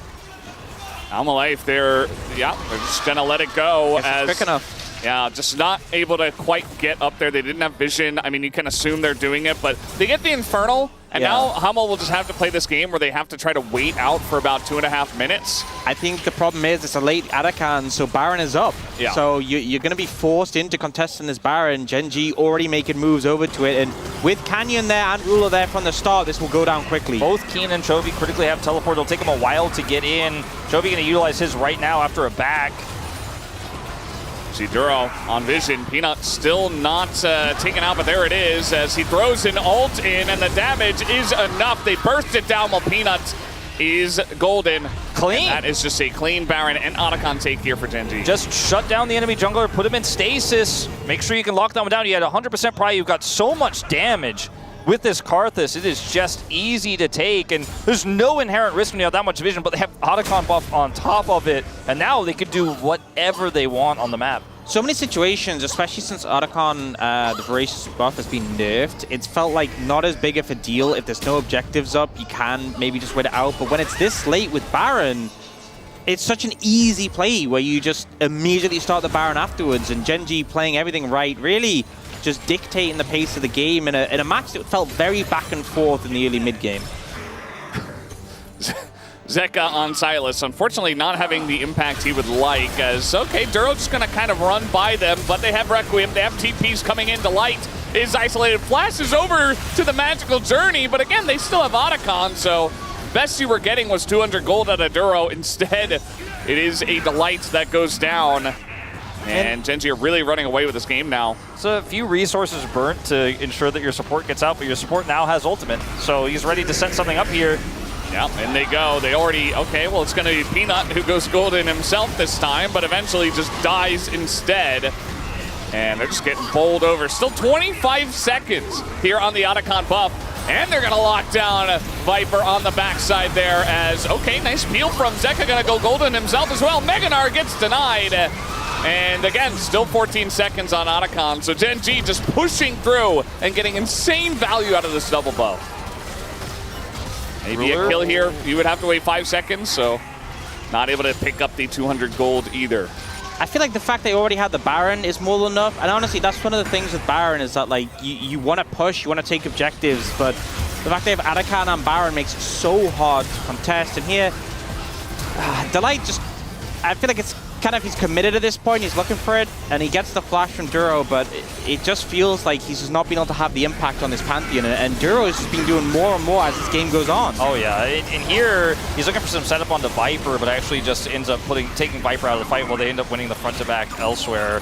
As you can see here, takes Viper out, gives them a lot of space, obviously, because Viper can help heal here a little bit. They get Zeka into stopwatch. Chovy does end up withdrawing, but helps get the kill on the Zeus, and they just force their way through to take out this inhibitor turret.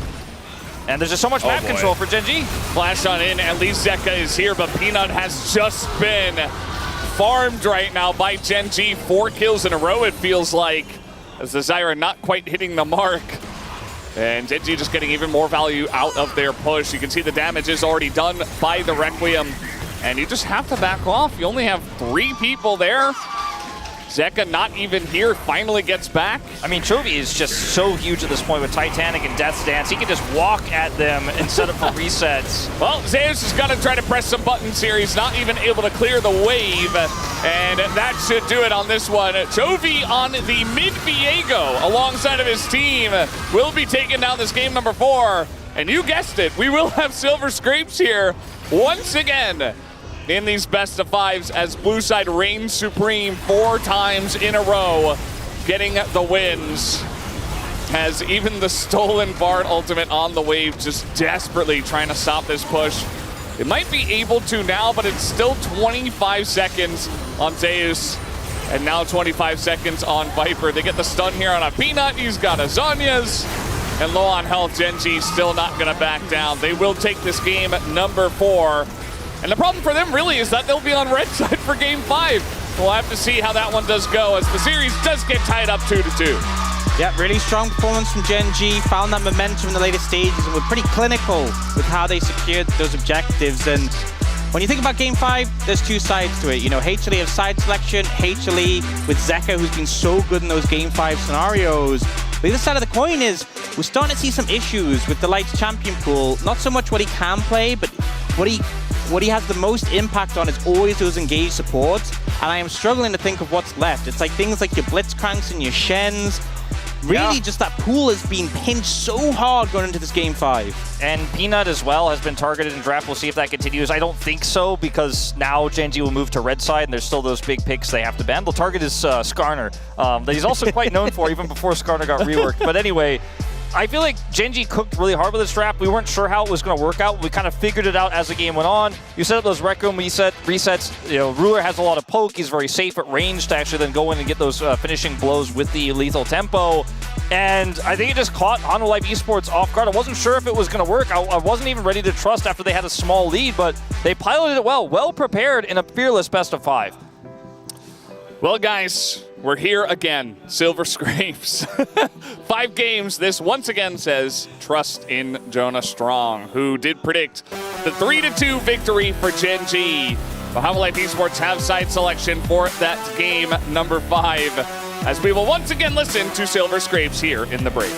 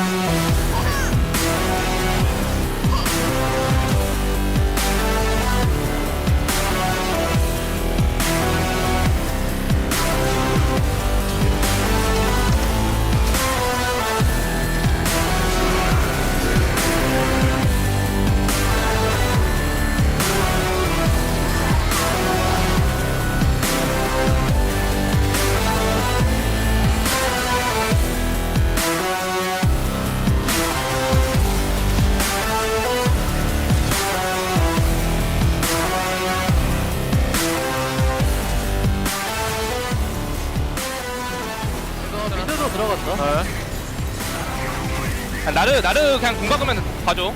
오케이. 나 이번에 옆자리에서 공 대고 공 한번 써볼게. 한번 써도 돼요. 빨리 좀 와. 나르. 형, 나 미켜도 돼. 나로 나자. 야, 나르. 찐 노플. 박아. 야, 미들 끝내. 가자. 미드 가자. 어떻게 깨줘. 들어가면 끝날 듯. 자기가 3초.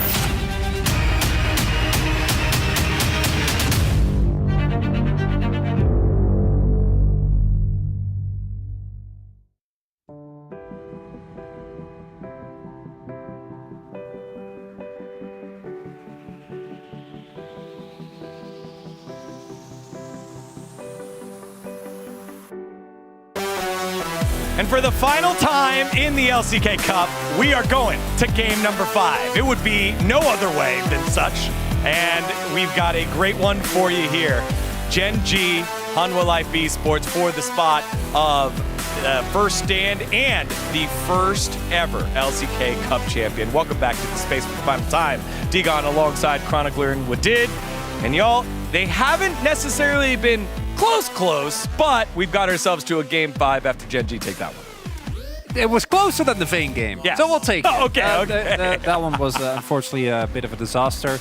And it's yet another showcase of the joy of Fearless. As you're highlighting, this is the final game that we're going to have for first and domestically, or before first and final Fearless game we're going to have for the LCK throughout the rest of the year as well. And man, I don't think otherwise we would have seen Viego mid, but that Viego Karthus 1-2. Yeah. Woo! That was really good pick right there. I mean, I think they knew that Karthus is coming, but not Viego mid. Yeah. I think that Viego mid kind of changed the sequence about the draft. I feel like, I mean, before the Viego, we were kind of curious about their draft because there are not many good AD picks against Sylas. You know, Sylas is definitely one of the tier 1 mid laner right now, but if you have Grass Viego in the mid lane, you can actually pressure him in the lane. And also, when you think about the side lane, I think Zeus could actually pressure Sion on the side, but he actually couldn't because Viego was perma pushing on the side lane. Yeah, so it not only creates a problem in lane, it doesn't just synergize well with Karthus, but it kind of puts Zeus on the back foot and it takes the Sion out of a really rough matchup. So it just ended up working wonders, and it makes me very excited for what we might see in game number 5 as well. And I love the symmetry of this. Isn't this what happened in the first series? In game 4, it was the multi-swap there by Gen G in drafting another masterclass here by Coach Kim. Let's take a look at how it all played out here in game number 4. And the first one is why this composition was so difficult despite an early fight win here for Hanwha Life Esports. Yeah, I mean, normally when you see this formation right now and the position from the Karthus, you might think that, oh, it's lost fight. But when you think about his passive and also how Viego works, is that if after one kill, you can actually do a job here. And also, Karthus, even though you die, you just get one shot, it doesn't matter. You're going to use your passive, you're going to use your ultimate, and it synergizes really well with Viego pick here. It's just to highlight that, like, that fight looks kind of doomed, right? Like, you have Viper zoning them off. Yeah. Canyon is a Karthus that can only flash over the wall and they get caught. But just because of the burst damage that's there, in combination with the Viego resets, it just is such a cool 1-2, right? It kind of reminds me of what we've seen in the past with Viego Lissandra, where you also have the, you know, after death passive when you kill opponents, but then with the Karthus. And even though Hanwha Life, I think, found some ins in this game, we were just saying to each other, like, eventually, you're just going to reach a point where Karthus and Viego are going to take over the game, and that happened pretty early on. This is like 20 minutes in, and Chovy just goes bananas. Yeah, exactly. I mean, I already mentioned that Zeus couldn't do anything on the side lane. I think the Viego pick, not only in the lane, also the side lane, it was a huge factor that they had advantage in general. And also, this timed ultimate from Duro saved Chovy here. I think it was the last moment that they can actually bounce back.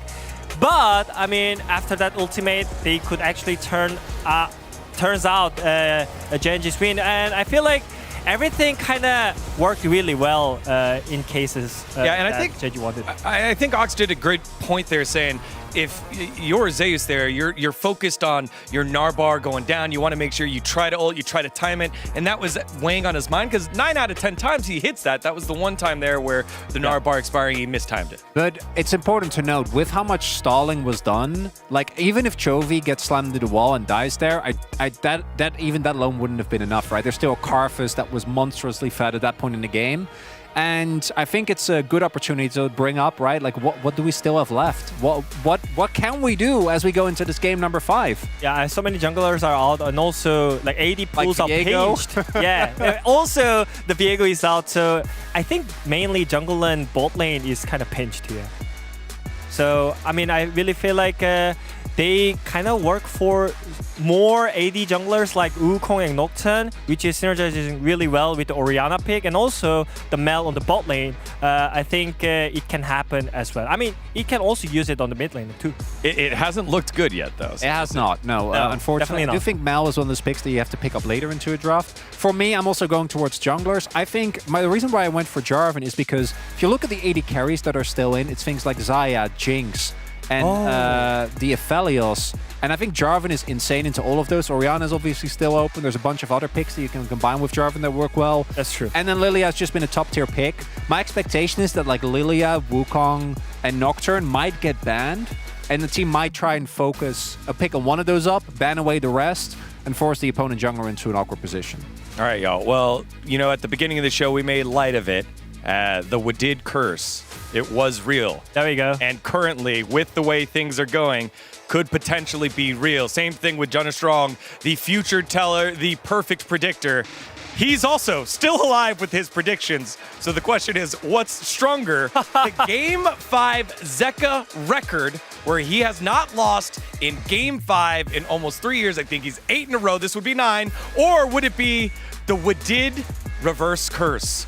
Wadid, what do you have to say for yourself? I mean, maybe I have to say sorry to HLE after this game, but I strongly believe in them, by the way. Like, I think... Stop! No! If you're an HLE fan, tell him to stop! Tell him to stop! Losing. Guess who predicted 3-2 5. HLE? I did too! I did! Stop! Flip-flop now! Oh my gosh. With that said, it has been a heck of a series. We're not done yet. One more game in the inaugural LCK Cup to decide who goes to first stand representing the best region in the world. Will it be Genji? Will it be Hanwha Life Esports? Let's find out as we go to the final game of the Cup. On the call, it's Valdez, it's Ox, and it's Wolf. Thank you, guys, on the space for breaking that all down. I was also on the Hanwha Life Esports side, but I was a 3-1 predictor. I am now out. I should have known the power of blue side.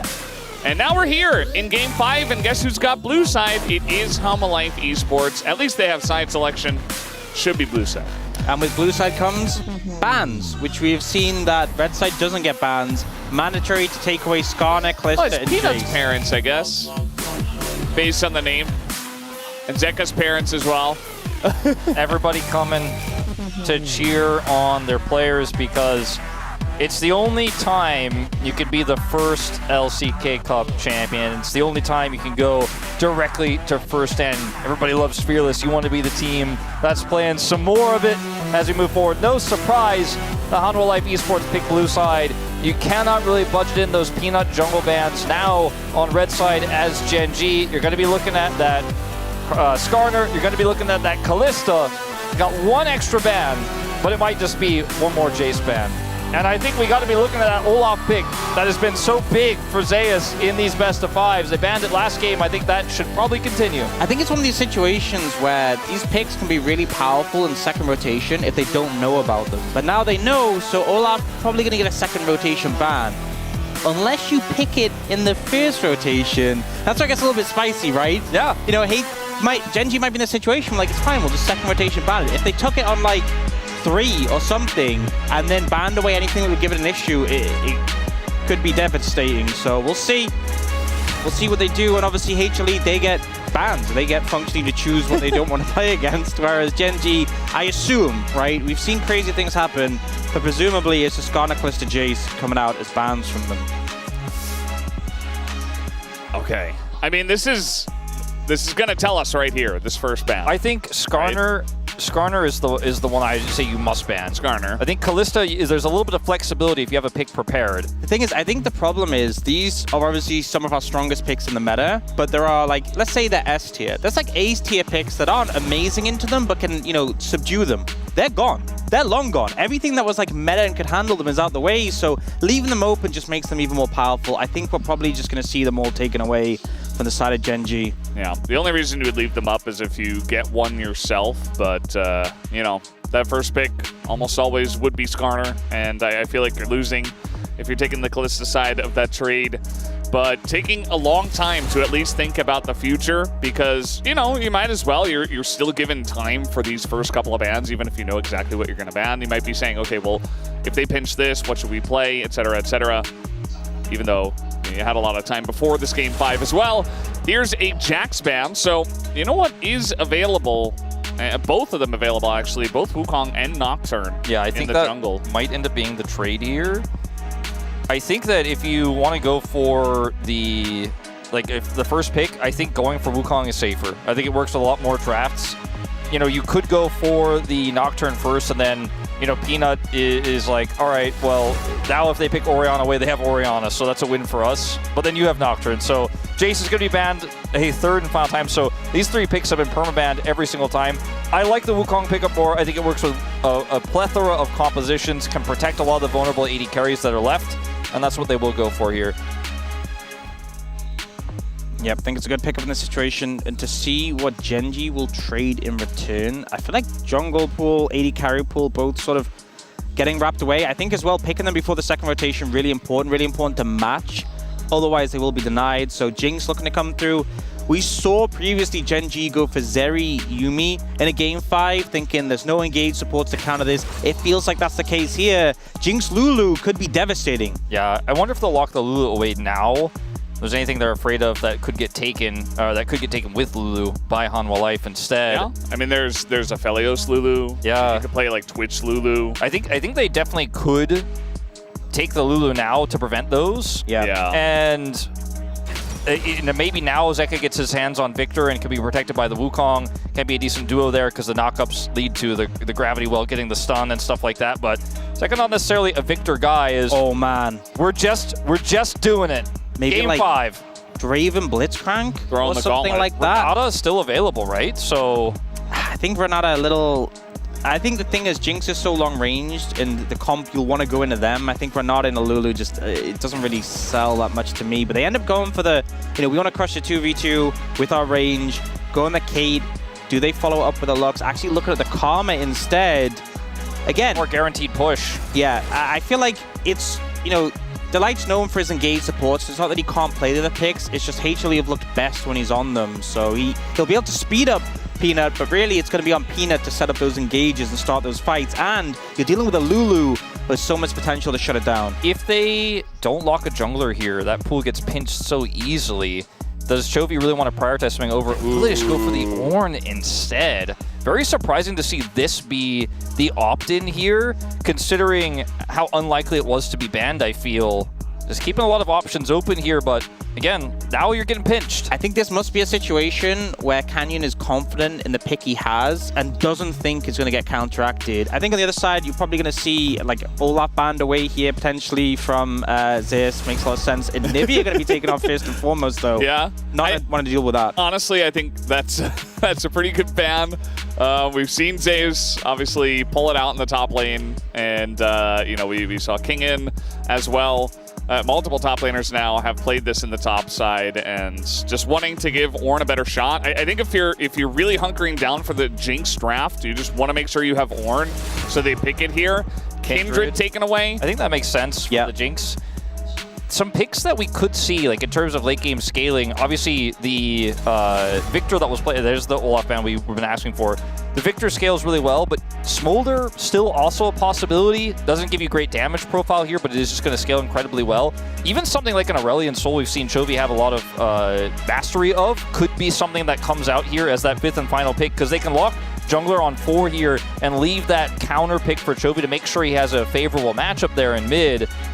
Tough call here on the jungle ban. You just don't know what Canyon's going to do next. I think the thing is, you're likely going to take that jungler on 4 here for Canyon, and then Chovy, you can really situationally adjust, because right now they have a lot of scaling already. And if HLE matches the scaling and you're confident that you can hold them off early game, sure, you can invest in more. But if they go for a composition with more early pressure, you might need something to match that earlier on. I was thinking about a Trundle pick earlier. Just we can be quite strong into Wukong, fight those resistances away. And also works really well with Ornn. We set up the pillar. It also means if you wanted to go like tank for tank in the top lane, it's just not going to feel good playing into a Trundle in this situation. It makes the front to back for Gen G absurd. Yeah, it's crazy. And we still don't know what that 5th pick for Chovy is going to be. Could index into more mid-game pressure, like you said. Ooh. This is a fantastic pick into what Gen G have shown, though. And he's going to lock it away. Our first of the tournament, I think it was banned once. And it's just so good into Ornn, has historically been. More magic damage, though, on top of Gwen, even Karma. Would be interesting. He could go for something like a Tristana and try to add some side lane pressure in here and break those tanks. But Victor Leandri's is going to be high value if they do go for this. It's a lot of magic damage, though, as you say. I think it also works as a denial on top of that, away from Chovy. There's that Aurelion Sol I mentioned. Yeah. I feel like Chovy's so confident on this pick. He's won lane with it. He's dominated super early, even in the early laning phases. Smolder's still also an option here.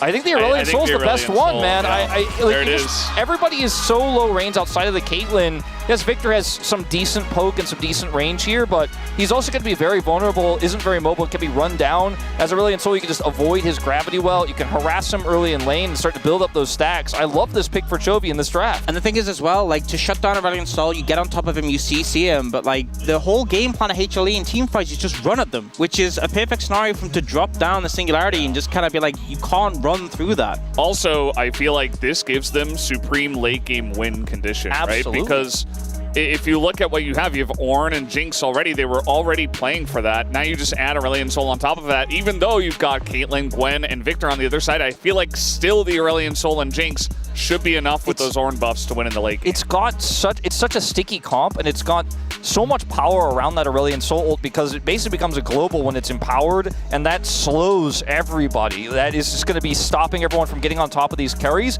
and it has good engage with the pillar. Plus, you have resets. Like, you have Jinx reset, and you have Aurelion Sol reset. People forget. They just think of Aurelion Sol as the big damage dealer later on, but he gets his flight resets, and he's flying through and chasing people down. You are just never going to get away. You have to survive the early game. You have to make sure this Gwen isn't a side lane threat later on, because that could be a huge problem. Very difficult to deal with here for Gen G. But if they get to the late game easily, it is a pretty tough win here for Hanwha Life. I think the early game is going to be so important. It's a Gwen against an Ornn. You can sacrifice the Ornn pretty heavily if it shuts down the Gwen. And if Zeus isn't enabled, I think Gen G will just take this one. Well, a very interesting way to cap off the finals here at the LCK Cup. Let's hop onto the Rift and finish it off right now.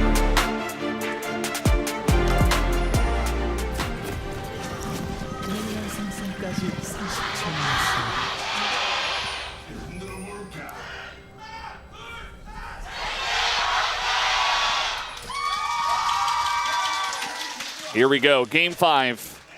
It all comes down to this. Who will be representing LCK at the first stand here at Lol Park? Who will be taking down the first ever LCK Cup? And who won't be? You know, we'll lose 5 of these players in an international, you know? Like, I'd be happy with either team with the performances we're seeing from these guys in playoffs. And the fact that we have to grant only one of them the championship here for LCK Cup and send them feels sad at the same time. Remember, both these teams went to Game 5. Last time they matched up with only Ox predicting Hanwha's win in the summer playoffs, and they got it done. Maybe Gen G can settle the score here in this fifth and final one. The last 3 times they've matched up has gone to Game 5 as well. The earlier one they had in this tournament. It feels like they're going all out every time, and especially with the addition of Fearless, it's really pushing these players to their limit. You know, we saw Chovy Viego, now Chovy, Aurelion Sol coming through. Zeus, who has been honestly such a boon to HLE in Fearless, but bringing out the Gwen, the Trundle, just picks. You know, we've seen these players play these picks. It's been a while, though. Certainly has. PTA Trundle makes him a bit of a duelist, bit of a big threat when he gets on top of you, starts spreading those resistances, bites you, chomps you, I guess is what it's technically called. I mean, the AD steal as well on the Wukong makes it so hard to play into early. Chovy trying to get as many stacks as he can here early. You can get stacks, obviously, from executing the minions in the E, but also from channeling Q, you break the enemies into Stardust. So as long as you can keep channeling that Q onto the enemy champion and your lane matchup, you can start to build an advantage there. Getting Zeus ahead, I think, is so critical for Hanwha Life. You make him into a side lane threat, so hard to match. And then you could just control the map, control the macro with the side laning Gwen. But see the difference, like we have Ruler alone here, whereas Viper and Zeus are splitting it because, you know, you have these 2 carries, you want to make sure they have an even spread, whereas Keen is like, I'm an Ornn. I'm really not that bothered. I'll just walk around, leech a bit of XP here and there, you know, toot my horn in team fights. That's all he has to do. Well, he does need to get levels and give items over, but that will come in time. I really don't foresee this game ending anytime soon. I would imagine that this has got to go at least 30, 35 minutes. And in that case, you know, eventually Ornn will get his side lane, he'll get his levels. Might come slightly later, we'll see about the timings on the items and stuff like that. But yeah, for now, just hanging out, not stealing any farm, and Ruler's by himself in the top lane. Isn't it wild that at the very beginning of this year, the very beginning of the season, the big overblown thing everyone was talking about, feats of strength, it's so important, it's going to break the game, it's going to be so snowbally. If we were watching this game back then, we'd be talking a lot about Caitlyn getting that first turret. But right now, looking for maybe more than a turret as Keen is getting zoned away. But even still here, you're feeling okay about how this is going because of the split gold. You mentioned Ox. Ruler is also getting a ton of money. You can look at the gold difference between these 2 AD carries, still relatively even. Oh, Keen, he's going for it. He's trying to get in there. Oh, he just wants on it. A little smidgen of XP, and he will get in.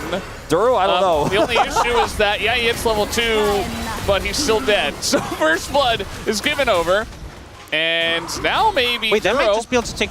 It's so low. I think they'll back away with Canyon being there, but that tower is dangerously low. And one of the things, you know, when they were making changes to discourage lane swaps, you obviously get shorter lane swaps now than we did before. It's because they made the plates and bot lanes so much squishier. I mean, the plates in general, but obviously they don't have the fortification.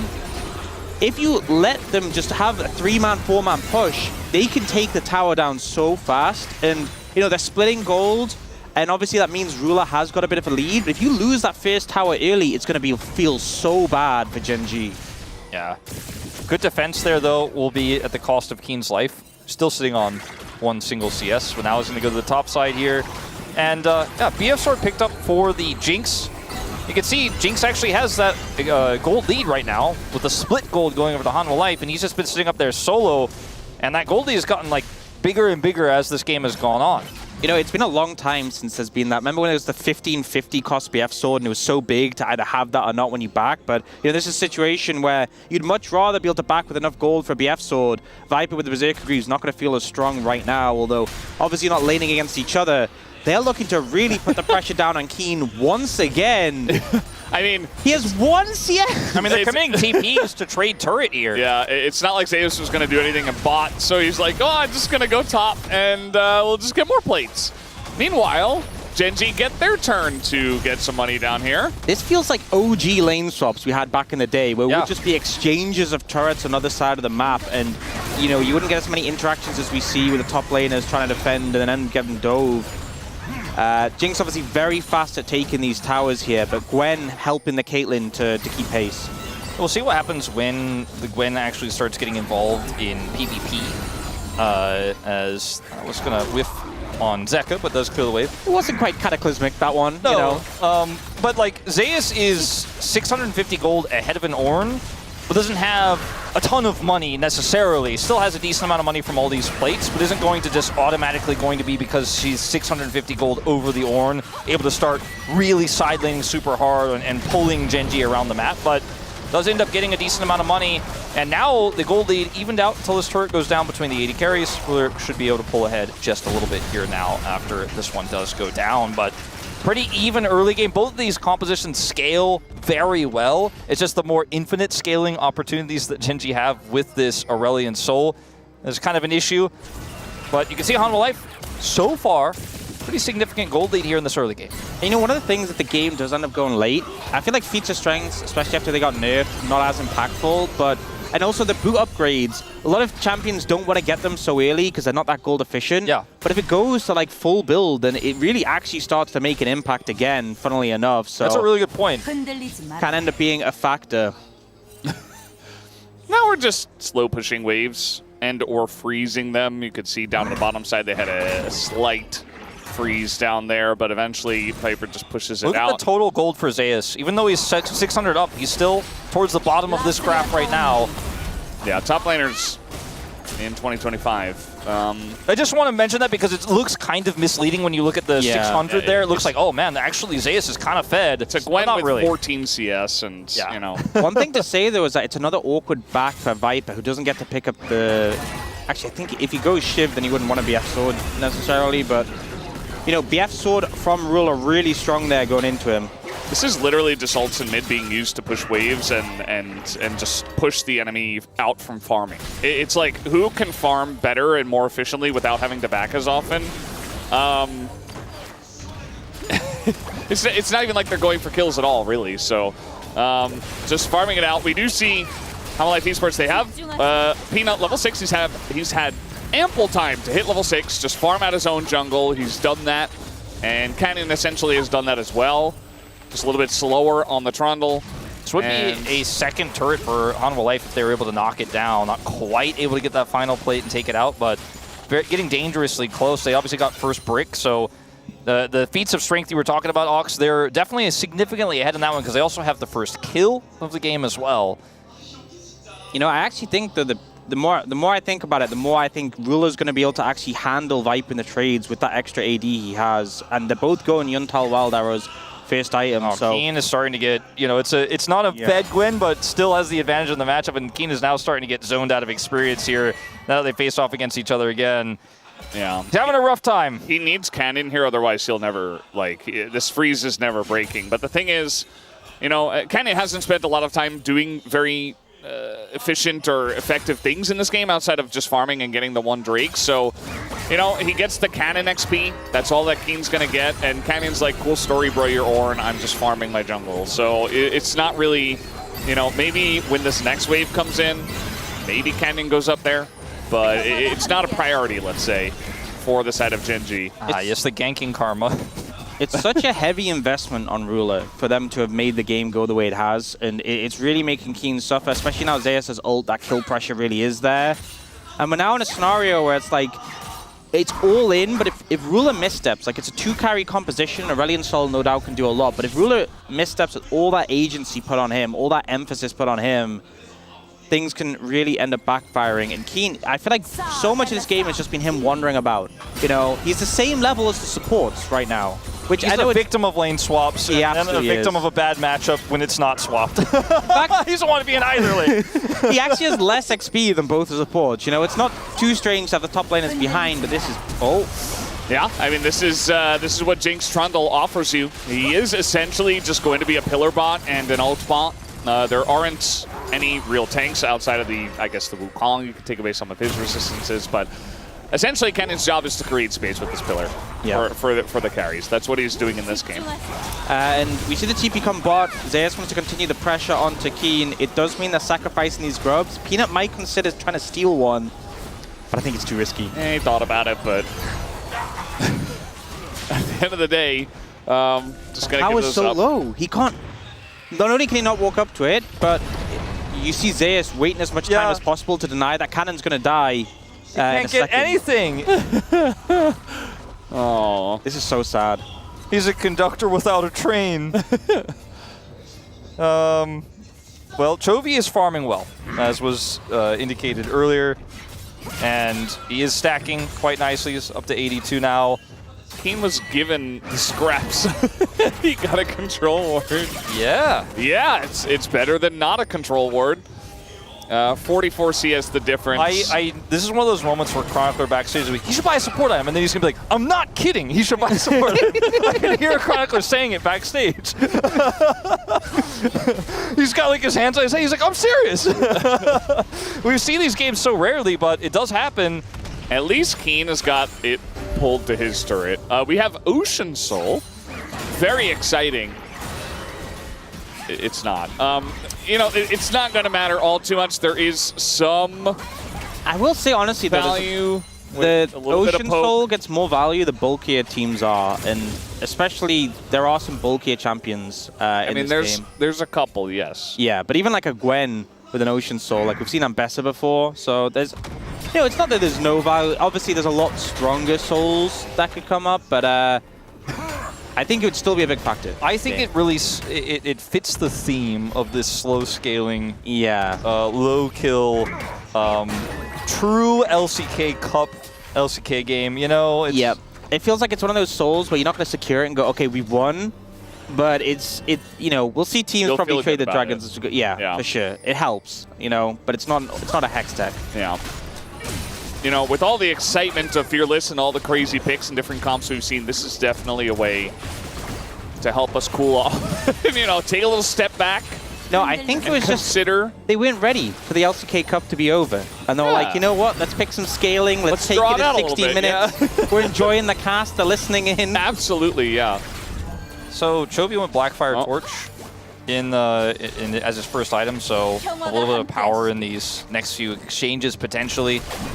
Sometimes you go Leandri's first into Rylai's. I imagine he still has to build the Rylai's second here just because you need that slow. It's going to be so important in these team fights.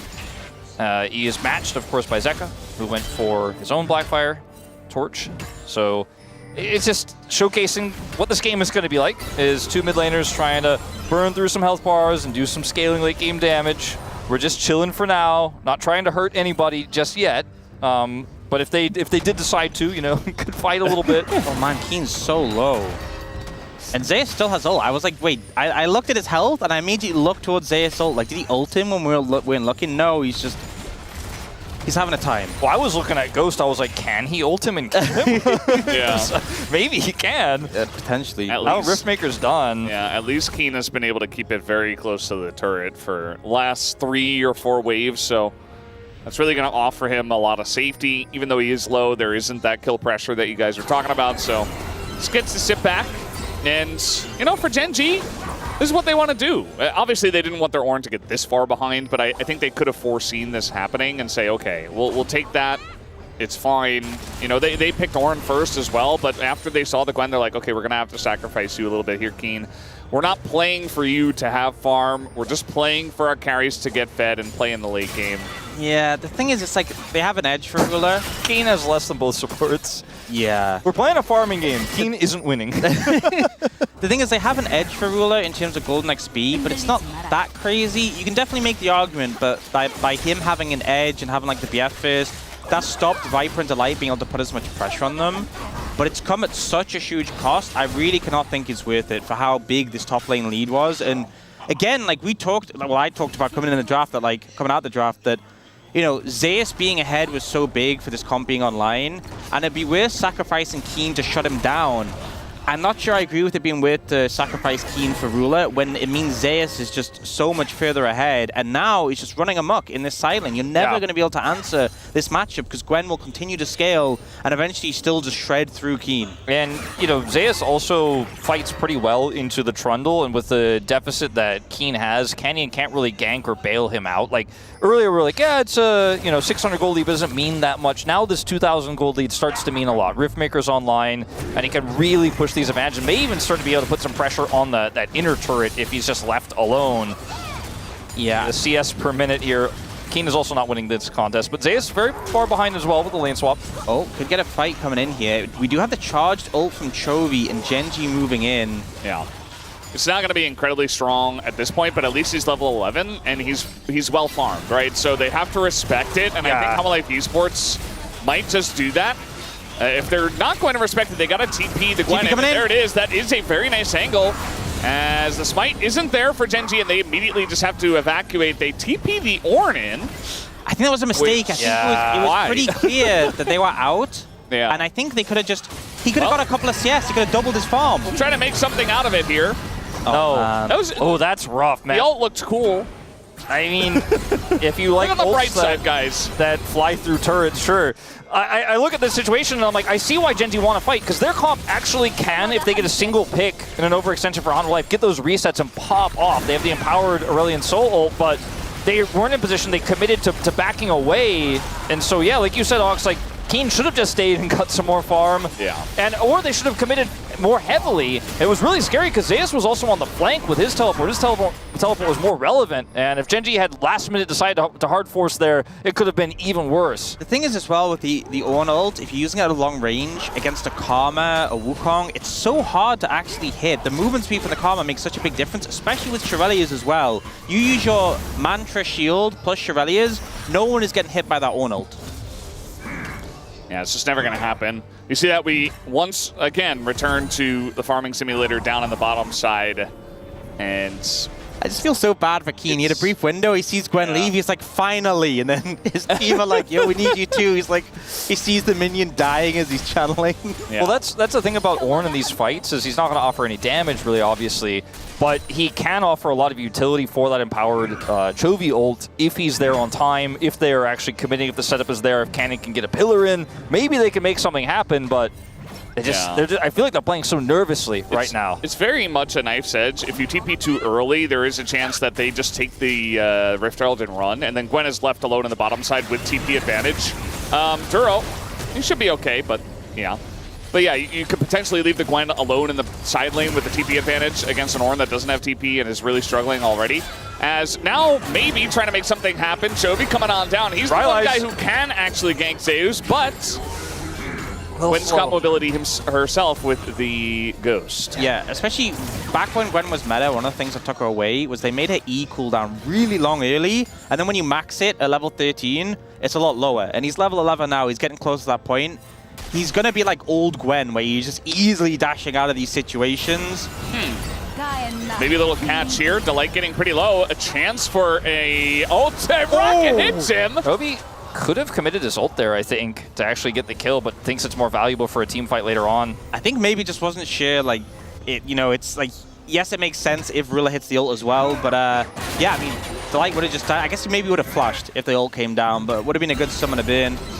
I think that's one of the things with the Aurelion Sol is that when you have the empowered ult, it's so much more of a decision to burn it. Like we saw Zeka and Viper both burn their ults on on Duro. It's kind of whatever. But when you have the empowered ult, it's like so much more of a serious decision as to, do we really want to commit this for this play? It just shuts down like both Gwen and Wukong so incredibly well. The Ryleys is a huge spike for Aurelion Sol because he can chase you down with impunity in all these situations where someone's overextended, Chovy starts burning them, slows them, the rest of the team falls up, suddenly you've got a Trundle on top of you and you're just dead. So they have to play really respectfully. Chovy is fishing for angles here, but Homolife, a lot of map control, a lot of respect shown to this Aurelion Sol too. So while they technically get caught by him and slowed, they're not so far forward that they can end up getting killed. I just thought it was so funny, the little noise it made when he hit the plant there, and it's like, Keen's like, yes, I've got some XP. So happy. He's out here. He's doing We are his best. stacking. Yeah. We could have had double stacking. We were talking a little bit about Smolder in the draft as well.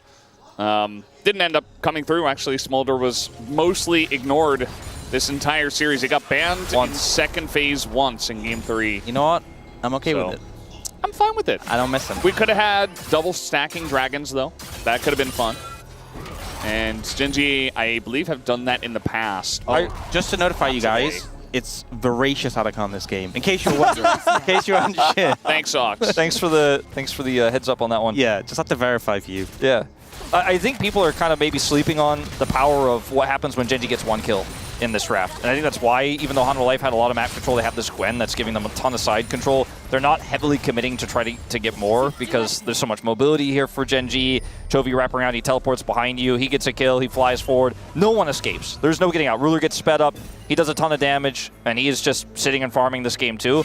I mean, he's only 350 gold up. These things are pretty inconsequential when we just keep farming, we're not fighting, but one wrong team fight for Hanwha Life and some of those side advantages just start to disappear, and then Chovy gets too big. So, and because it's Ocean Soul, I think we're going to see a little bit more of this. As Peanut is Wukong. Might be forced to dash over the wall. He was. Yep. Got him! Yeah. They did it. I mean, fighting for pressure around the Otacon is very interesting. Yes, both of these teams want to scale, but if somebody could sneak away an Otacon with, you know, as little action as possible, or if, you know, as you were talking about, forcing one of those big team fights where you've got all of your potential shutdown abilities, you know, the Empowered Ultimate's still available for Chovy. You know, honestly, that would be huge. That would be a huge swing, even though we are talking a lot about the late game in this one. Oh, this is big. That's a turret. Power. Yeah, getting mid tier 1 against Aurelion Sol, definitely nice. And Chovy's also could have ulted that, but is similar to what we were talking about before. He's like, this ult is just too powerful and too powerful to waste for something like this. It genuinely could be a situation where if Chovy ults the mid wave, HLE see that as a signal to like start up Otacon or the, I mean, definitely the Dragon. TP coming in from... He never gets to farm. Sorry, bro. We have a level 11 Ornn who is looking to party. We got another TP, but it's very late as Chovy only gets here now. The Drake's already gone. Man, some slow macro moves here from Gen.G. They could try to turn this into Otacon, though. They have a ton of burn with this. A ton of damage. Yeah, with this Aurelion Sol, you just hold Q. They can kind of zone them out as well. Ornn, Aurelion Sol, a lot of space control, and Hanwha Life Esports is just going to say, okay, take it. They don't care. He's pushing hard, and I mean, that turret is basically just going to disappear. I mean, it's gone. They are giving away Otacon for free, so that's going to be Gen.G taking down Otacon, but mid-inner is the trade here for Hanwha Life Esports. Thing is, you know, they need Ornn to be there to set up the engage, but he's also the one who has to answer the Gwen. Like, Otacon buff, in and of itself, it only lasts for 2.5 minutes. What can you translate it to? Because just getting the buff alone isn't worth it. You need to get something else. Baron is going to be up while it's still available, but it's risky to end up in the pit against HLE. I think they want to try to force a pick here, but it's so tough. And I kind of agree with you, Ox. I feel like the inner turret might even be more valuable. Viper, really awkward spot here. He's getting burnt to a crisp, and that would be worth with the Empowered ult is going to hit him. They get the flash. That's out of the Caitlyn. That's kind of, for me, like, that was when we decided to use it. I think now Viper doesn't have flash for if they force Baron. But really the question Chovy doesn't have Empowered ult for Baron either. Yeah, does Gen.G want to force it? Yeah. The thing is as well, if you do Baron, the risk of it is that it can just be stolen regardless of whether you have the Otacon buff. And also, you end up in the pit, which is super dangerous. Like, if you lose a fight and you have... If you lose fight and you lose Baron, but you don't truly die because of Otacon, you're not feeling good. Yeah. You're not like, oh, well, it doesn't matter. It definitely does matter, so... And to be... I really agree. Like, Ox didn't explicitly say this, but it kind of implied there may be some potential of Hanwha Life just getting that inner turret being more valuable than the Otacon itself. With these compositions, how they scale, and how difficult it is for Gen.G to set up like a dive, they can get picks in team fights and 5v5s. It's just not that valuable for this composition. It's not like they're running a Vi Ahri comp where they could just hard push now, and they don't have a super strong side lane champion. They're the team that has the Ornn, so Hanwha Life making the right call, I think, to let that go, push instead for mid, as this Otacon buff has gotten very little here. Now, if you lose this Baron fight to Hanwha Life with those buffs gone, by the way, and Gwen has Baron buff, that's basically game. That is game, yeah. So you have to be so cautious. Now that Chovy doesn't have his Empowered ult, things are looking a little bit less safe than they were before. I'm not saying it's unwinnable, but that was the call he made to try to kill the Caitlyn. Got the flash, but how much can they actually punish that? The thing is, it's ticking away. It's gone up to 22, 21. If you don't immediately start the Baron on spawn, it's never happening. Yeah. As you said, thin window. That window is gone. And ultimately, the only lasting effect of the Otacon buff is you get a tiny bit more gold on each kill, which is just a non-factor. But I mean, now Hanwha Life have prio over Baron. And, you know, this starts to get a little bit scary because once you have a little bit of vision, you have prio, and the Gwen starts side laning, Zeus is going to pull Gen.G to deal with that. It is going to at least be Chovy who deals with it. It doesn't have teleport now, but will shortly, thankfully for him, because Ornn isn't dealing with it anymore. This game is about to explode. Oh, it really is. Feel it, because, you know, we've been sitting here for 25 minutes with one kill. One kill! And eventually they have to press their buttons at each other, right? Somebody has to go in and do something. It just feels like, as we've talked about, they want to scale, but here we go. That's a button pressed, as they're not really going to hit anything. But they pressed their buttons, guys. That's something. And now Gen.G have to run away from the massive Gwen that is doing a lot of damage, but they just flash out of there. That may just be Baron. I mean, everybody's super low here.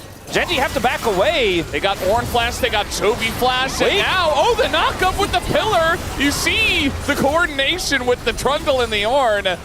And it's just some low health bars. I don't think HLE Esports can start up the Baron, but at least we got to fight. I mean, I think if that pillar doesn't come through, maybe they can. I feel like the initial play was to get Zeus' TP. And then HLE were like, well, we burned TP, we want to get something from it. And I think getting the flash from Chovy was big. Like, you have to have your own gear to start the fight. They get a TP, they're like, okay, back away. We got what we wanted. But HLE are like, look, we committed TP, we want something more. I think them getting the flash out of Chovy really makes this okay for them, right? You're not going to have as much pressure on the side from Gwen, but this is fine. But then they just step a bit too far, and Zeka goes way too far forwards. Yeah. I mean, the whole game plan, I think, for this play, you see Chovy flying in from the bottom side there, is they know that there's no flash still on this Caitlyn, and they also Ornned the Caitlyn as well, so they're trying to pick him, but there's just such a robust front line there, especially with the teleport coming through from Zeus, that picking him isn't going to be realistic. And now with Chovy with no flash, does feel very scary. He's sitting on 300 stacks, though he is really starting to hurt, and his slows in the team fights can really help give the Jinx the space to get that first reset against this Wukong Gwen composition. Yeah. We talked a bit about Ocean Soul. You can see that Gen.G are not giving this for free. Zeka's TPing over just to join them in the fight. Zeus is on this flank angle, which is so threatening, and this would be Soul for HLE if they can secure it. This is such a tense moment here. This game, like you said, Valdez, about to be blown open. Both teams so scared of what it means. Yeah. You see the traps are setting down. It's really corralling Gen.G into an awkward spot. Chovy on the flank here himself, just threatening Peanut, but so is Zeus on the top side, as we talked about. Ruler's really got his mark on him up there. Here comes the Ornhorn. Peanut in the pit is going to be forced out. As they try to burst it down, they just want to take that one as a big knockup comes in into the Chovy. Oh, they get Peanut, and Peanut's taken down, but what is the cost? Chovy is going down super low as it is stolen away. No Ocean Soul comes in. Gen.G now on the run, just trying to disengage, and they will be able to. Chovy, though, not sure about him. He should be able to get out in this. I think he has time. Oh man, Chovy played that on the edge, living with what looked like sub 100 health there. Yeah. Able to then TP away to safety. They secure the dragon. They deny it from Hanwha Life, the soul there. And we go back to farming. Hey, we had a couple of kills. I mean, this game could not be more tense though. And Viper, still a vulnerable AD carry here, but the Ornhorn is really just designed to keep Peanut at bay here. Then they lock him up. The ultimate is committed here from Chovy to kill the jungler. Zeus ripping through the backline. Barely does Chovy escape. This would feel a lot better for Hanwha if they end up picking him off here. Killing Keen, not the biggest deal in this game, not worth too much money. They just have to run away. And the scaling just continues here for Chovy. Now he has Leandris. Now he has level 16. They continue to buy time in this game. And I think both these teams scale incredibly well, especially the Gwen in the side lane, but Chovy's the one with the infinite scale. Yeah, and the thing is as well, in that passage of play, in that fight, Peanut was so focused on the dragon, I feel, kind of just lost track of the fight. And if you don't have this Wukong getting on top of Chovy without a flash, it doesn't matter that he's lacking that summoner spell as much. Zeka. No flash. Okay, going to be denied there. Chovy's eating turret damage as well. They immediately call off the play. And Gen.G, they got the turret, but that might be a Baron call. Look at the bottom lane here. Yep. We do have Zeus just pushing with TP. I think you can just play for time here if Zeus is getting this pressure on the side.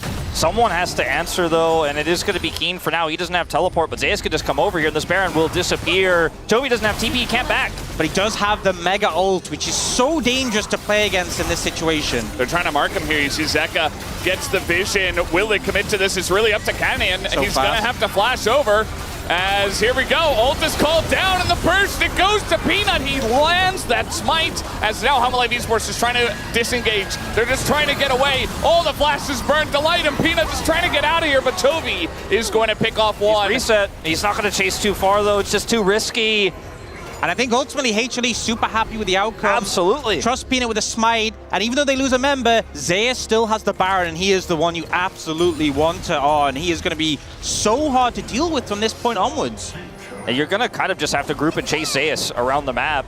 But that opens up an angle for Zekko's alone in the top lane. You can kind of 4-1 here as Hanwha Life, and Chovy has to be the guy to clear the waves. As we go watch this again, Canyon has to jump into this pit. There's a control ward in the pit here that gives him enough vision. They try to burst it down in tandem with Chovy's Q and his ultimate, but unfortunately not enough. And because Chovy uses his ultimate that way, they can't actually really chase down and win the ensuing fight. Even though he gets the first kill here on the Delight and gets a reset, chasing that deep when his team can't follow is just a bridge too far. Yeah, but now we have a situation where the next Dragon and the Baron timer are completely synced. So if HLE keep up the pressure with this Baron, you know, they'll easily choke Gen.G out the map and can just trade it, immediately go into Soul after that.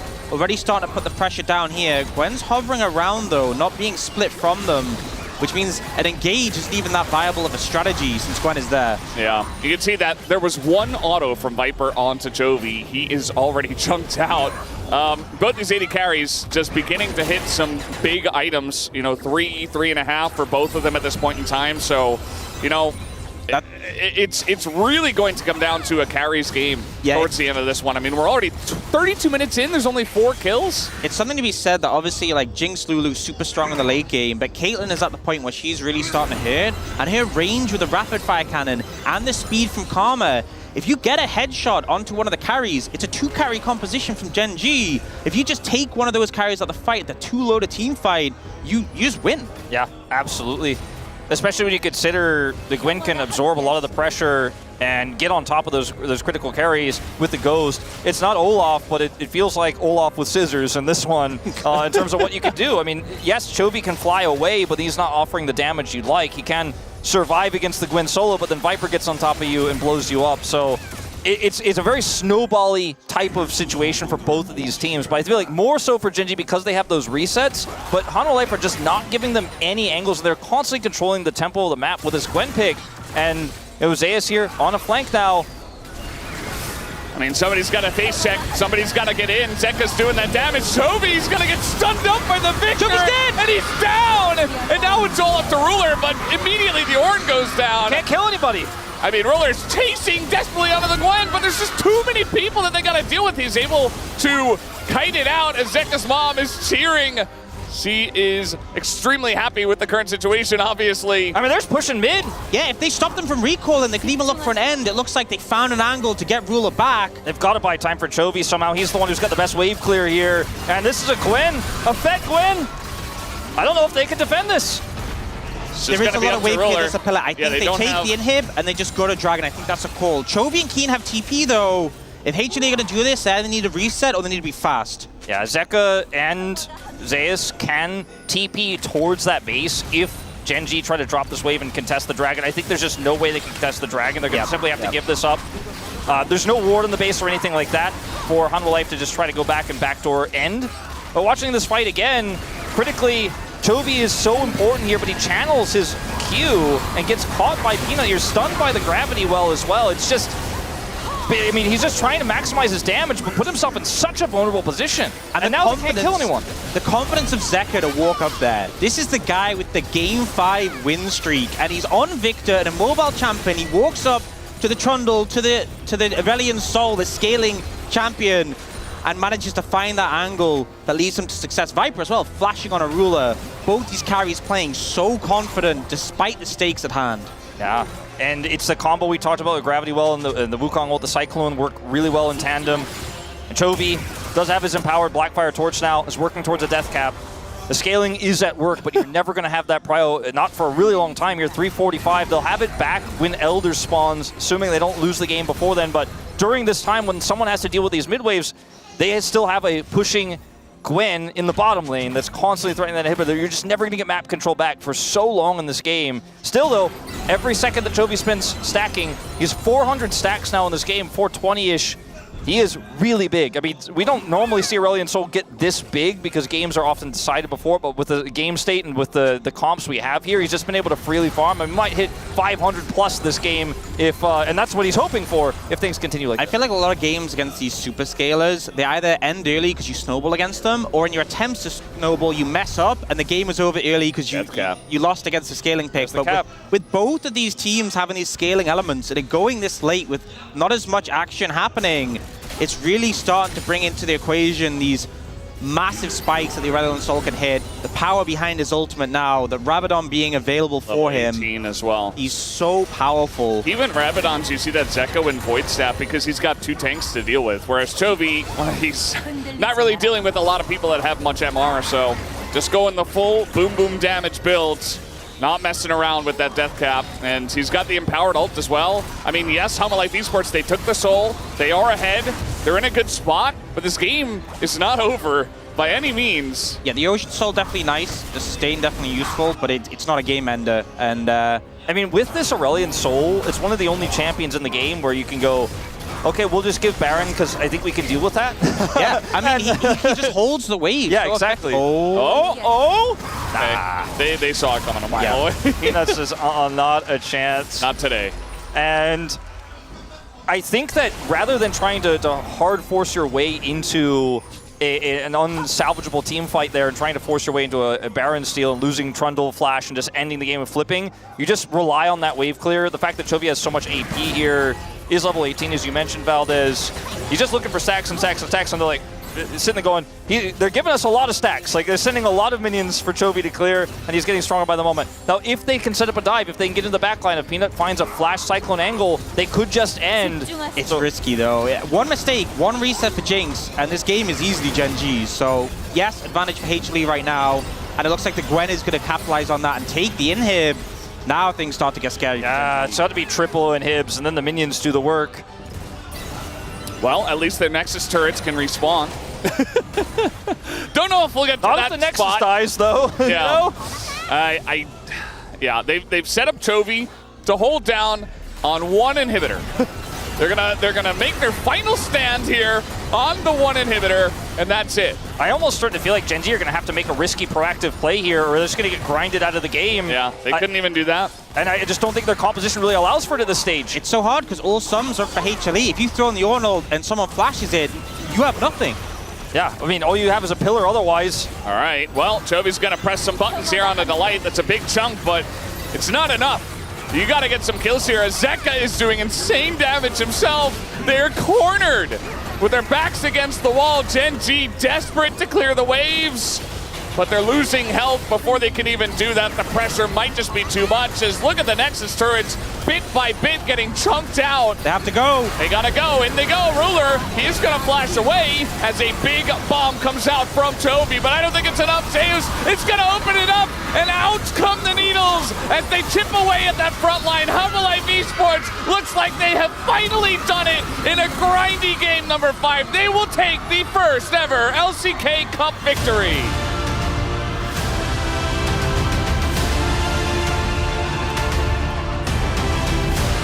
They managed to do it again. They managed to take down Gen G one more time. When we talk about Gen G as this team who has reigned over the LCK for so long, who had their dynasty, and now HLE, they won Summer Finals. They've once again managed to claim title, managed to win the LCK Cup, and will represent the LCK at First Stand. Lifting the trophy here, inaugural LCK Cup champions, and back-to-back wins here against old rivals in Gen G.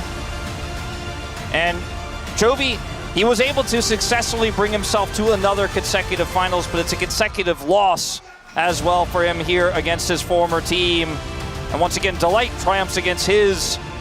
Zeus coming in as the big hot pickup at the very beginning of the year. He was the one everyone was talking about, and at the very end, that stays true. And you remember the start of the LCK Cup, the first matchup we saw HLE with Zeus, Gen G decimated them. And the growth they've shown in the tournament, they've incorporated this new player, and it's very clear that it has worked. He's gonna show off his little signal there that he always does. His little Z sign. bolt, his Z lightning bolt, and Zeus. You can change the jersey, you can change the team, but you can't change the fact that this is one of the greatest top laners to ever play on this stage. Absolutely. And the guy is getting it done. Both of our 4-letter Zs and our solo lanes here for Hanwha Life were super impactful in this one. The Game 5 streak continues. Game 5 streak continues. Yeah, I mean, they just keep doing it. They won Game 1, they won Game 5. Hanwha Life Esports with the side selection. They earned that right, and they were able to take it down in the end. Unfortunately, today, you know, Jonah Strong was the talk of yesterday. He was incorrect, but we knew a lot of people, most people went for the 3-2, and it was going to go one way or the other.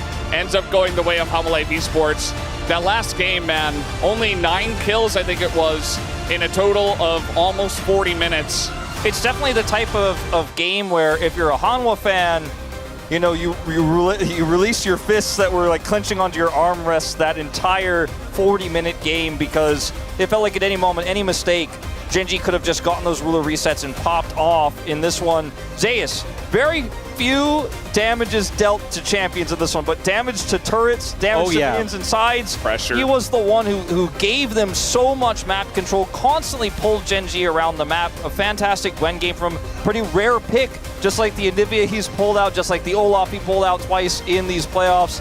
And at the beginning of the season, I'll be honest, I wasn't sure if he was going to gel with this roster. Didn't look great at the beginning, but by the time we got to the very end, the most important part, man, he looks like he's been here the whole time.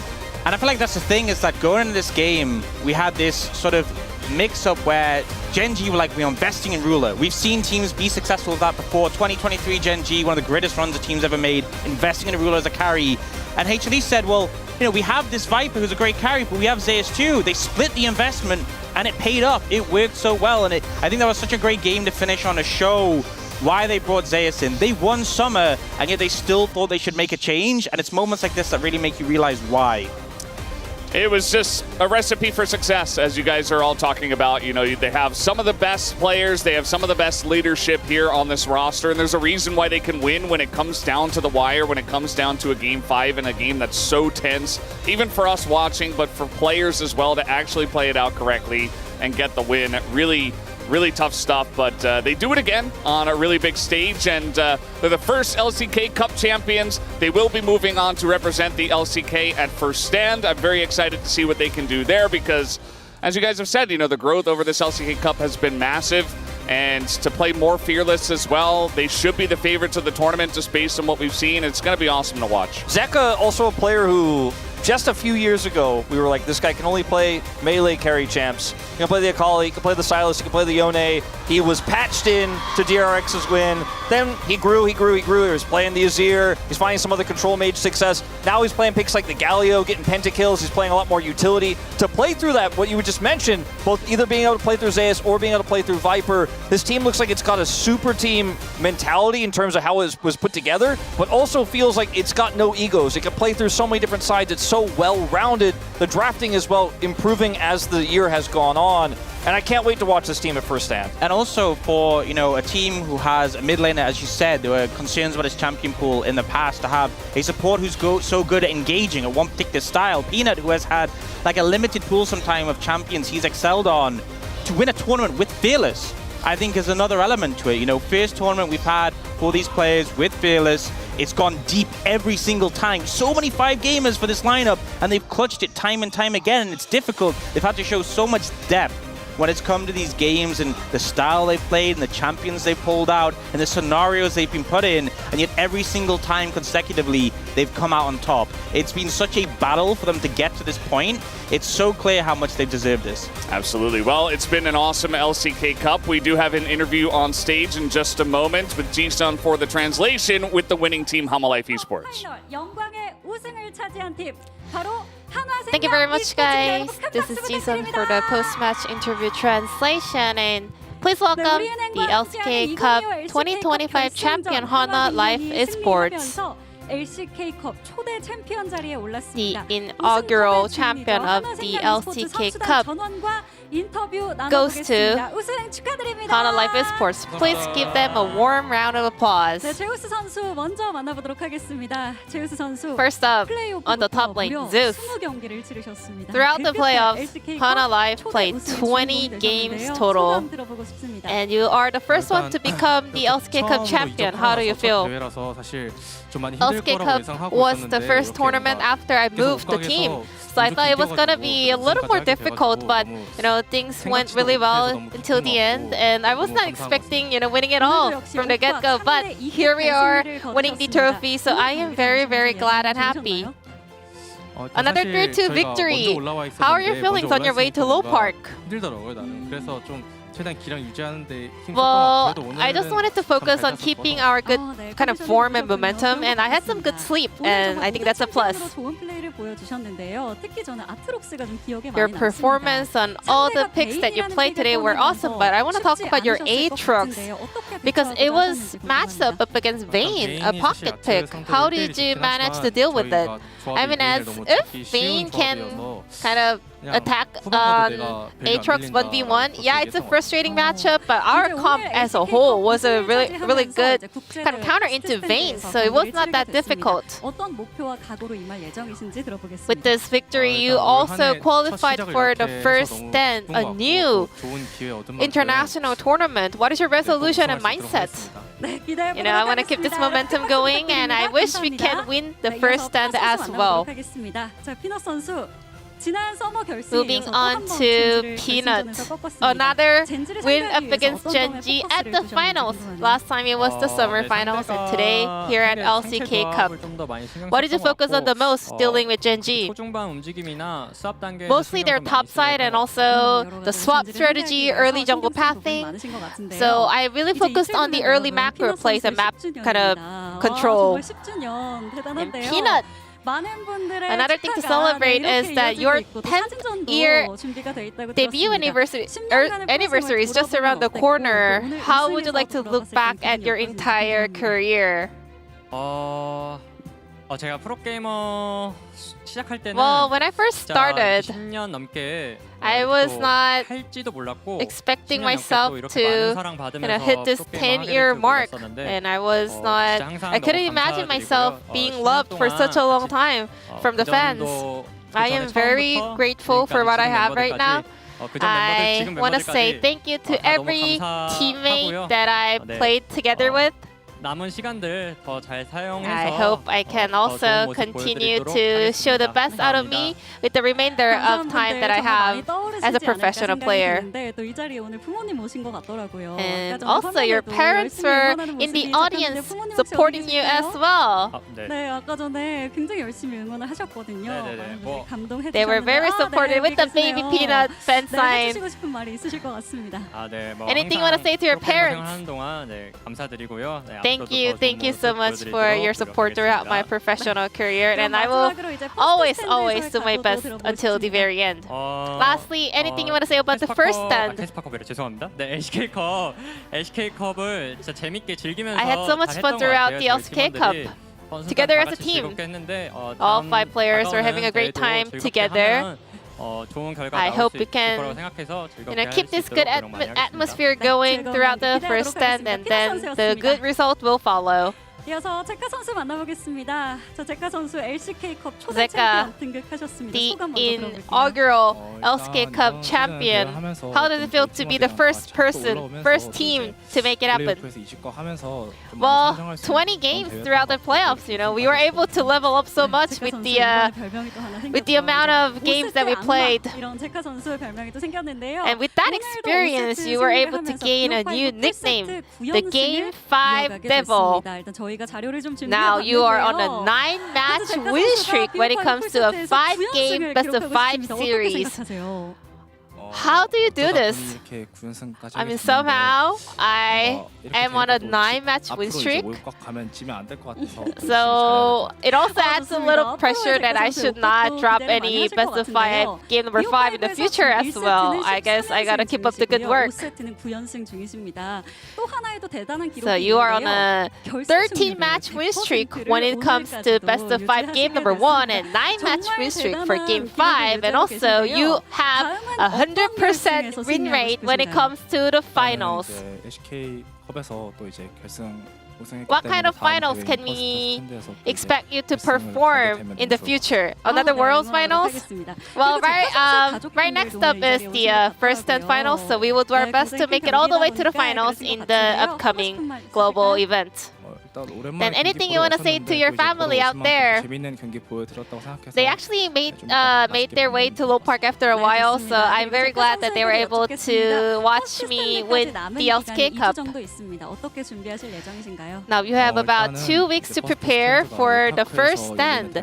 How are you gonna prepare for the newly introduced tournament? Well, it's gonna happen at Low Park, so I hope we can get the home ground buff and make the best result happen.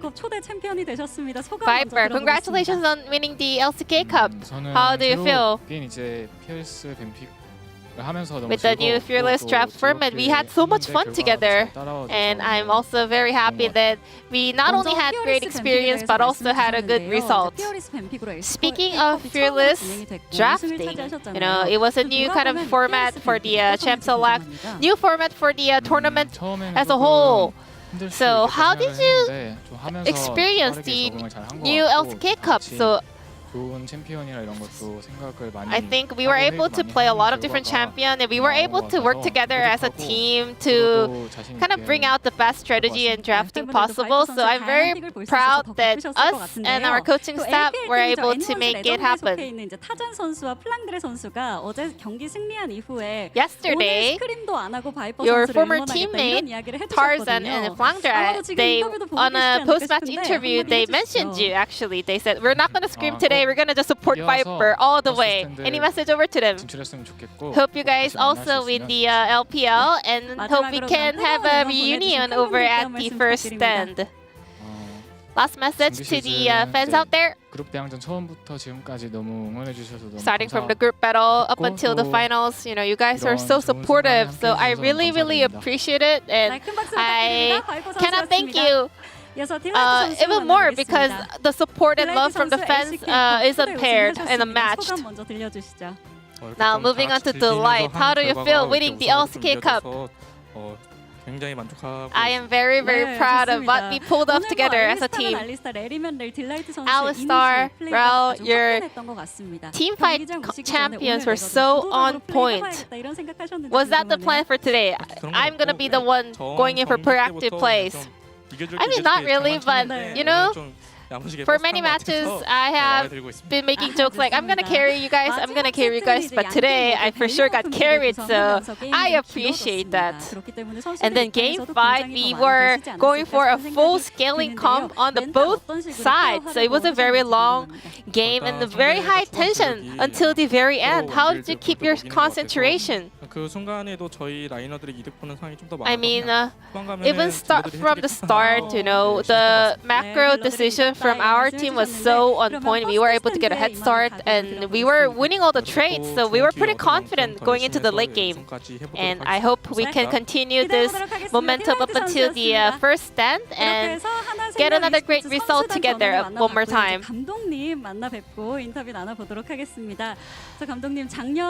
Now let's hear from the coaching staff. First up, Dandy, the head coach.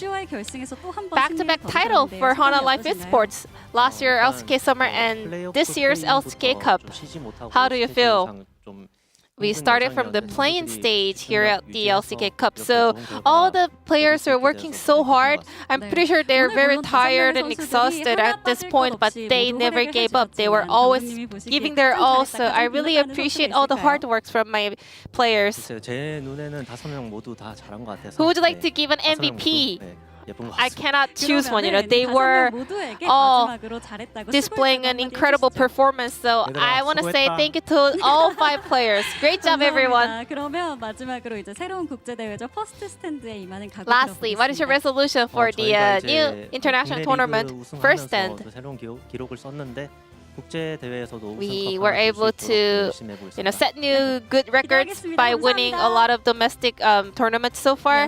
Now that we are heading on to an international tournament, I hope we can continue making history and records. And Mockley, the draft, the mind game was so important today. What was the main focus? Early on, well, we focused on the meta picks, but as we headed on to the later phase of the best of 5 series, game 4 and 5, because it's a fearless format, you have to find what the best picks are for your team. And we were able to, get a lot of ideas and opinions from the players, and we were able to kind of bring that into our actual Chimp Select. So I really appreciate all the teamwork. Any message over to your players? With Zeus joining us, he was the new member on the lineup. Early on in the tournament, we were struggling a little bit when it comes to the teamwork, and also Zeus is the youngest player on our team, but he got along with the players so fast. He was a very nice and friendly kind of new player joining the team, so we were able to, build a strong bonding within the player. So thank you, Zeus, for being giving your best throughout the not only in game but also outside of the game, but also the rest of our players were very nice to Zeus as well. So we were able to have a great synergy together. Lastly, Coach Shine, were you expecting a 5-game series? Yeah, actually, because our game number 1 win rate is pretty good, and we are also pretty good at game number 5. So as long as we can get 1 or 2 more wins in between, we would go to a 5-gamer. I think we are having this kind of a long streak, because all of the players, they always remain focused until the very end, and also they know how to pull up clutch plays. Now, what is your main focus when it comes to the first stand preparation? We mainly focus on the LCK teams, how they play for the LCK Cup. So now we have to go back to the drawing board and start analyzing the teams from other regions. And one more time, please give it up for Hana Life Esports, the 2025 LCK Cup champions. And shortly after, we will be having a award ceremony and the MVP reveal. So stay tuned, and we will be right back. Thank you.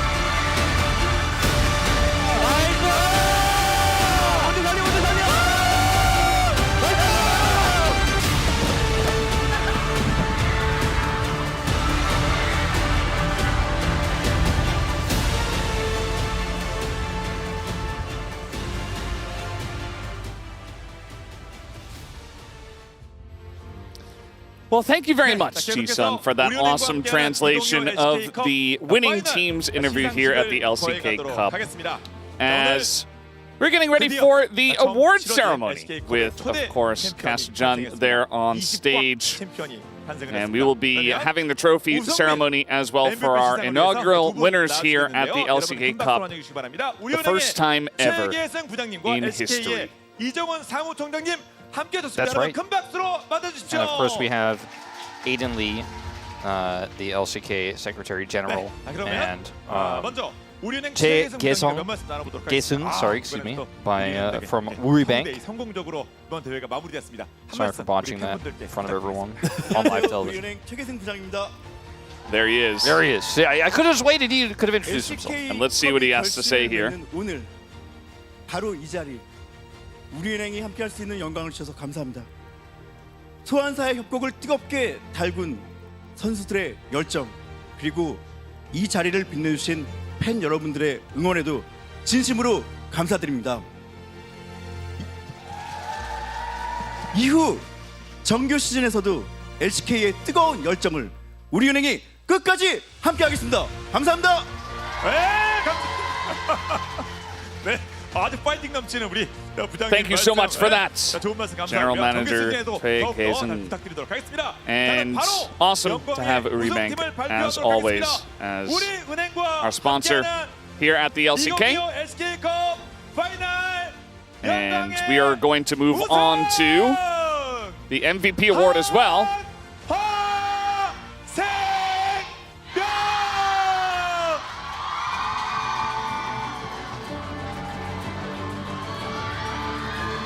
That's right. Hanwha Life, the 2025 LCK Cup champions, qualified directly to first stand as the first and only seed of the LCK. Big responsibility, but they have absolutely earned it. These guys are quite good as they have qualified, as we have stated here, first stand tournament for 2025. And they will receive the championship here. They don't actually get any money, but they have the opportunity to win it at first stands. They do get, of course, the minimum prize money over there as well, just for being a part of it. So that's essentially what you do win. And of course, we will have the MVP award, which comes with a small cash prize as well. I think we have a certain player on our minds for that MVP award at this point. I certainly do, but I'm not sure if it's the same as everyone else's. Guess we'll see. Always interesting to find out. Already starting the argument before the Wei-Shik this time, I see. It's an LCK global tradition to argue about who should have gotten finals MVP at the after party. We go pretty deep on those, that's for sure. But we don't bring it up years later after the fact. All right, let's find out who it's going to be. This time around, 2 million won on the line. 2 million won. About $1,500 US dollars. A hefty chunk of change for an individual. Not bad for winning the MVP. All right, who is going to get it for the first ever LCK Cup here in 2025? The final MVP는 애매하죠. 바로 공개합니다. 파이널 MVP. 글로 가시면 안 됩니다. 글로 가시면 안 됩니다. 화면이 글로 가시면 안 됩니다. 파이널 MVP는 제우스입니다. It's Zeus. Well deserved. As we expected. Yeah, I think very well deserved. I think his Aatrox game so dominant despite the counter pick. And the new addition to this roster who has fit in, took the LCK Cup for it to come together, but he has shown he definitely belongs on this lineup. Phenomenal Gwen game in the end as well. Was weirdly enough, with all the scaling, the main character in that one. So we will have a short MVP interview, a couple of questions with Zeus. And thank you so much, first off, to Aiden Lee and Jae-Gesung for introducing the awards here and just being part and making the LCK possible. So as they come off here, we will be hearing from Zeus right now. So I'm going to hand it over to Ji-sun for the translation. Congratulations. How do you feel? Oh, I didn't imagine myself, having such a huge success. This LCK Cup, I was having a mindset of a challenger, but somehow I accomplished so many great things. So I am very grateful, and I have to keep, proving in the upcoming tournaments and so on. You played so many important picks today. What stands out the most? I think it was the Aatrox game that bought me this MVP, so I would say Aatrox. Now LCK Cup trophy is in your hands. What about first stand? Anything you want to say about the first stand? Now that we're here, we're gonna win it all. Win everything. Thank you. Okay, you got the word from Zeus. He's gonna win it all. The first stand, and also anything that comes up in the future. One more time, please give it up for Zeus, the MVP of the LCK Cup Finals. Thank you. 여러분 오늘 시상식의 마지막 LCK 컵 트로피. Thank you so much, Ji-sun, as always, for that wonderful translation. Great to hear from Zeus. He says, well, I think the Aatrox earned it for me. Probably a big part of it. That was a big game in this series to win right in the middle. And, of course, going on as the favorites at first stand, he says they're going to win it all. This is potentially the beginning of a Hanwha Life esports dynasty. We've had so many of them in the LCK. I think obviously the fact that T1 won Worlds puts a little bit of a wrench in it right now. But moving forward, if they can win first stand, maybe win back-to-back-to-back LCKs here, and maybe even take an MSI trophy along the way, I think we can call it a dynasty. We're not there yet, but winning 2 titles back-to-back here domestically is definitely a start. I think also showing that the move worked. They won in summer and they said, but we want Zeus. They got Zeus and he gets MVP for them in the finals. They win the cup again. The move worked and HLE very happy with the outcome. They just have so many clutch players when it comes down to it. As not only do they have the t-shirts, they have the banner as well. It is your LCK Cup champions here for 2025. Hanwha Life Esports. It's been a pleasure, gentlemen. What a great way to start off the year. Our first Fearless year on the LCK stage at LoL Park. Really cool tournament. I really enjoyed seeing Nongshim make top 4. I really enjoyed seeing how close all the teams are right now. I feel like we're in for a good 2025. We've seen a lot of people show up, a lot of people show potential. Still some that you can tell there needs to be some work, but it's still early in the year. And looking forward to a full great year of LCK ahead of us. Yeah. That will be starting in April. Don't want to miss that. We also have first stand in March. And, I'm looking forward to more Fearless. I think this has been a very nice addition to a game that has been around for a very long time to continue the tradition of League of Legends. So we'll see what the future holds in store for us. But for us here at the LCK, we will be signing off now. Thank you so much for watching the LCK Cup 2025, and we will see you in March for first stand. Have a fantastic day.